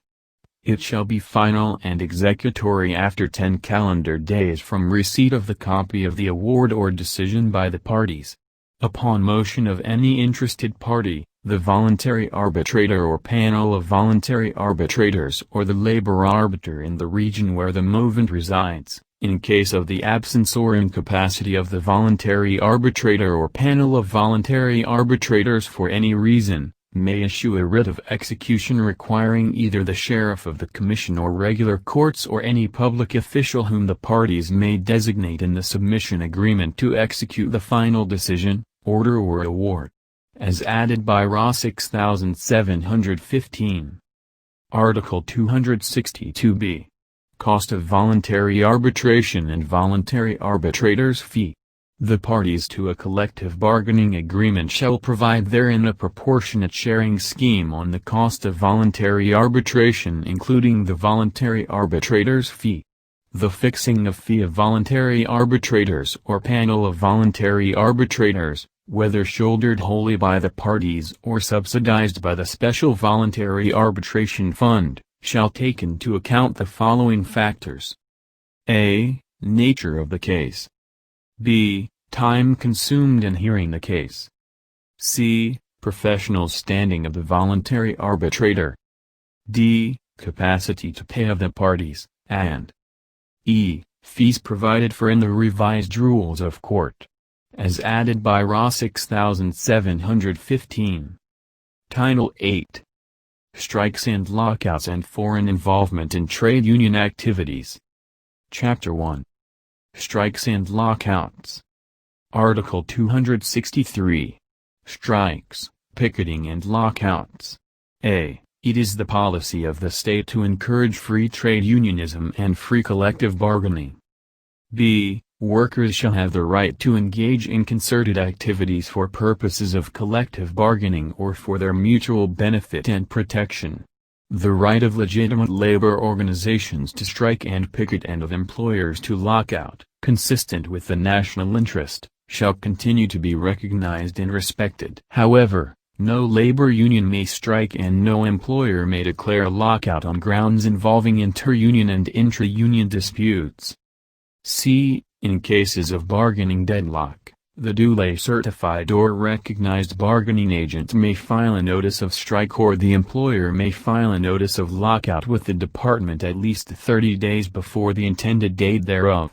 In cases of unfair labor practice, the period of notice shall be 15 days and in the absence of a duly certified or recognized bargaining agent, the notice of strike may be filed by any legitimate labor organization in behalf of its members.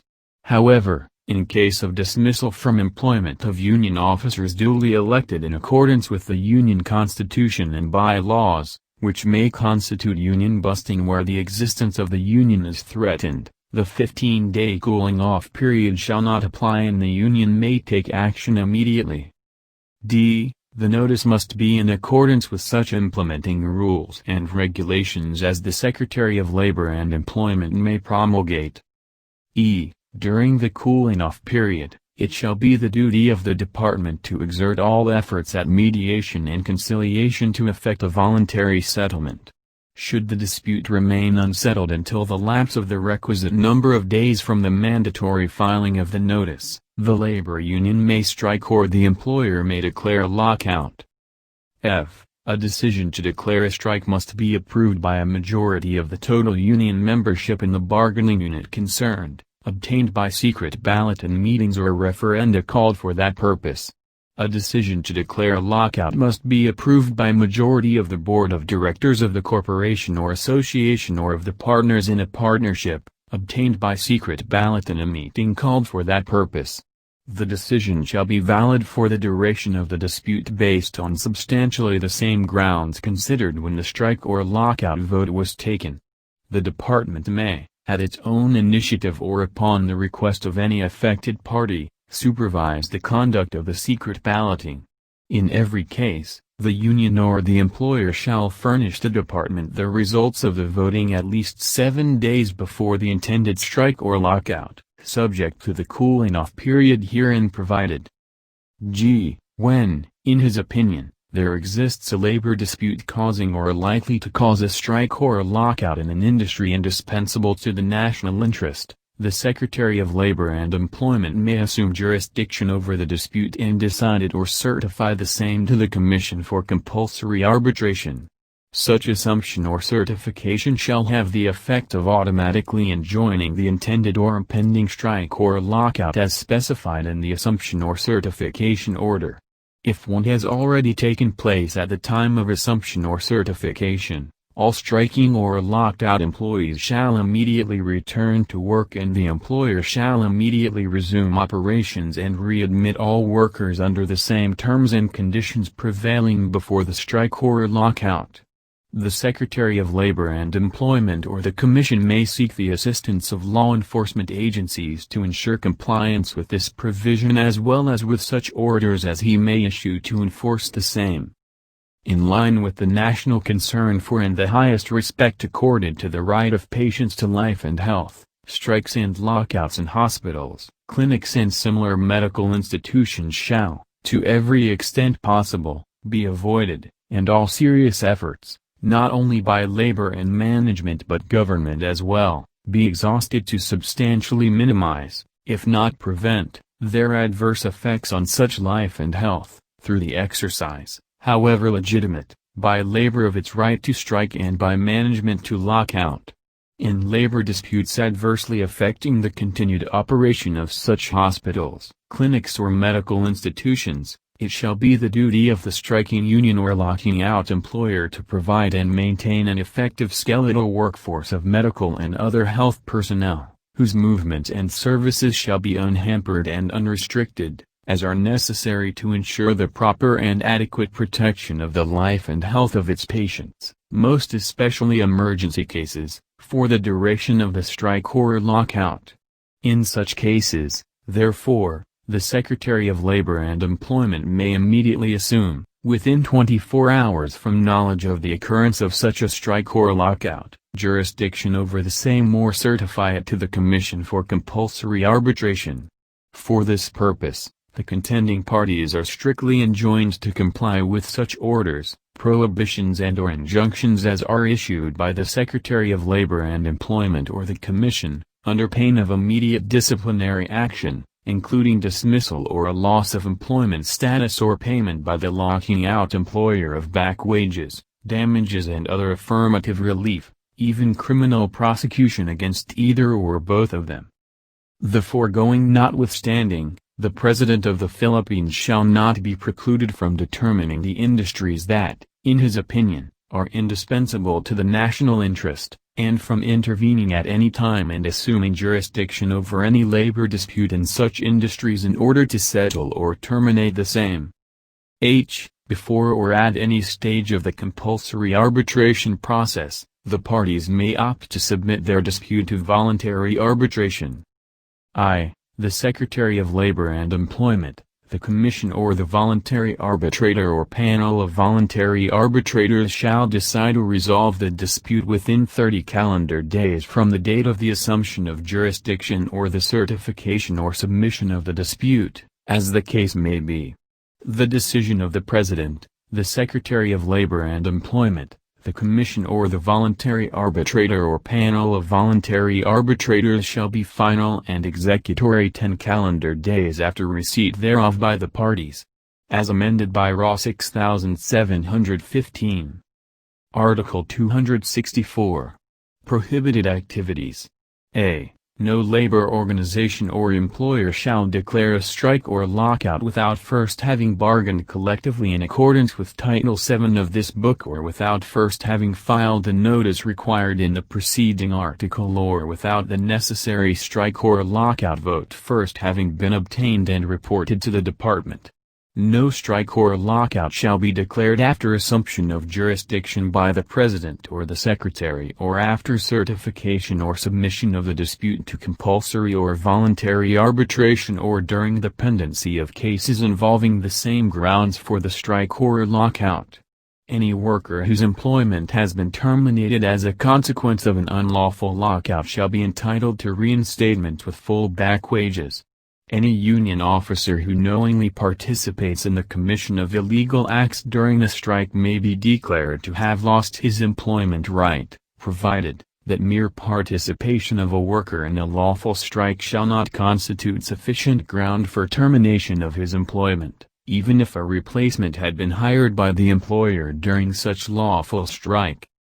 b. No person shall obstruct, impede or interfere with by force, violence, coercion, threats or intimidation any peaceful picketing by employees during any labor controversy or in the exercise of the right of self-organization or collective bargaining, or shall aid or abet such obstruction or interference. c. No employer shall use or employ any strike breaker, nor shall any person be employed as a strike breaker. d. No public official or employee, including officers and personnel of the new armed forces of the Philippines or the Integrated National Police, or armed persons, shall bring in, introduce or escort in any manner, any individual who seeks to replace strikers in entering or leaving the premises of a strike area, or working place of the strikers. The police force shall keep out of the picket lines unless actual violence or other criminal acts occur therein, provided that nothing herein shall be interpreted to prevent any public officers from taking any measure necessary to maintain peace and order, protect life and property, and or enforce the law and legal order. e. No person engaged in picketing shall commit any act of violence, coercion or intimidation, or obstruct the free ingress to or egress from the employer's premises for lawful purposes, or obstruct public thoroughfares. Article 265. Improved offer balloting. In an effort to settle a strike, the Department of Labor and Employment shall conduct a referendum by secret balloting on the improved offer of the employer on or before the 30th day of the strike. When at least a majority of the union members vote to accept the improved offer, the striking workers shall immediately return to work and the employer shall thereupon readmit them upon the signing of the agreement. In case of a lockout, the Department of Labor and Employment shall also conduct a referendum by secret balloting on the reduced offer of the union on or before the 30th day of the lockout. When at least a majority of the board of directors or trustees or the partners holding the controlling interest in the case of a partnership vote to accept the reduced offer, the workers shall immediately return to work and the employer shall thereupon readmit them upon the signing of the agreement. As amended by Raw 6715. Article 266. Requirement for arrest and detention.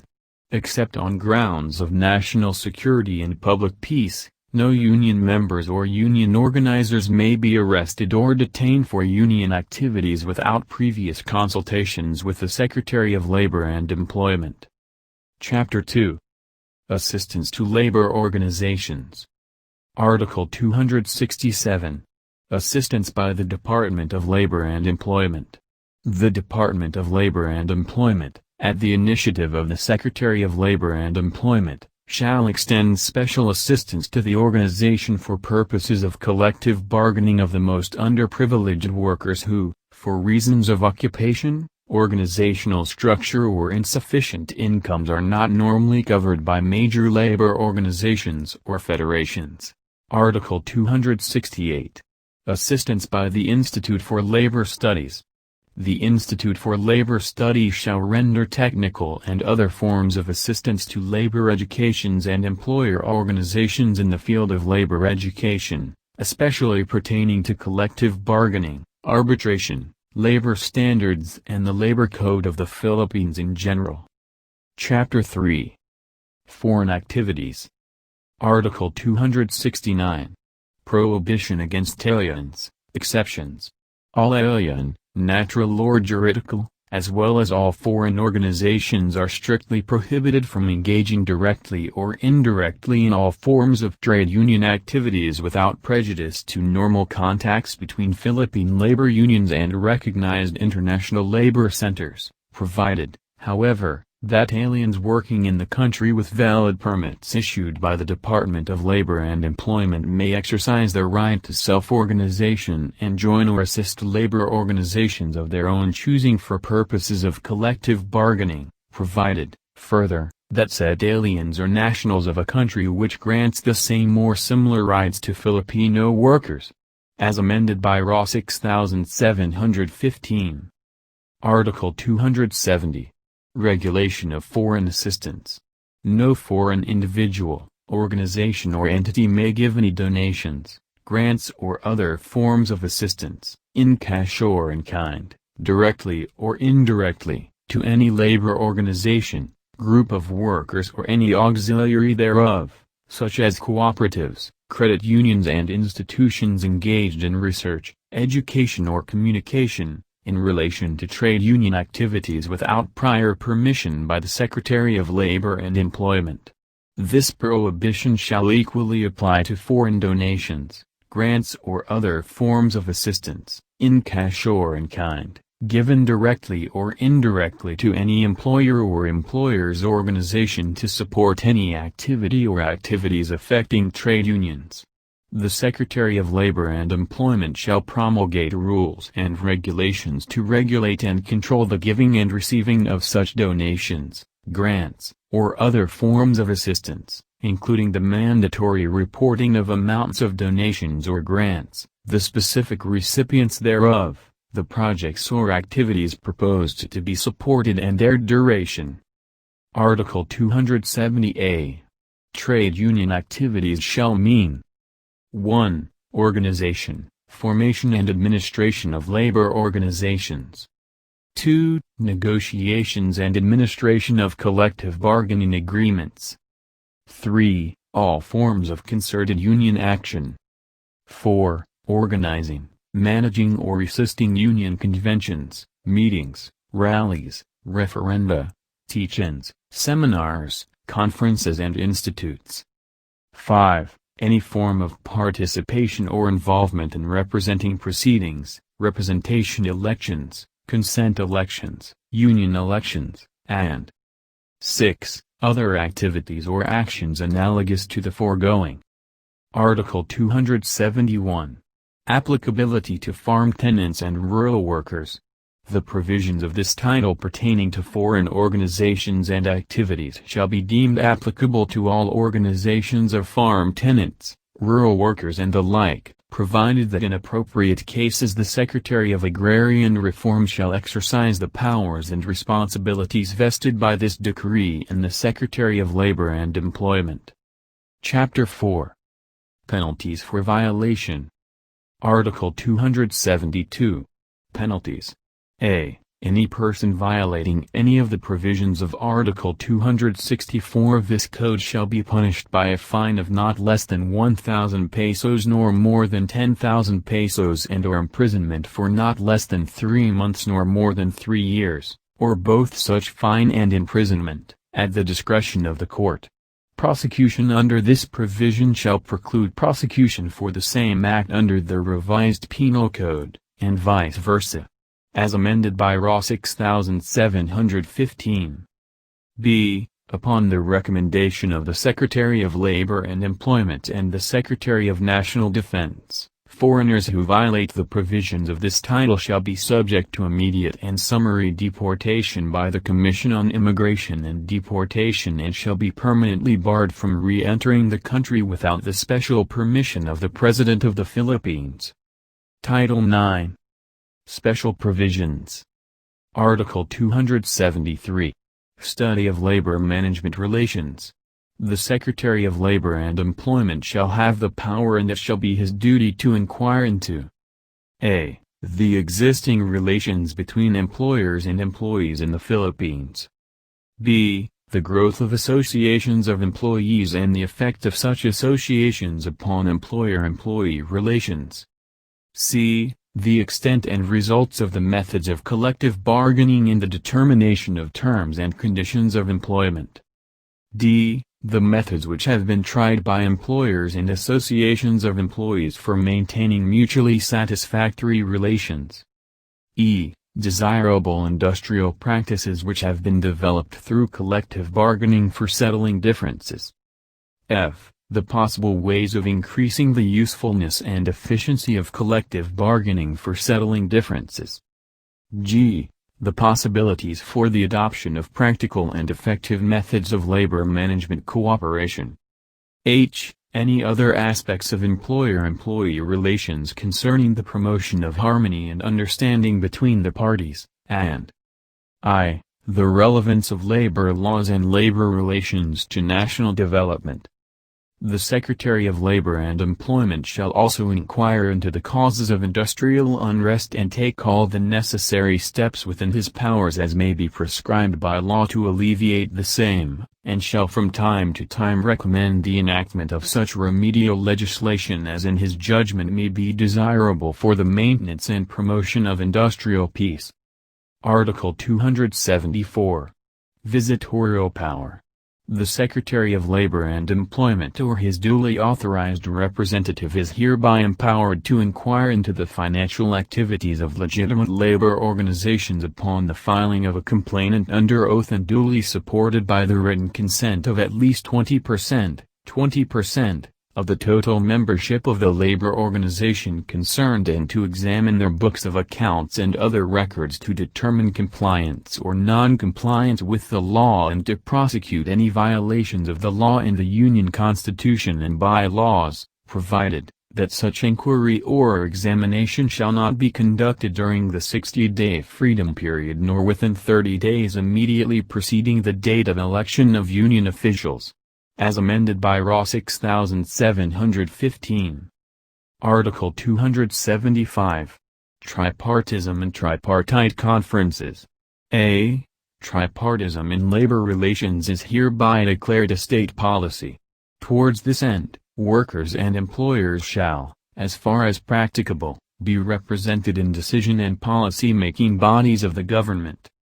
B. The Secretary of Labor and Employment or his duly authorized representatives may from time to time call a national, regional, or industrial tripartite conference of representatives of government, workers and employers for the consideration and adoption of voluntary codes of principles designed to promote industrial peace based on social justice or to align labor movement relations with established priorities in economic and social development.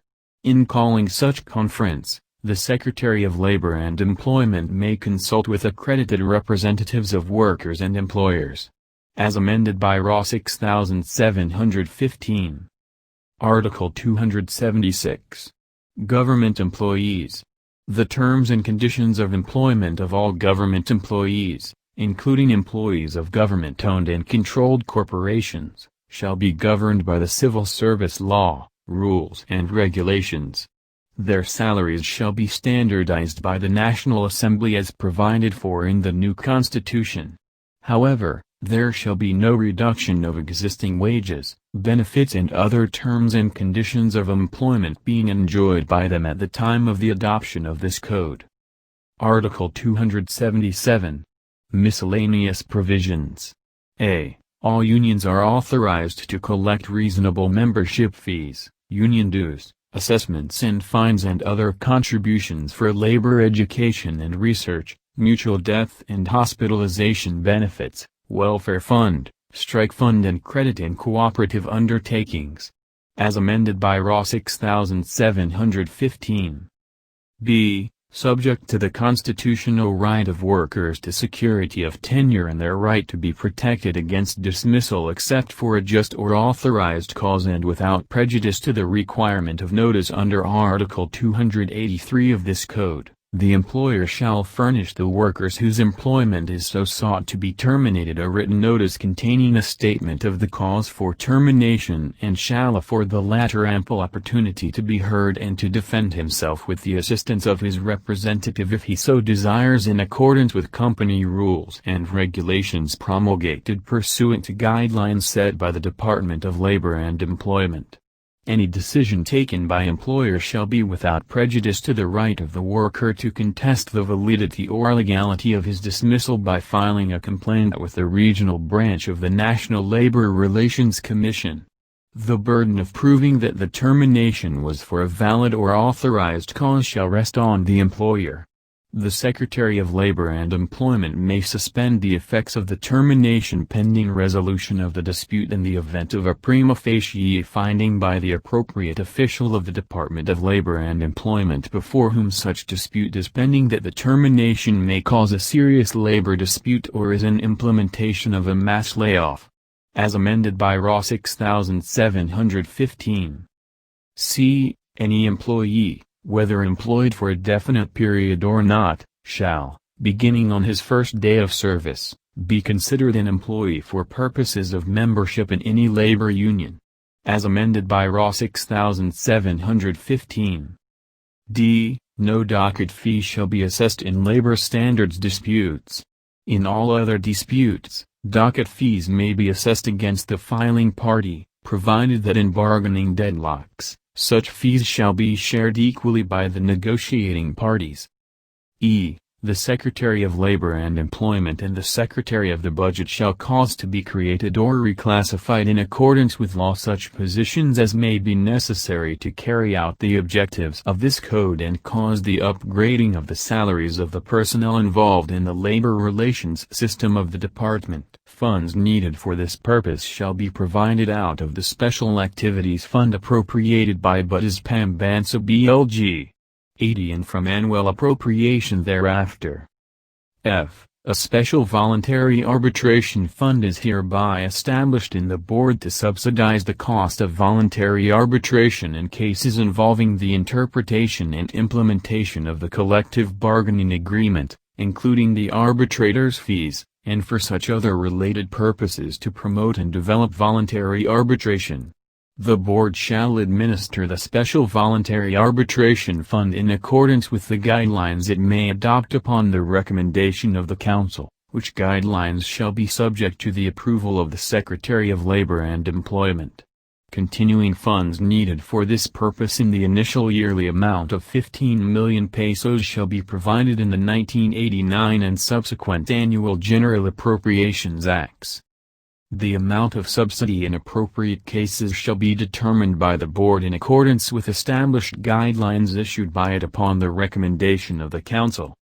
The fund shall also be utilized for the operation of the council, the training and education of voluntary arbitrators, and the promotion and development of a comprehensive voluntary arbitration program.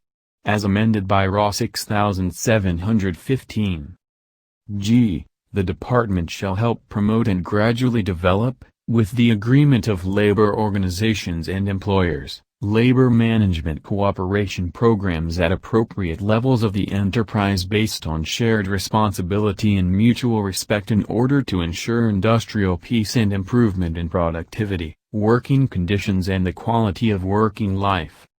H. In establishments where no legitimate labor organization exists, labor management committees may be formed voluntarily by workers and employers for the purpose of promoting industrial peace.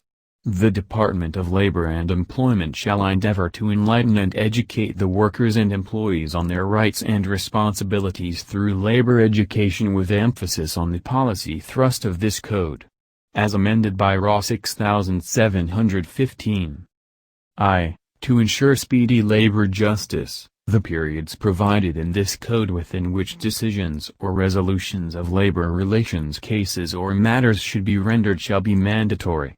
For this purpose, a case or matter shall be deemed submitted for decision or resolution upon the filing of the last pleading or memorandum required by the rules of the Commission or by the Commission itself, or the labor arbiter or the director of the Bureau of Labor Relations or med arbiter, or the regional director. Upon expiration of the corresponding period, a certification stating why a decision or resolution has not been rendered within the said period shall be issued forthwith by the chairman of the commission, the executive labor arbiter, or the director of the Bureau of Labor Relations or Med Arbiter, or the regional director, as the case may be, and a copy thereof served upon the parties. Despite the expiration of the applicable mandatory period, the aforesaid officials shall, without prejudice to any liability which may have been incurred as a consequence thereof, see to it that the case or matter shall be decided or resolved without any further delay. As amended by RA 6715. Book 6. Post-Employment. Title I. Termination of Employment. Article 278. Coverage. The provisions of this title shall apply to all establishments or undertakings, whether for profit or not. Article 279. Security of tenure.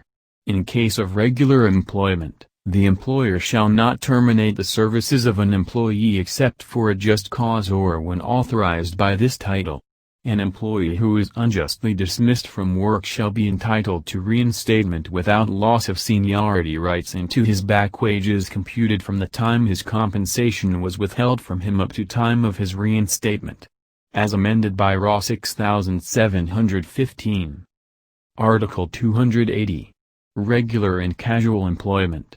The provisions of written agreement to the contrary notwithstanding and regardless of the oral agreements of the parties, an employment shall be deemed to be regular where the employee has been engaged to perform activities which are usually necessary or desirable in the usual business or trade of the employer except where the employment has been fixed for a specific project or undertaking, the completion or termination of which has been determined at the time of the engagement of the employee or where the work or service to be performed is seasonal in nature and the employment is for the duration of the season.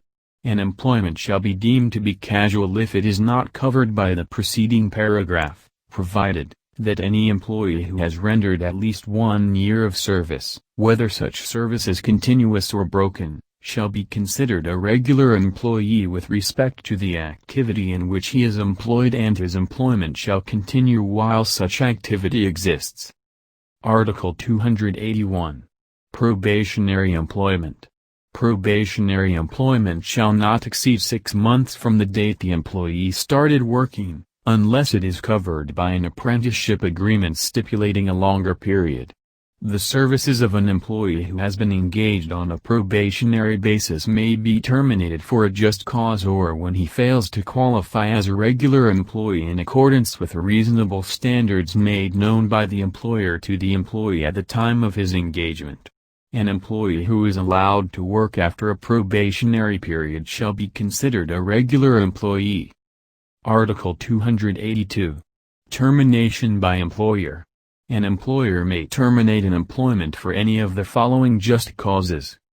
A. Serious misconduct or willful disobedience by the employee of the lawful orders of his employer or representative in connection with his work. B. Gross and habitual neglect by the employee of his duties. C. Fraud or willful breach by the employee of the trust reposed in him by his employer or duly authorized representative.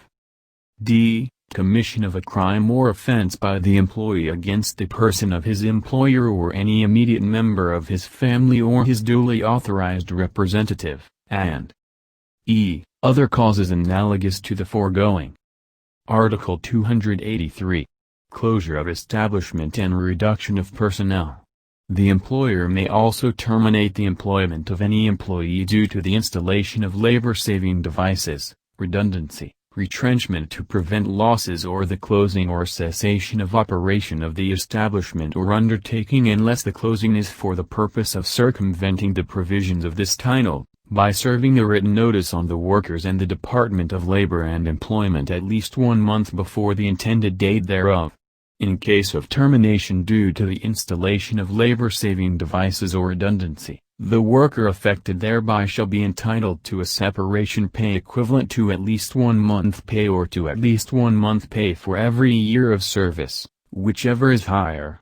In case of retrenchment to prevent losses and in cases of closures or cessation of operations of establishment or undertaking not due to serious business losses or financial reverses, the separation pay shall be equivalent to 1 month pay or at least 1/2 month pay for every year of service, whichever is higher. A fraction of at least 6 months shall be considered in 1 whole year. Article 284. Disease as ground for termination. An employer may terminate the services of an employee who has been found to be suffering from any disease and whose continued employment is prohibited by law or is prejudicial to his health as well as the health of his co-employees, provided that he is paid separation pay equivalent to at least 1 month's salary or to 1/2 month salary for every year of service, whichever is greater, a fraction of at least 6 months being considered as 1 whole year. Article 285. Termination by employee. A. An employee may terminate without just cause the employee-employer relationship by serving a written notice on the employer at least 1 month in advance. The employer upon whom no such notice was served may hold the employee liable for damages. B. An employee may put an end to the relationship without serving any notice on the employer for any of the following just causes. 1. Serious insult by the employer or his representative on the honor and person of the employee. 2. Inhuman and unbearable treatment accorded the employee by the employer or his representative. 3. Commission of a crime or offense by the employer or his representative against the person of the employee or any of the immediate members of his family, and 4. Other causes analogous to any of the foregoing. Article 286. When employment not deemed terminated. The bona fide suspension of the operation of a business or undertaking for a period not exceeding 6 months, or the fulfillment by the employee of a military or civic duty shall not terminate employment. In all such cases, the employer shall not reinstate the employee to his former position without loss of seniority rights if he indicates his desire to resume his work not later than 1 month from the resumption of operations of his employer or from his relief from the military or civic duty. Title II. Retirement from the service. Article 287. Retirement. Any employee may be retired upon reaching the retirement age established in the collective bargaining agreement or other applicable employment contract. In case of retirement, the employer shall be entitled to receive such retirement benefits as he may have earned under existing laws and any collective bargaining or other agreement. Book 7. Penal Provisions, Prescriptions, Transitory and Final Provisions. Title I. Penal Provisions and Liabilities. Article 288. Penalties. Except as otherwise provided in this code, or unless the act complained of hinges on a question of interpretation or implementation of ambiguous provisions of an existing collective bargaining agreement, any violation of the provisions of this code declared to be unlawful or penal in nature shall be punished with a fine of not less than 1,000 pesos nor more than 10,000 pesos, or imprisonment of not less than 3 months nor more than 3 years, or both such fine and imprisonment at the discretion of the court. In addition to such penalty, any alien found guilty shall be summarily deported upon completion of service of sentence. Any provision of law to the contrary notwithstanding, any criminal offense punished in this code shall be under the concurrent jurisdiction of the municipal or regional trial court.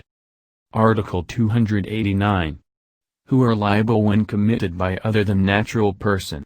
If the offense is committed by a corporation, trust, firm, partnership, association or any other entity, the penalty shall be imposed upon the guilty officer or officers of such corporation, trust, firm, partnership, association or entity.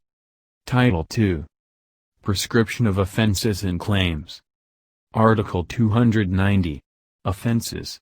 Offenses penalized under this code and the rules and regulations issued pursuant thereto shall prescribe in 3 years. All unfair labor practices arising from Book V shall be filed with the appropriate agency within 1 year from accrual of such unfair labor practice, otherwise, they shall be forever barred. Article 291. Money Claims. All money claims arising from employer-employee relations accruing during the effectivity of this code shall be filed within 3 years from the time the cause of action accrued, otherwise they shall be forever barred.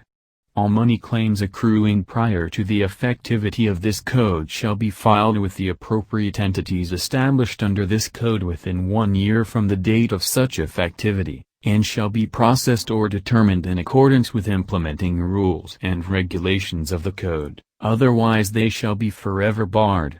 Workmen's compensation claims accruing prior to the effectivity of this code and during the period from November 1, 1974 up to December 31, 1974, shall be filed with the appropriate regional offices of the Department of Labor and Employment not later than March 31, 1975, otherwise they shall be forever barred. These claims shall be processed and adjudicated in accordance with the law and rules at the time their causes of action accrued. Article 292. Institution of Money Claims. Money claims specified in the immediately preceding article shall be filed before the appropriate entity independently of the criminal action that may be instituted in the proper courts. Pending the final determination of the merits of money claims filed with the appropriate entity, no civil action arising from the same cause of action shall be filed with any court. This provision shall not apply to employees' compensation cases which shall be processed and determined strictly in accordance with the pertinent provisions of this code. Title III. Transitory and Final Provisions. Article 293. Application of law enacted prior to this code. All actions or claims accruing prior to the effectivity of this code shall be determined in accordance with the laws in force at the time of their accrual. Article 294. Secretary of Labor and Employment to initiate integration of maternity leave benefits.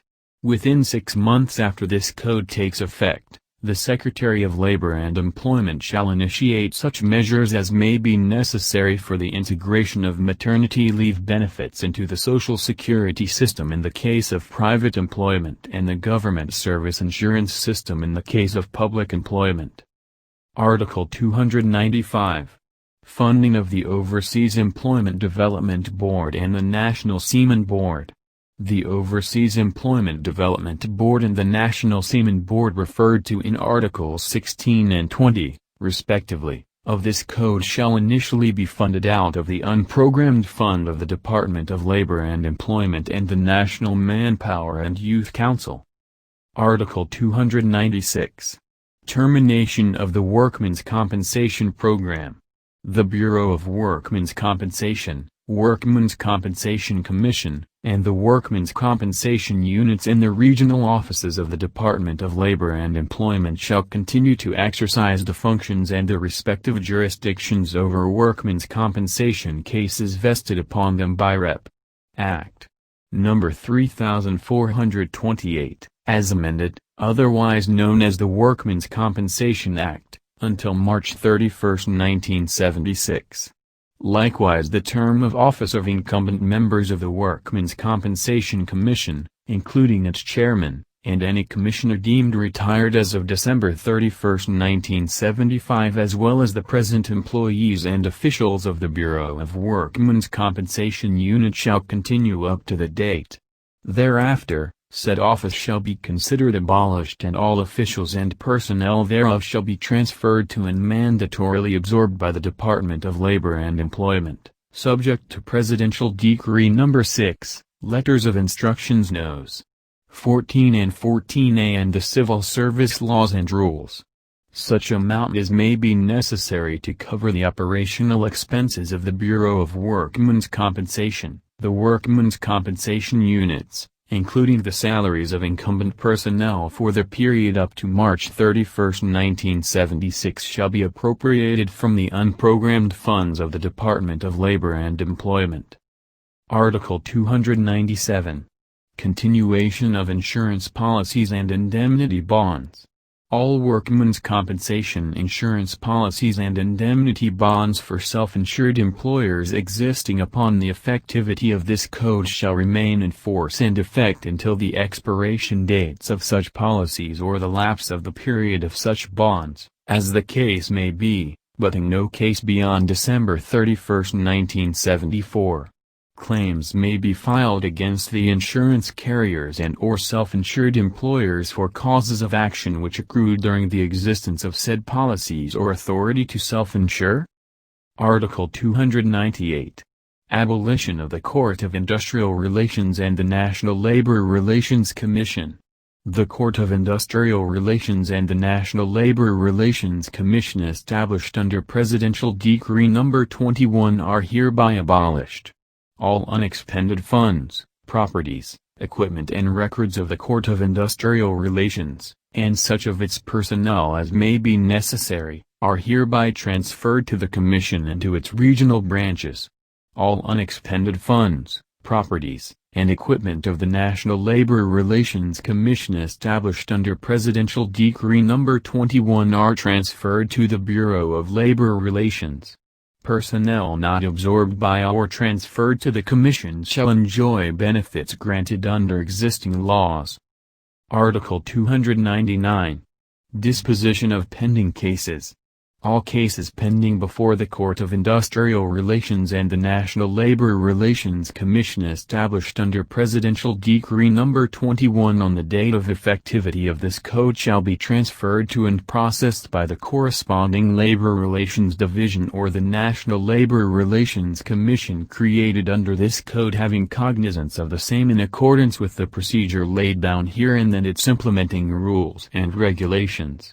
Cases on labor relations on appeal with the Secretary of Labor and Employment or the Office of the President of the Philippines as of the date of effectivity of this code shall remain under their respective jurisdiction and shall be decided in accordance with the rules and regulations in force at the time of appeal.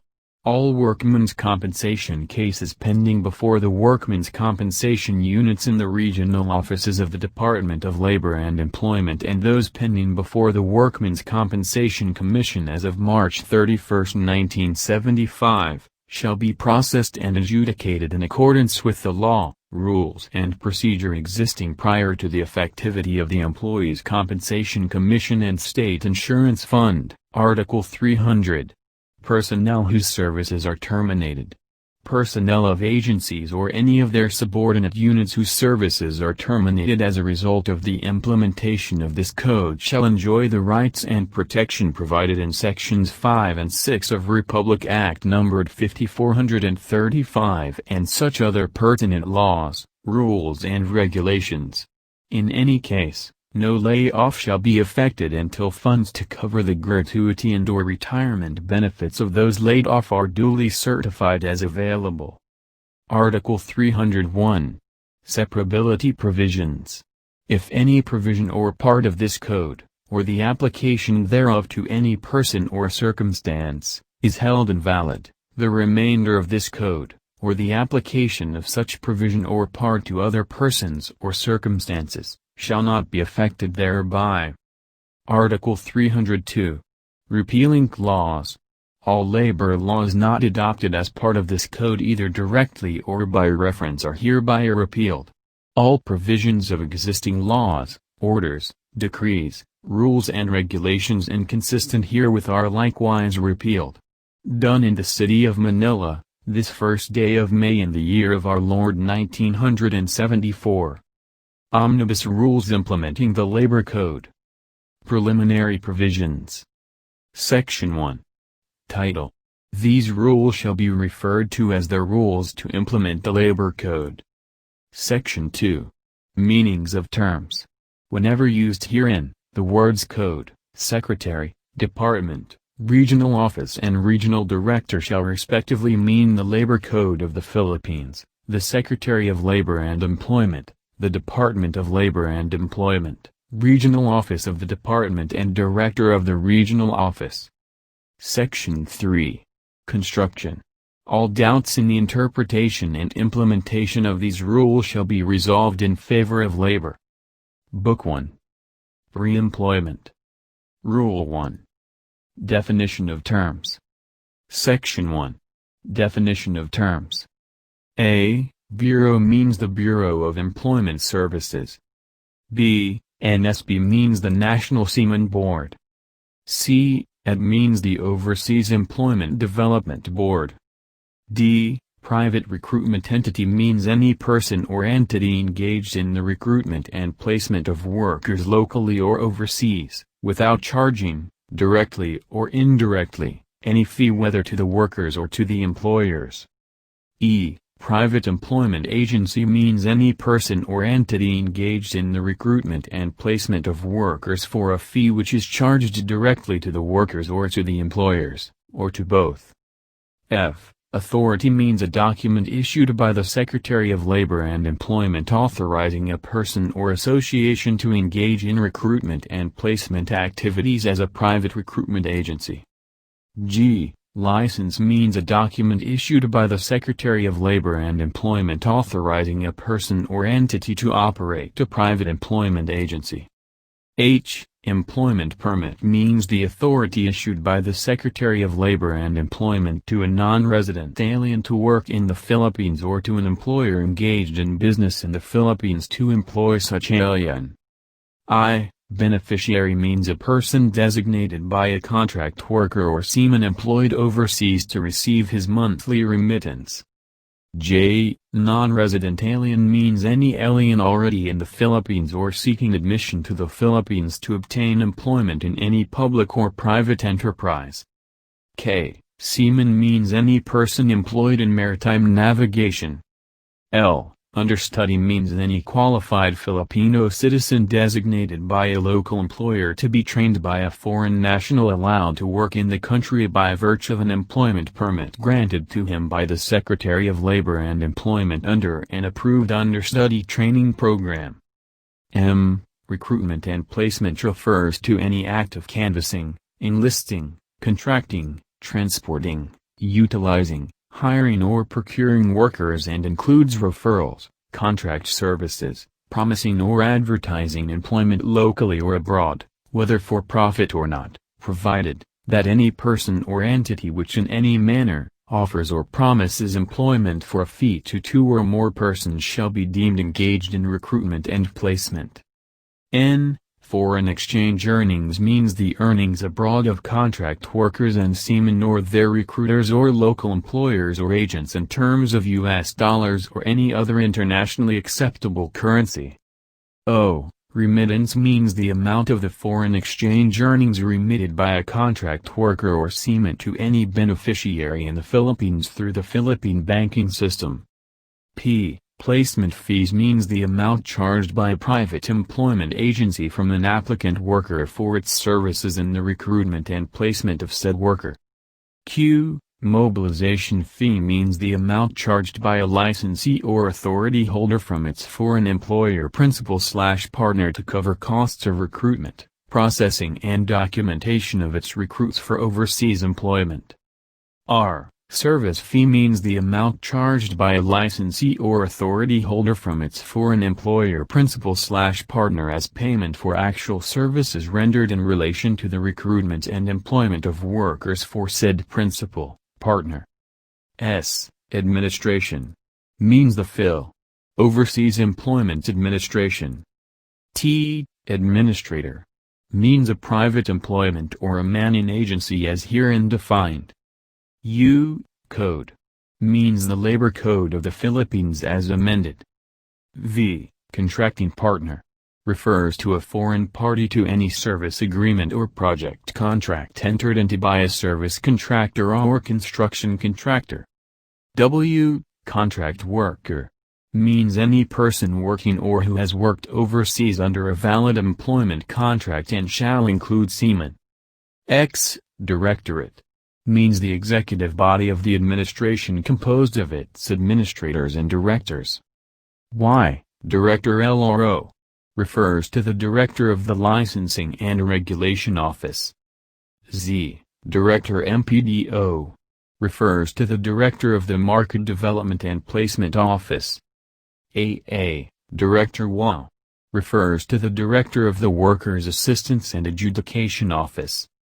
BB, Employer, refers to any person, partnership or corporation, whether local or foreign, directly engaging the services of the Filipino workers overseas. CC, Entity, means a private recruitment entity as herein defined. DD, Governing Board, is the policy-making body of the administration. E, Manning Agency, refers to any person or entity duly licensed by the Secretary to recruit seamen for vessels plying international waters and for related maritime activities. FF, Name Hire, is a worker who is able to secure employment overseas on his own without the assistance or participation of any agency or entity.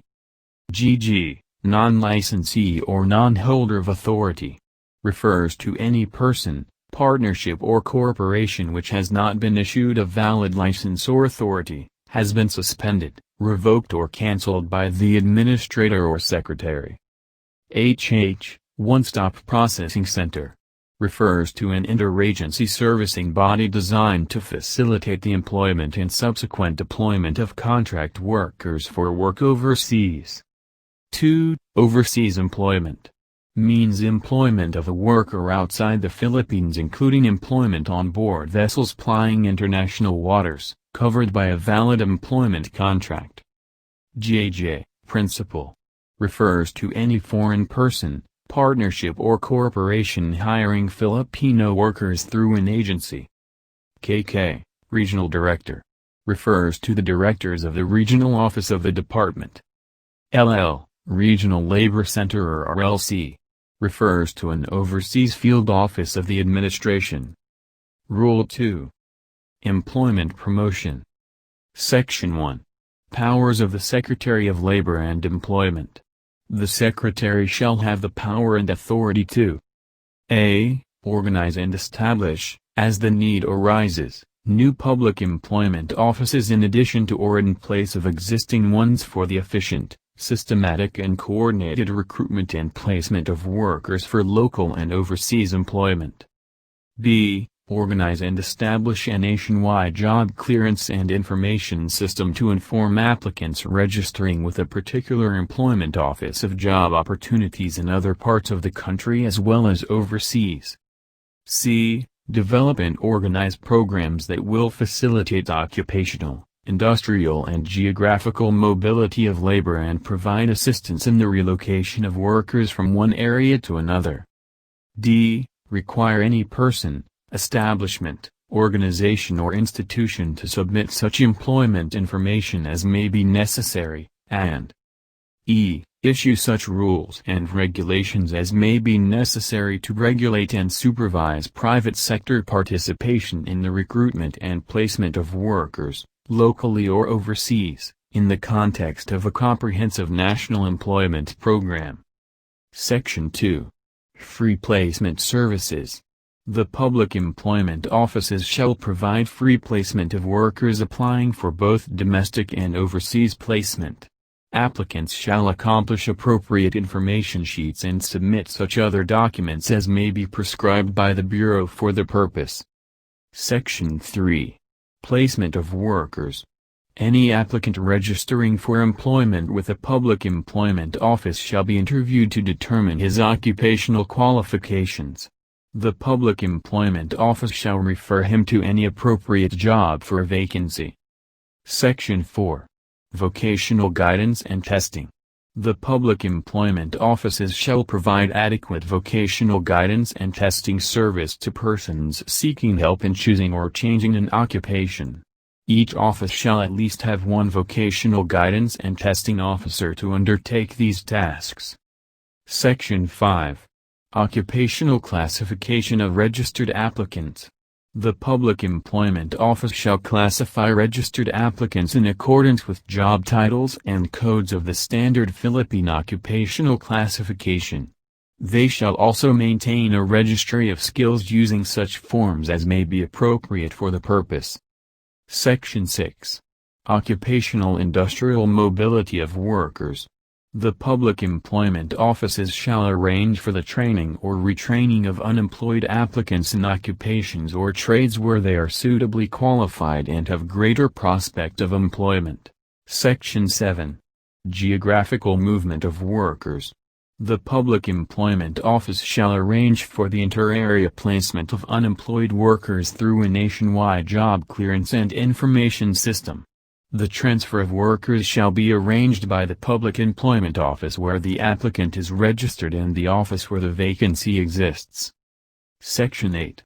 Job clearance and information system. The public employment office shall furnish lists of registered job applicants and job openings to the Bureau, which shall act as the national job clearinghouse. Section 9. Submission of reports. At the end of each month, every employer with at least 6 employees shall submit to the nearest public employment office the following. A. List of existing job vacancies or opening. B. List of new employees, if any. C. Terminations, layoffs or retirements.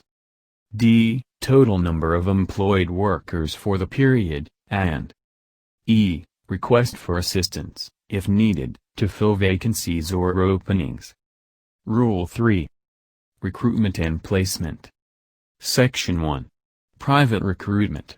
No person or entity shall engage in the recruitment and placement of workers either for local or overseas employment except the following. A. Public employment offices. B. Overseas Employment Development Board. C. National Seaman Board. D. Private recruitment offices. E. Private employment agencies. F. Shipping or manning agents or representatives, and G. Such other persons or entities as may be authorized by the Secretary. Section 2. Ban on direct hiring. No employer may hire a Filipino worker for overseas employment except through the person or entities enumerated in the preceding section or as authorized by the law or by the Secretary. Direct hiring by members of the diplomatic service, officials and employees of international organizations and such other employers as may be authorized by the Overseas Employment Development Board shall be allowed. Rule 4. Private sector participation in recruitment and placement. Section 1. Who may participate in the private sector? Only the following persons or entities in the private sector may engage in the recruitment and placement of workers either for local or overseas employment. A. Private employment agencies. B. Private recruitment entities. C. Shipping or manning agents or representatives, and D. Such other persons or entities as may be authorized by the Secretary. Section 2. Citizenship requirement. Only Filipino citizens or corporations, partnerships or entities at least 75% of the authorized and voting capital stock of which is owned and controlled by Filipino citizens shall be permitted to participate in the recruitment and placement of workers, locally or overseas. Rule V. Private employment agencies. Section 1. Qualifications of applicants. All applicants for license to operate private employment agencies either for local or overseas recruitment and placement shall possess the following qualifications. A. Citizenship requirement as provided for in Rule 4 of the Rules. B. Appropriate capitalization as follows. 1. For overseas recruitment and placement, a minimum net worth of 150,000 pesos in the case of single proprietorship, and a paid-up capital or net worth of 150,000 pesos in the case of a corporation or partnership, as the case may be. 2.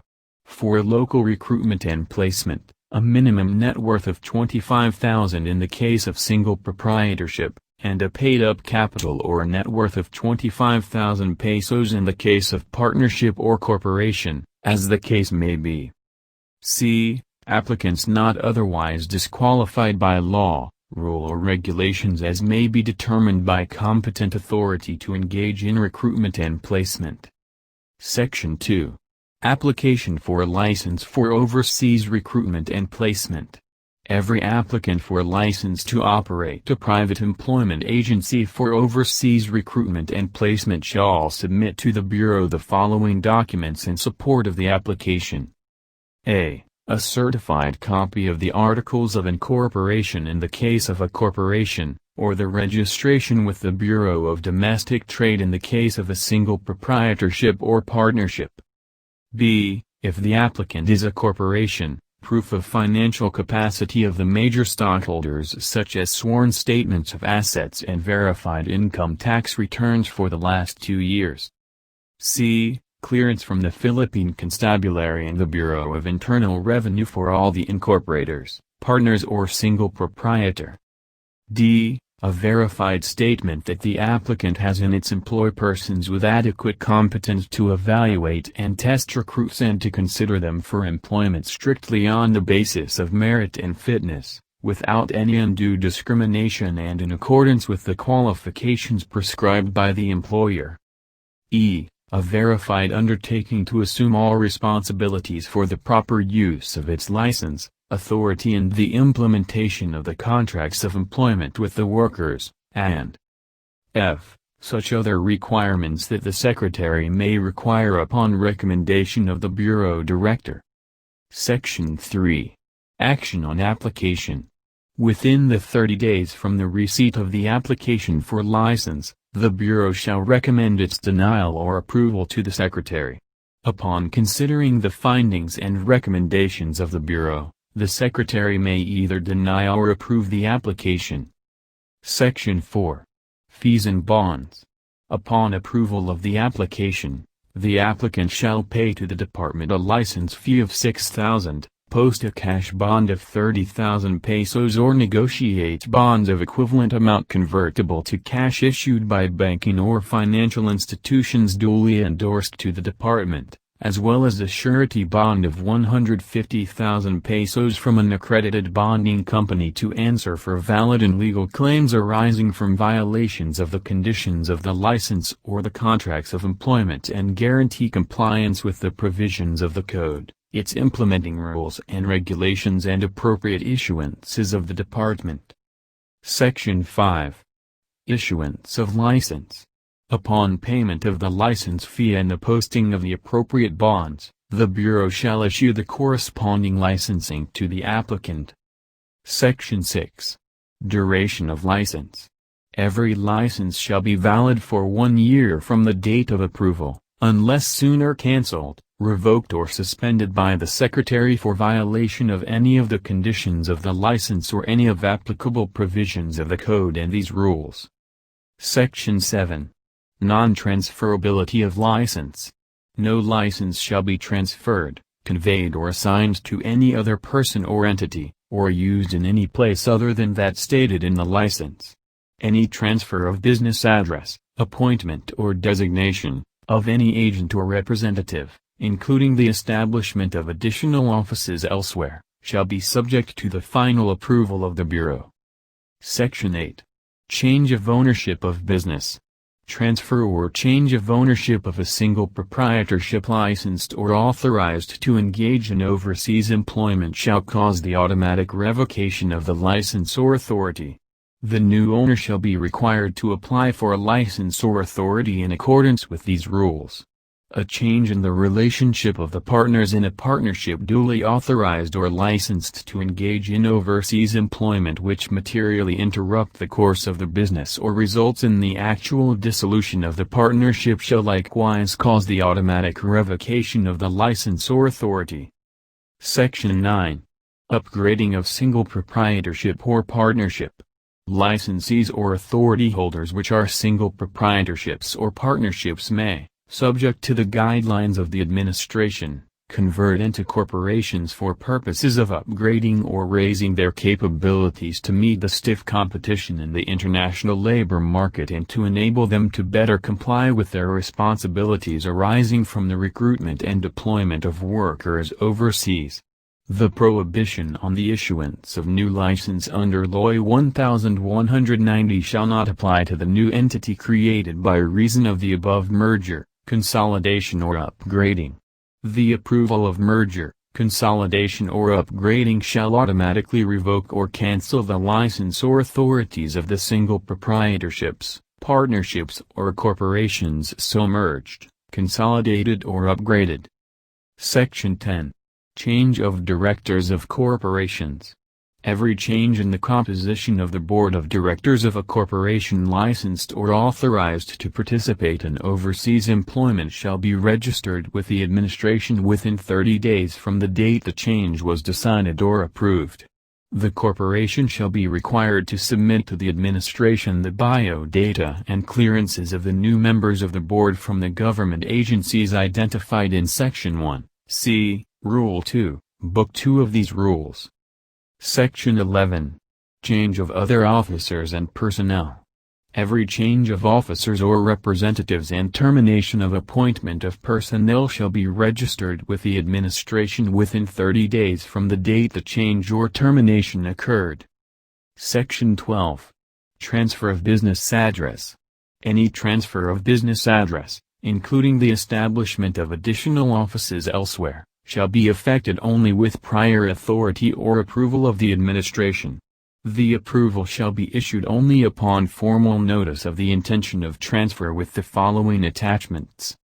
A. Copy of the company's formal notice to the BDT or SEC on the transfer of business address.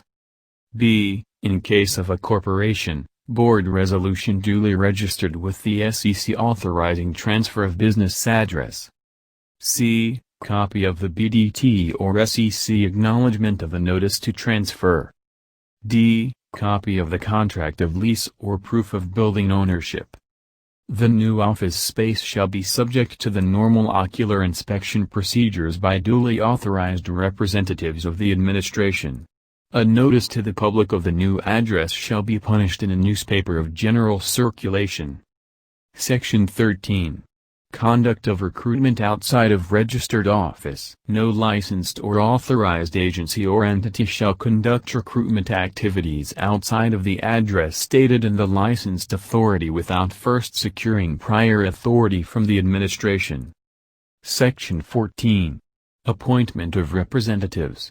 Every appointment of representatives or agents of licensed or authorized agency or entity shall be subject to the prior approval or authority of the administration. The approval may be issued upon submission of or compliance with the following requirements. A. Proposed appointment or special power of embassy or of the Department of Labor and Employment official as may be appropriate. Such formal appointment or recruitment agreement shall contain the following provisions, among others. 1. Terms of recruitment, including the responsibility of the parties relative to the employment of workers. 2. Power of the agency to sue and be sued jointly and solidarily with the principal or foreign-based employer for any of the violations of the recruitment agreement and the contracts of employment. 3. Compensation or payment schedule, including payment of documentation costs, government fees, service from the transportation fare and the mode of payments. 4. Period of validity, which shall be not less than 1 year and up to the expiration date of the last employment contract signed with its recruits, and 5. Institutions of systems or procedure to be implemented for mandatory remittance of a portion of the worker's salary as provided under the Code and the Affidavit of Undertaking. B. Commercial registration and other pertinent documents proving the legal personality of the foreign principal, including its authority to hire and recruit foreign workers.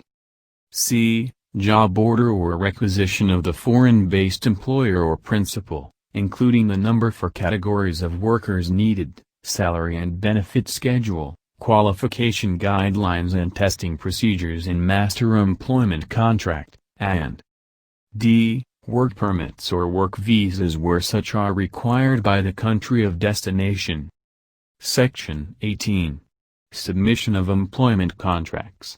A. Every private employment agency shall submit to the Bureau, for evaluation and approval, the master employment contract to be used for its recruits and the service, recruitment agreement which shall be written in English and in the language of the country of work whenever necessary.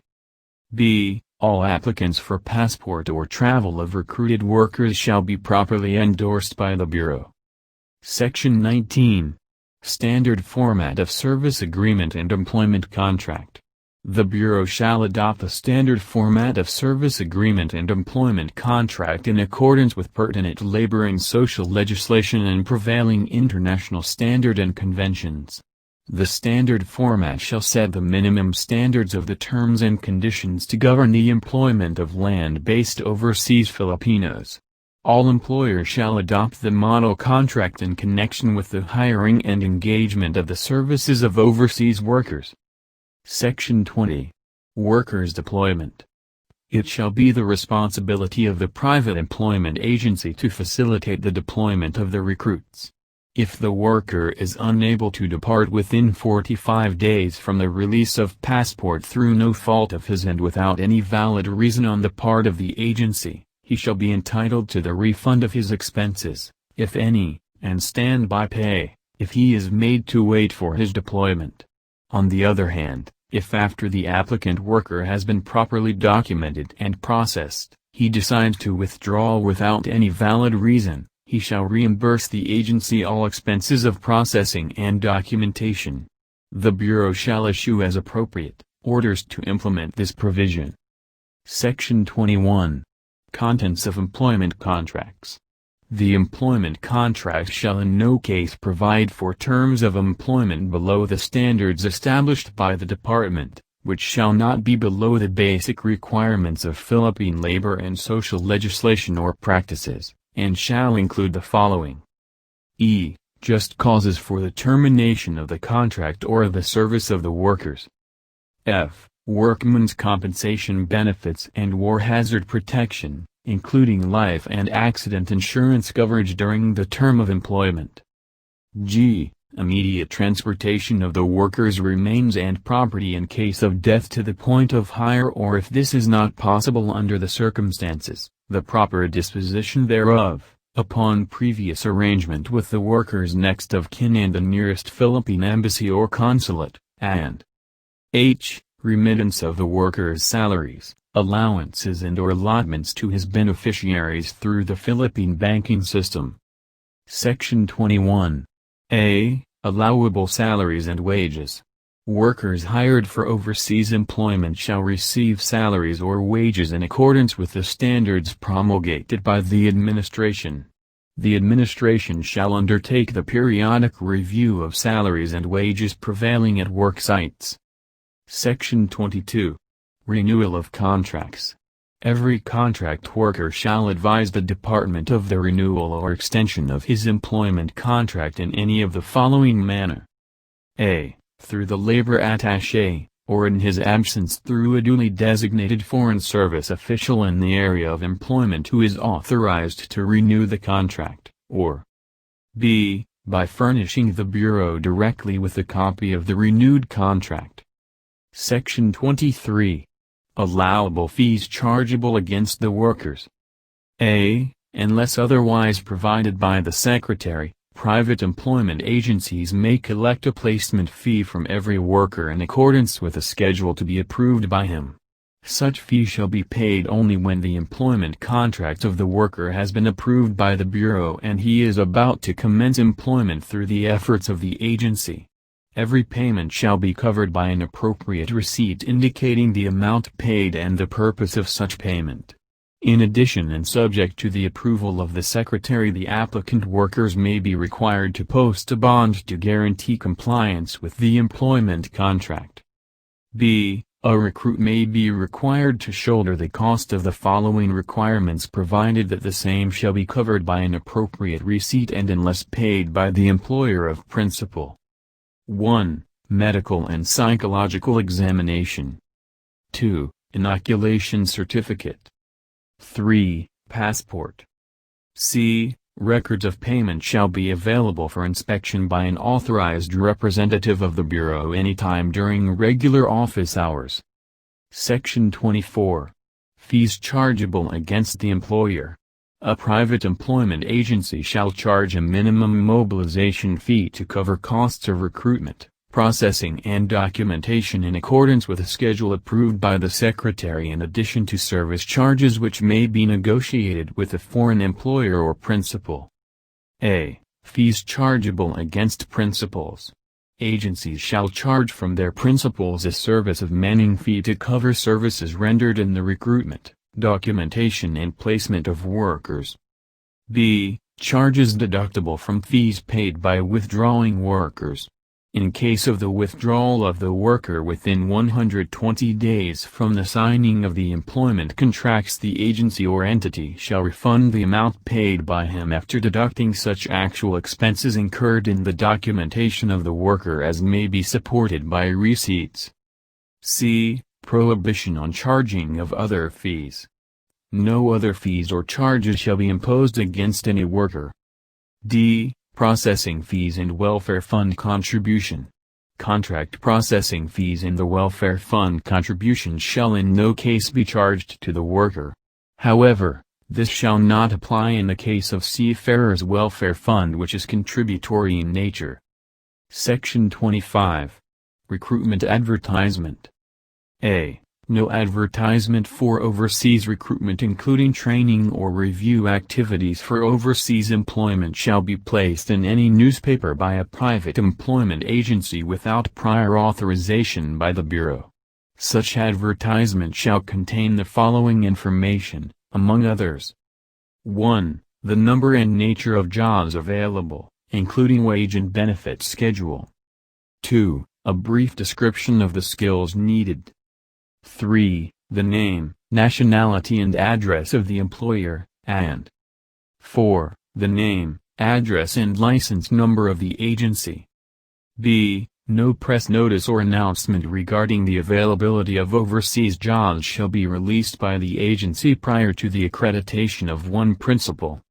Section 25.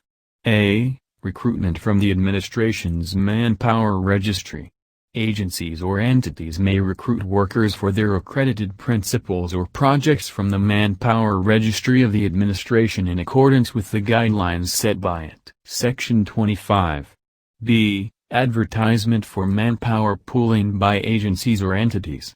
Agencies or entities desiring to generate qualified applicants for prospective principal or project may advertise in accordance with the format prescribed by the administration.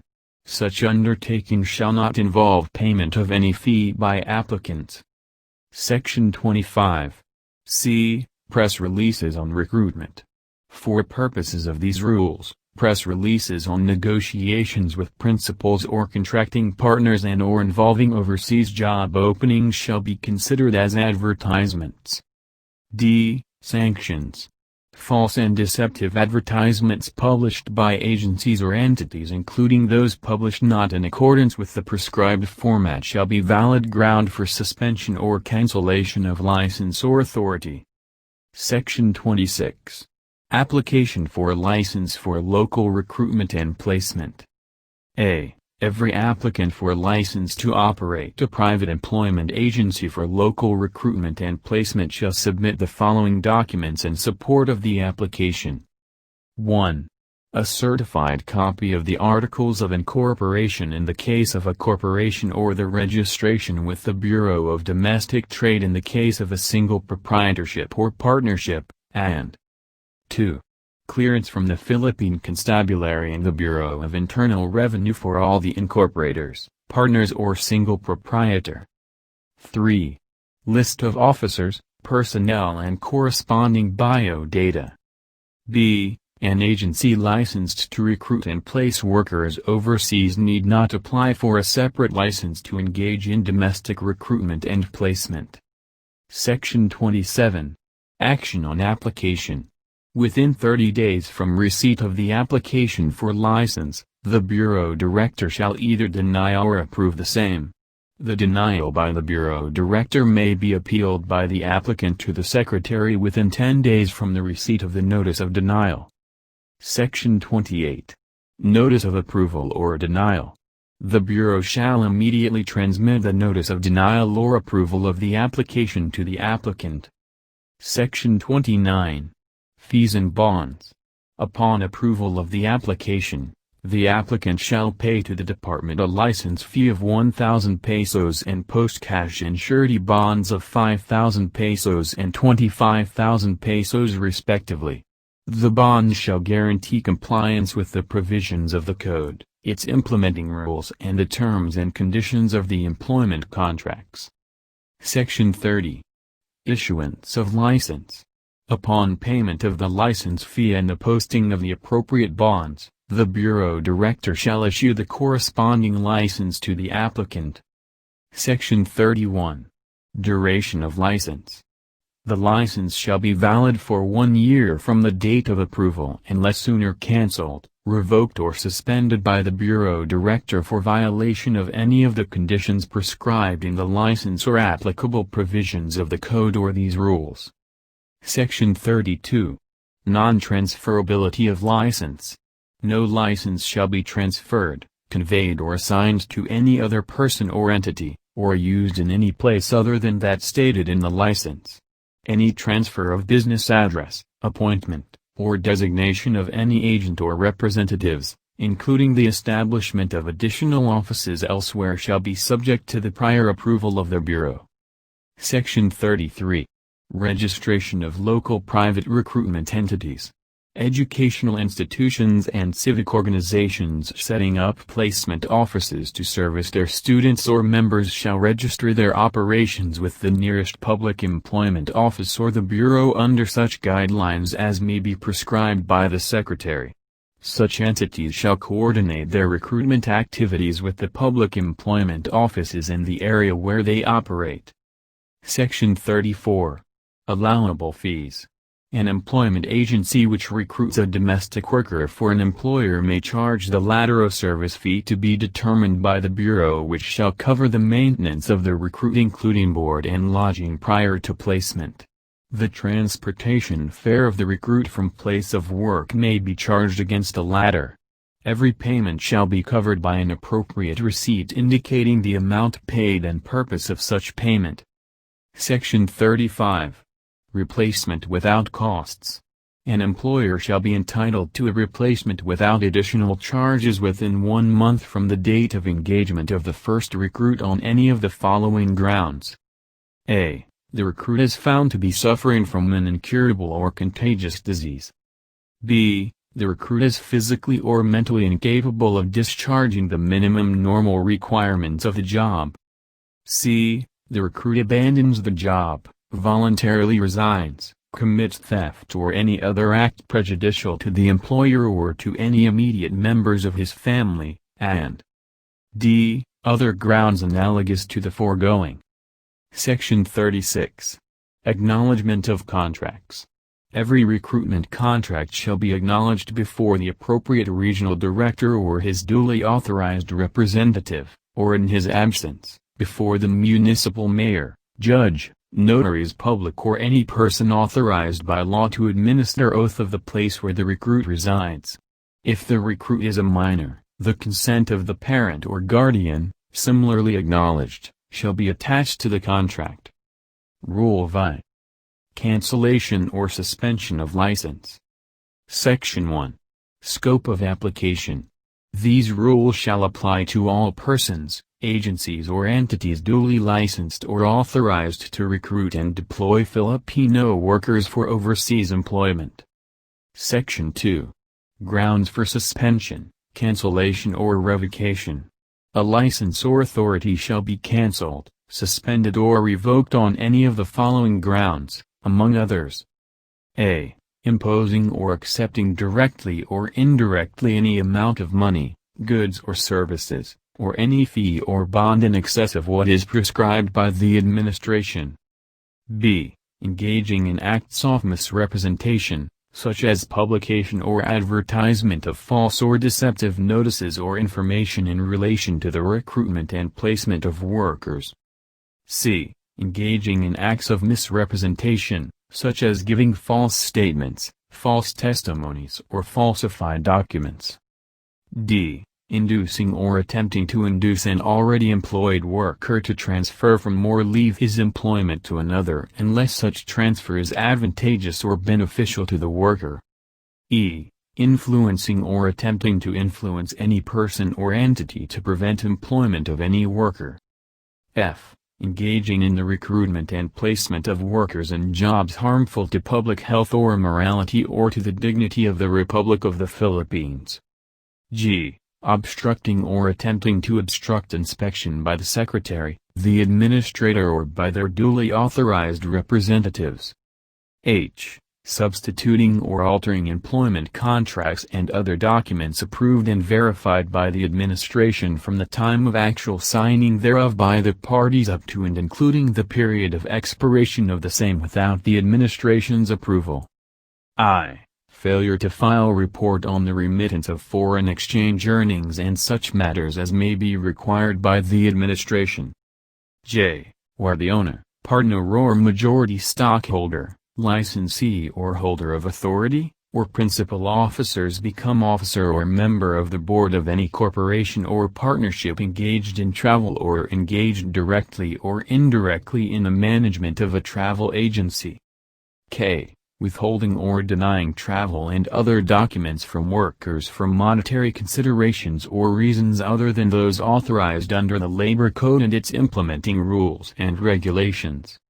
L. Engaging in recruitment activities in places other than specified in the license or authority without previous authorization from the administration.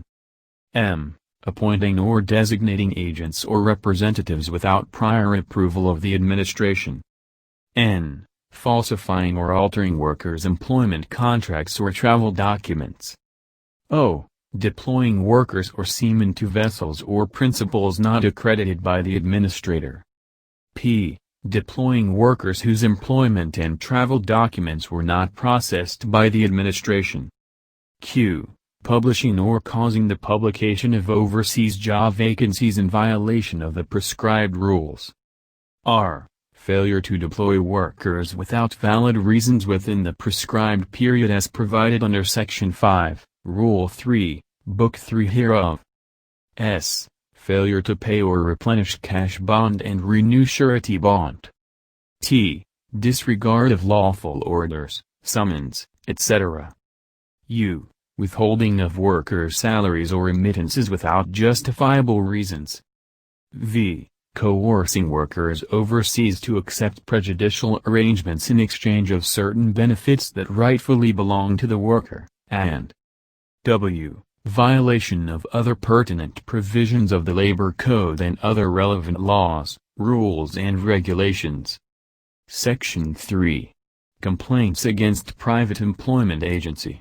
Any complaint or report against private employment agency shall be filed with the Bureau.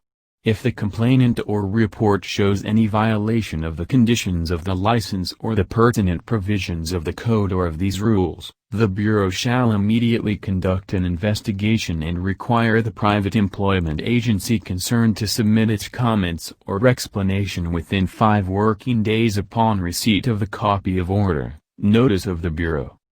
A. Contents of the complaint. The complaint shall state the name and address of the complainant as well as that of the respondent, the specific offense or omission, the date when the offense was committed, and the reliefs sought. B. Action on the complaint. Upon receipt of the complaint, the administration shall furnish the respondent with a copy of the complaint and its supporting documents, if any, and require him to file his answer within 10 working days from receipt thereof. The respondent's answer should be filed with the Licensing and Regulation Office within the reglementary period, attaching thereto proof of service of a copy thereof to the complainant.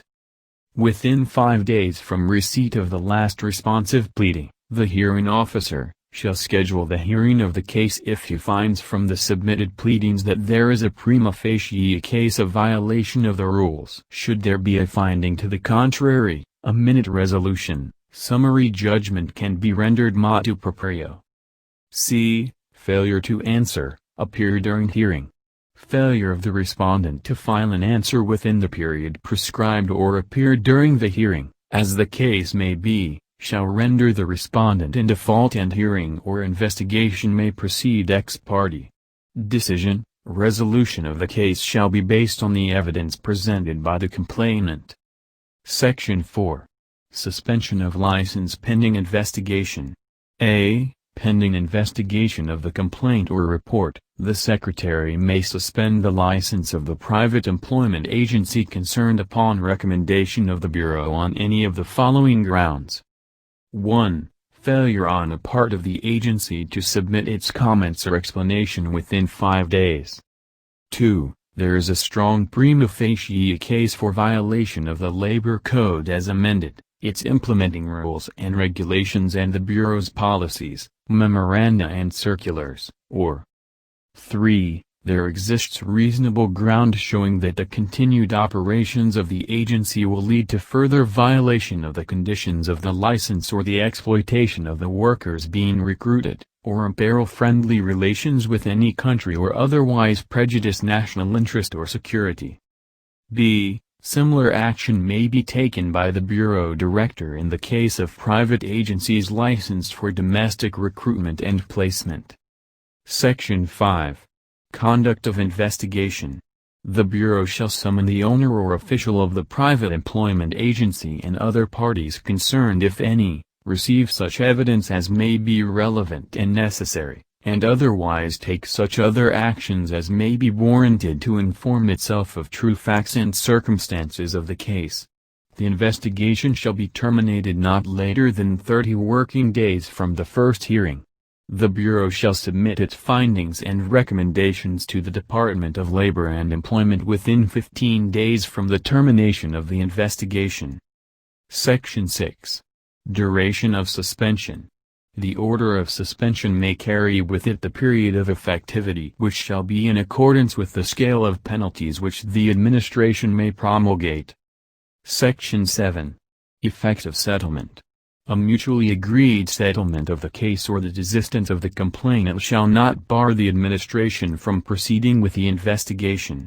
The Secretary or the Administrator shall act on the case as may be merited by the results of the investigation and impose such penalties on the erring agency or entity as may be deemed appropriate. Such settlement when reached to the full satisfaction of the complainant may, however, mitigate the liability of the respondent. Section 8. Imposition of fines. In addition to or in lieu of the penalties of suspension or cancellation, the Secretary or the Administrator may impose fines. Section 9. Suspension of documentary processing.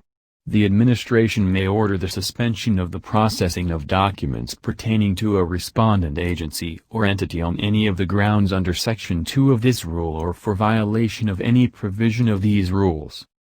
Section 10. Who may issue orders. Orders of cancellation shall be issued by the Secretary. Orders for suspension of license or authority or the lifting thereof shall be issued by the Administrator, or in his absence by the acting Administrator, in behalf of the Secretary. All other orders or resolutions which do not involve the suspension, cancellation or revocation of license or authority may be issued by the Director, LRO. Section 11. Effective order of suspension of license.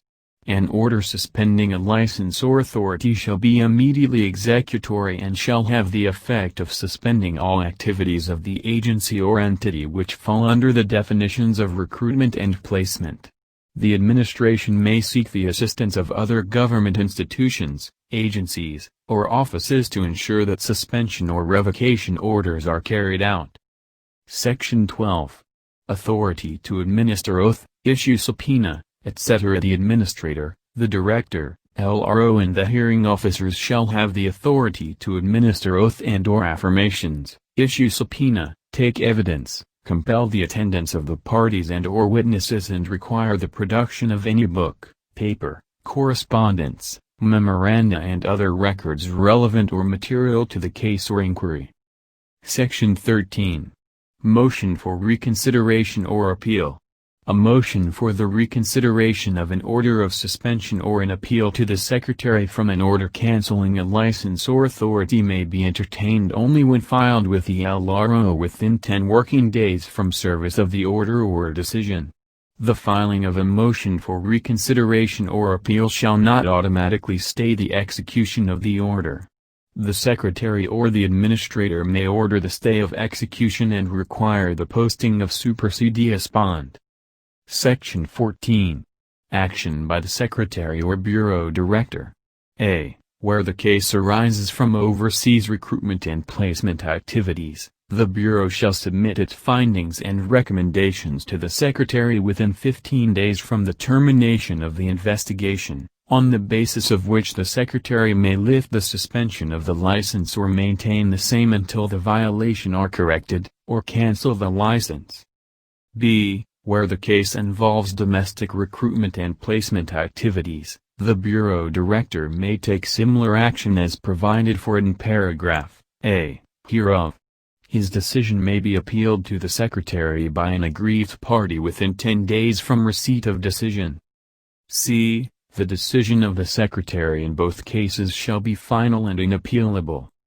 D. Where the decision of the Secretary is to suspend the license, authority, the duration of said suspension shall not be less than 60 days, unless sooner lifted by him. Section 15. Inspection and Enforcement. A. The Bureau shall establish an inspectorate system to ensure effective supervision of the activities of all license and authority holders as well as of aliens employed in the Philippines and the implementation of the understudy training program of the employers of such aliens. B. The Bureau Director or his duly authorized representative may, during regular office hours, inspect the premises, books and records of license and authority holders and of establishments employing aliens to determine compliance with the code and of these rules. Section 16. Inspection before licensing. Before issuance or renewal of license or authority, the administration shall conduct an inspection of the premises and pertinent documents of the applicant. Section 17. Inspection of agencies and entities. All agencies and entities shall be subject to periodic inspection by the administration to determine compliance with existing rules and regulations. Inspection shall likewise be conducted by the administration in case of transfer of office or establishment of a branch office or upon complaint or report of violations of existing rules and regulations. Section 18. Subject of inspection. Depending on the purpose of inspection, the authorized representatives of the administration shall require the presentation of and examine the necessary documents, records and premises of an agency or entity. Section 19. Inspection procedures. A. Inspection shall be conducted by a team of at least 2 duly authorized persons during office hours, unless otherwise authorized in accordance with Section 3 of this rules. B. Inspection shall be conducted in the presence of the manager of the office or any office personnel. C. Inspection reports shall be submitted to the administrator or the director, LRO, within 24 hours after the inspection. Section 20. Violation found in the course of inspection. Violations found in the course of inspection such as non-compliance with the administration's rules, issuances, directives, etc. may be grounds for the imposition of appropriate sanctions or for the denial of application for renewal of license. Section 21. Issuance of policy guidelines on inspection. The Director, LRO, shall issue appropriate guidelines which shall ensure an effective and comprehensive system of inspection. Section 22. Guidelines on functions and responsibilities. Consistent with these rules and regulations and appropriate instructions of the Secretary, the Bureau shall issue guidelines governing its functions and responsibilities. Rule 7. The Overseas Construction Industry and the Corporate Export Program. Section 1. Registration of Filipino construction contractors. Subject to guidelines issued jointly by the Secretary and the Construction Industry Authority of the Philippines, construction contractors shall be issued authority to operate as private recruitment entities. Section 2. Corporate Export Program. The Bureau, in coordination with other relevant agencies and entities, shall develop programs for the hiring of workers in organized or corporate groups. Rule 8. Private recruitment entities. Section 1. Qualifications of applicants. All applicants for authority to operate private recruitment entities for overseas work other than construction contractors shall possess the following qualifications. A. Citizenship requirement as provided for in Rule 4 of these rules. B. Appropriate capitalization as follows. 1. A minimum net worth of 300,000 pesos in the case of single proprietorship, and a paid-up capital or a net worth of 300,000 pesos in the case of a corporation or partnership, as the case may be. Section 2. Application for authority for overseas private recruitment. Every applicant for authority to operate a private recruitment entity shall submit the following documents in support of the application. A. A certified copy of the Articles of Incorporation in the case of a corporation, or the registration with the Bureau of Domestic Trade in the case of a single proprietorship or partnership. B. If the applicant is a corporation, proof of financial capacity of the major stockholders such as sworn statements of assets and liabilities and verified income tax returns for the last 2 years. C. If the applicant is a single proprietorship or a partnership, proof of financial capacity of proprietor or partners such as sworn statements of assets and liabilities and verified income tax returns for the last 2 years. D. Clearance from the Philippine Constabulary and the Bureau of Internal Revenue for all the incorporators, partners or single proprietor. E. A verified statement that the applicant has in its employ persons with adequate competence to evaluate and test recruits and to consider them for employment strictly on the basis of merit and fitness, without any undue discrimination and in accordance with the qualifications prescribed by the employers. F. A verified undertaking to assume all responsibilities for the proper use of its authority and the implementation of the contract of employment with the workers, and g. Such other requirements that the Secretary may require upon recommendation of the Director. Section 3. Action on application. Within 30 days from the receipt of the application for authority, the Bureau shall recommend its denial or approval to the Secretary. Upon considering the findings and recommendations of the Bureau, the Secretary may either deny or approve the application. Section 4. Fees and bonds.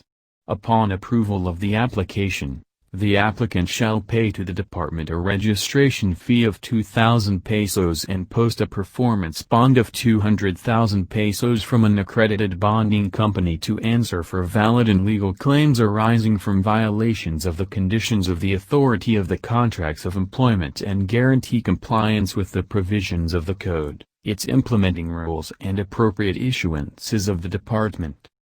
Section 5. Action on application. Within 30 days from the receipt of the application for authority, the Bureau shall recommend its denial or approval to the Secretary. Upon considering the findings and recommendations of the Bureau, the Secretary may either deny or approve the application. Section 6. Issuance of authority. Upon payment of the registration fee and the posting of the appropriate bonds, the Secretary shall issue the corresponding authority to the applicant. Section 7. Duration, renewal and non-transferability of authority. A. Every authority shall be valid for 1 year from the date of approval, unless sooner cancelled, revoked or suspended by the Secretary for violations of any of the conditions of the authority or any applicable provisions of the Code or these rules. B. No authority shall be transferred, conveyed or assigned to any other person or entity or used in any place other than that stated in the authority. Any transfer of business address, appointment or designation of any agency or representative, including the establishment of additional offices elsewhere, shall be subject to the prior approval of the Bureau.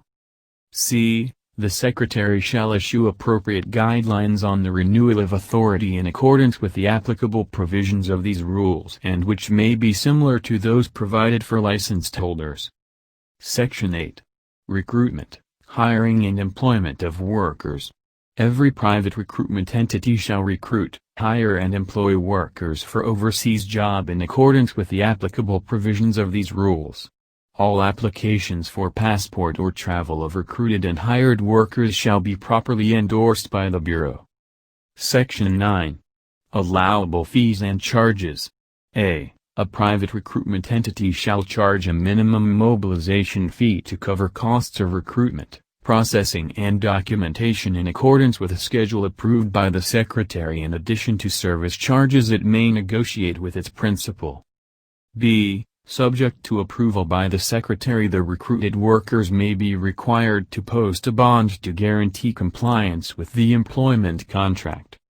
Rule 9. Overseas Employment Development Board. Section 1. Coverage.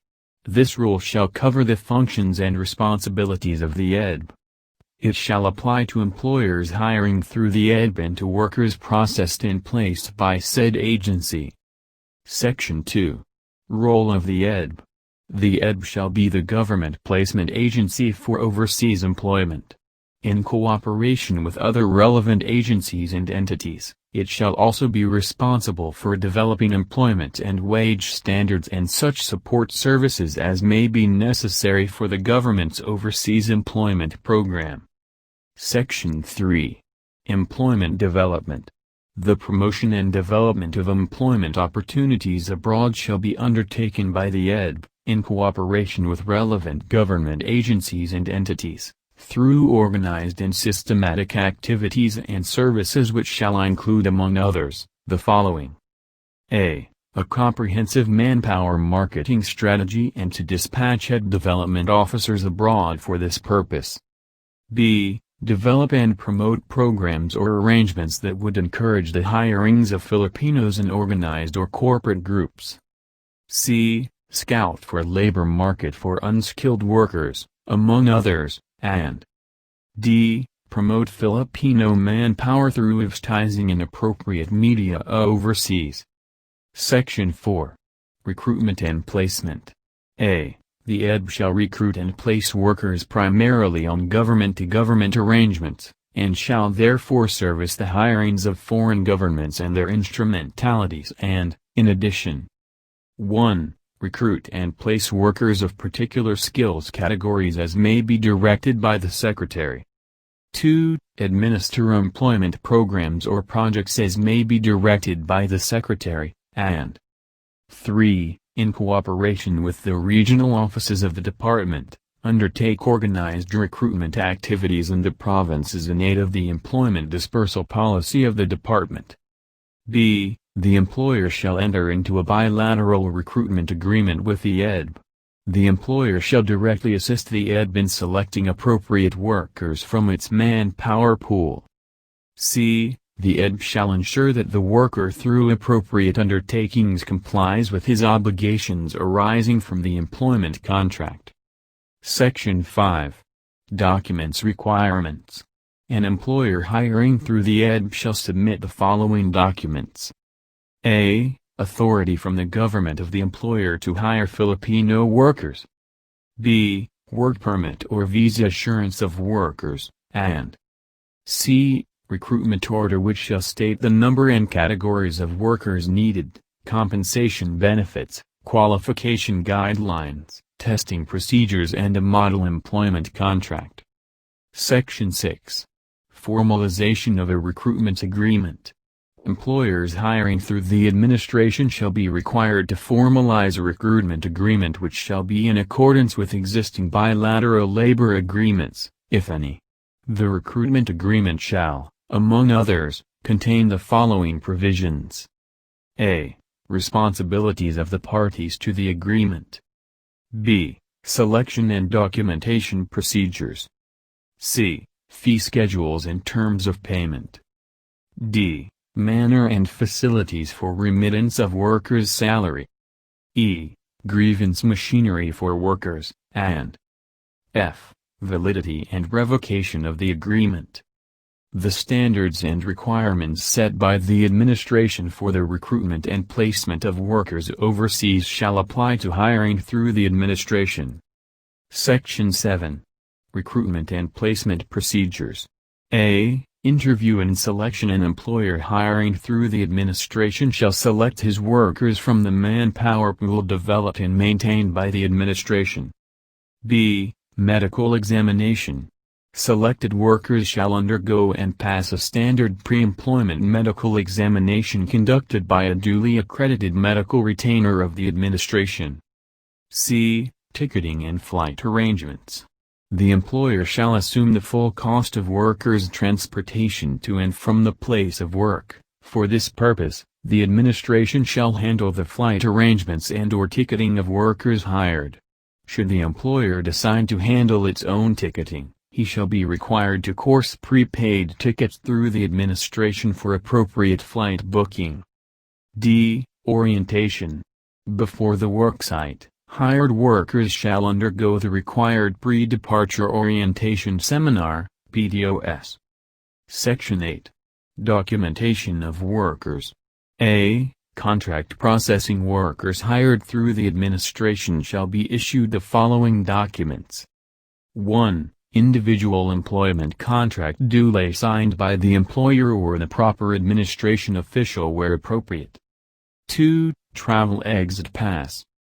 3. Endorsement letter to PDA, and 4. Such other documents as may be necessary for travel. B. Passport documentation. The administration may secure directly the selected worker's passport from the Department of Foreign Affairs. All transmittals and endorsements for passport issuance shall be undertaken directly by the administration. C. Visa arrangements. The administration may assist employers and selected workers secure their visas from the appropriate embassy. Visa forms may be accomplished by the worker at the administration. The accomplished visa forms together with the passport shall be endorsed by the administration directly to the embassy. Section 9. Workers' protection. The EDB shall protect and enhance the interest, well-being and welfare of workers and, for this purpose, it shall undertake a. To establish wage and compensation standards, employments and conditions, by region or by country, which shall be prescribed by the Secretary. B. To provide facilities for skills development and testing, pre-employment medical examination, pre-departure work, or language orientation, foreign exchange remittance assistance, re-entry and re-employment assistance, accident insurance, among others, and c. To implement a grievance procedure in accordance with the provisions of this title and the development objectives of the EDB. Section 10. Dispute settlement. The following shall be adhered to in handling employee-employer disputes. A. In the event of a dispute between employee and employer, the complainant and/or respondent shall submit such dispute to the EDB for conciliation or mediation. If the dispute is not settled at this stage, the EDB shall certify the case to the Secretary for final decision. B. The EDB, under appropriate circumstances, may suspend, prohibit or prevent an employer from further recruitment activities in the country. The EDB also under appropriate circumstances, may suspend, prohibit or prevent workers from being placed overseas. C. Whenever circumstances warrant, the EDB may dispatch an officer to the worksite to conciliate or mediate employee-employer disputes, in coordination with other appropriate government agencies. Section 11. Welfare Services. The EDB shall establish and support a secretariat for the Welfare Fund for Overseas Workers, WELFund, in accordance with PD 1412 and PD 1691.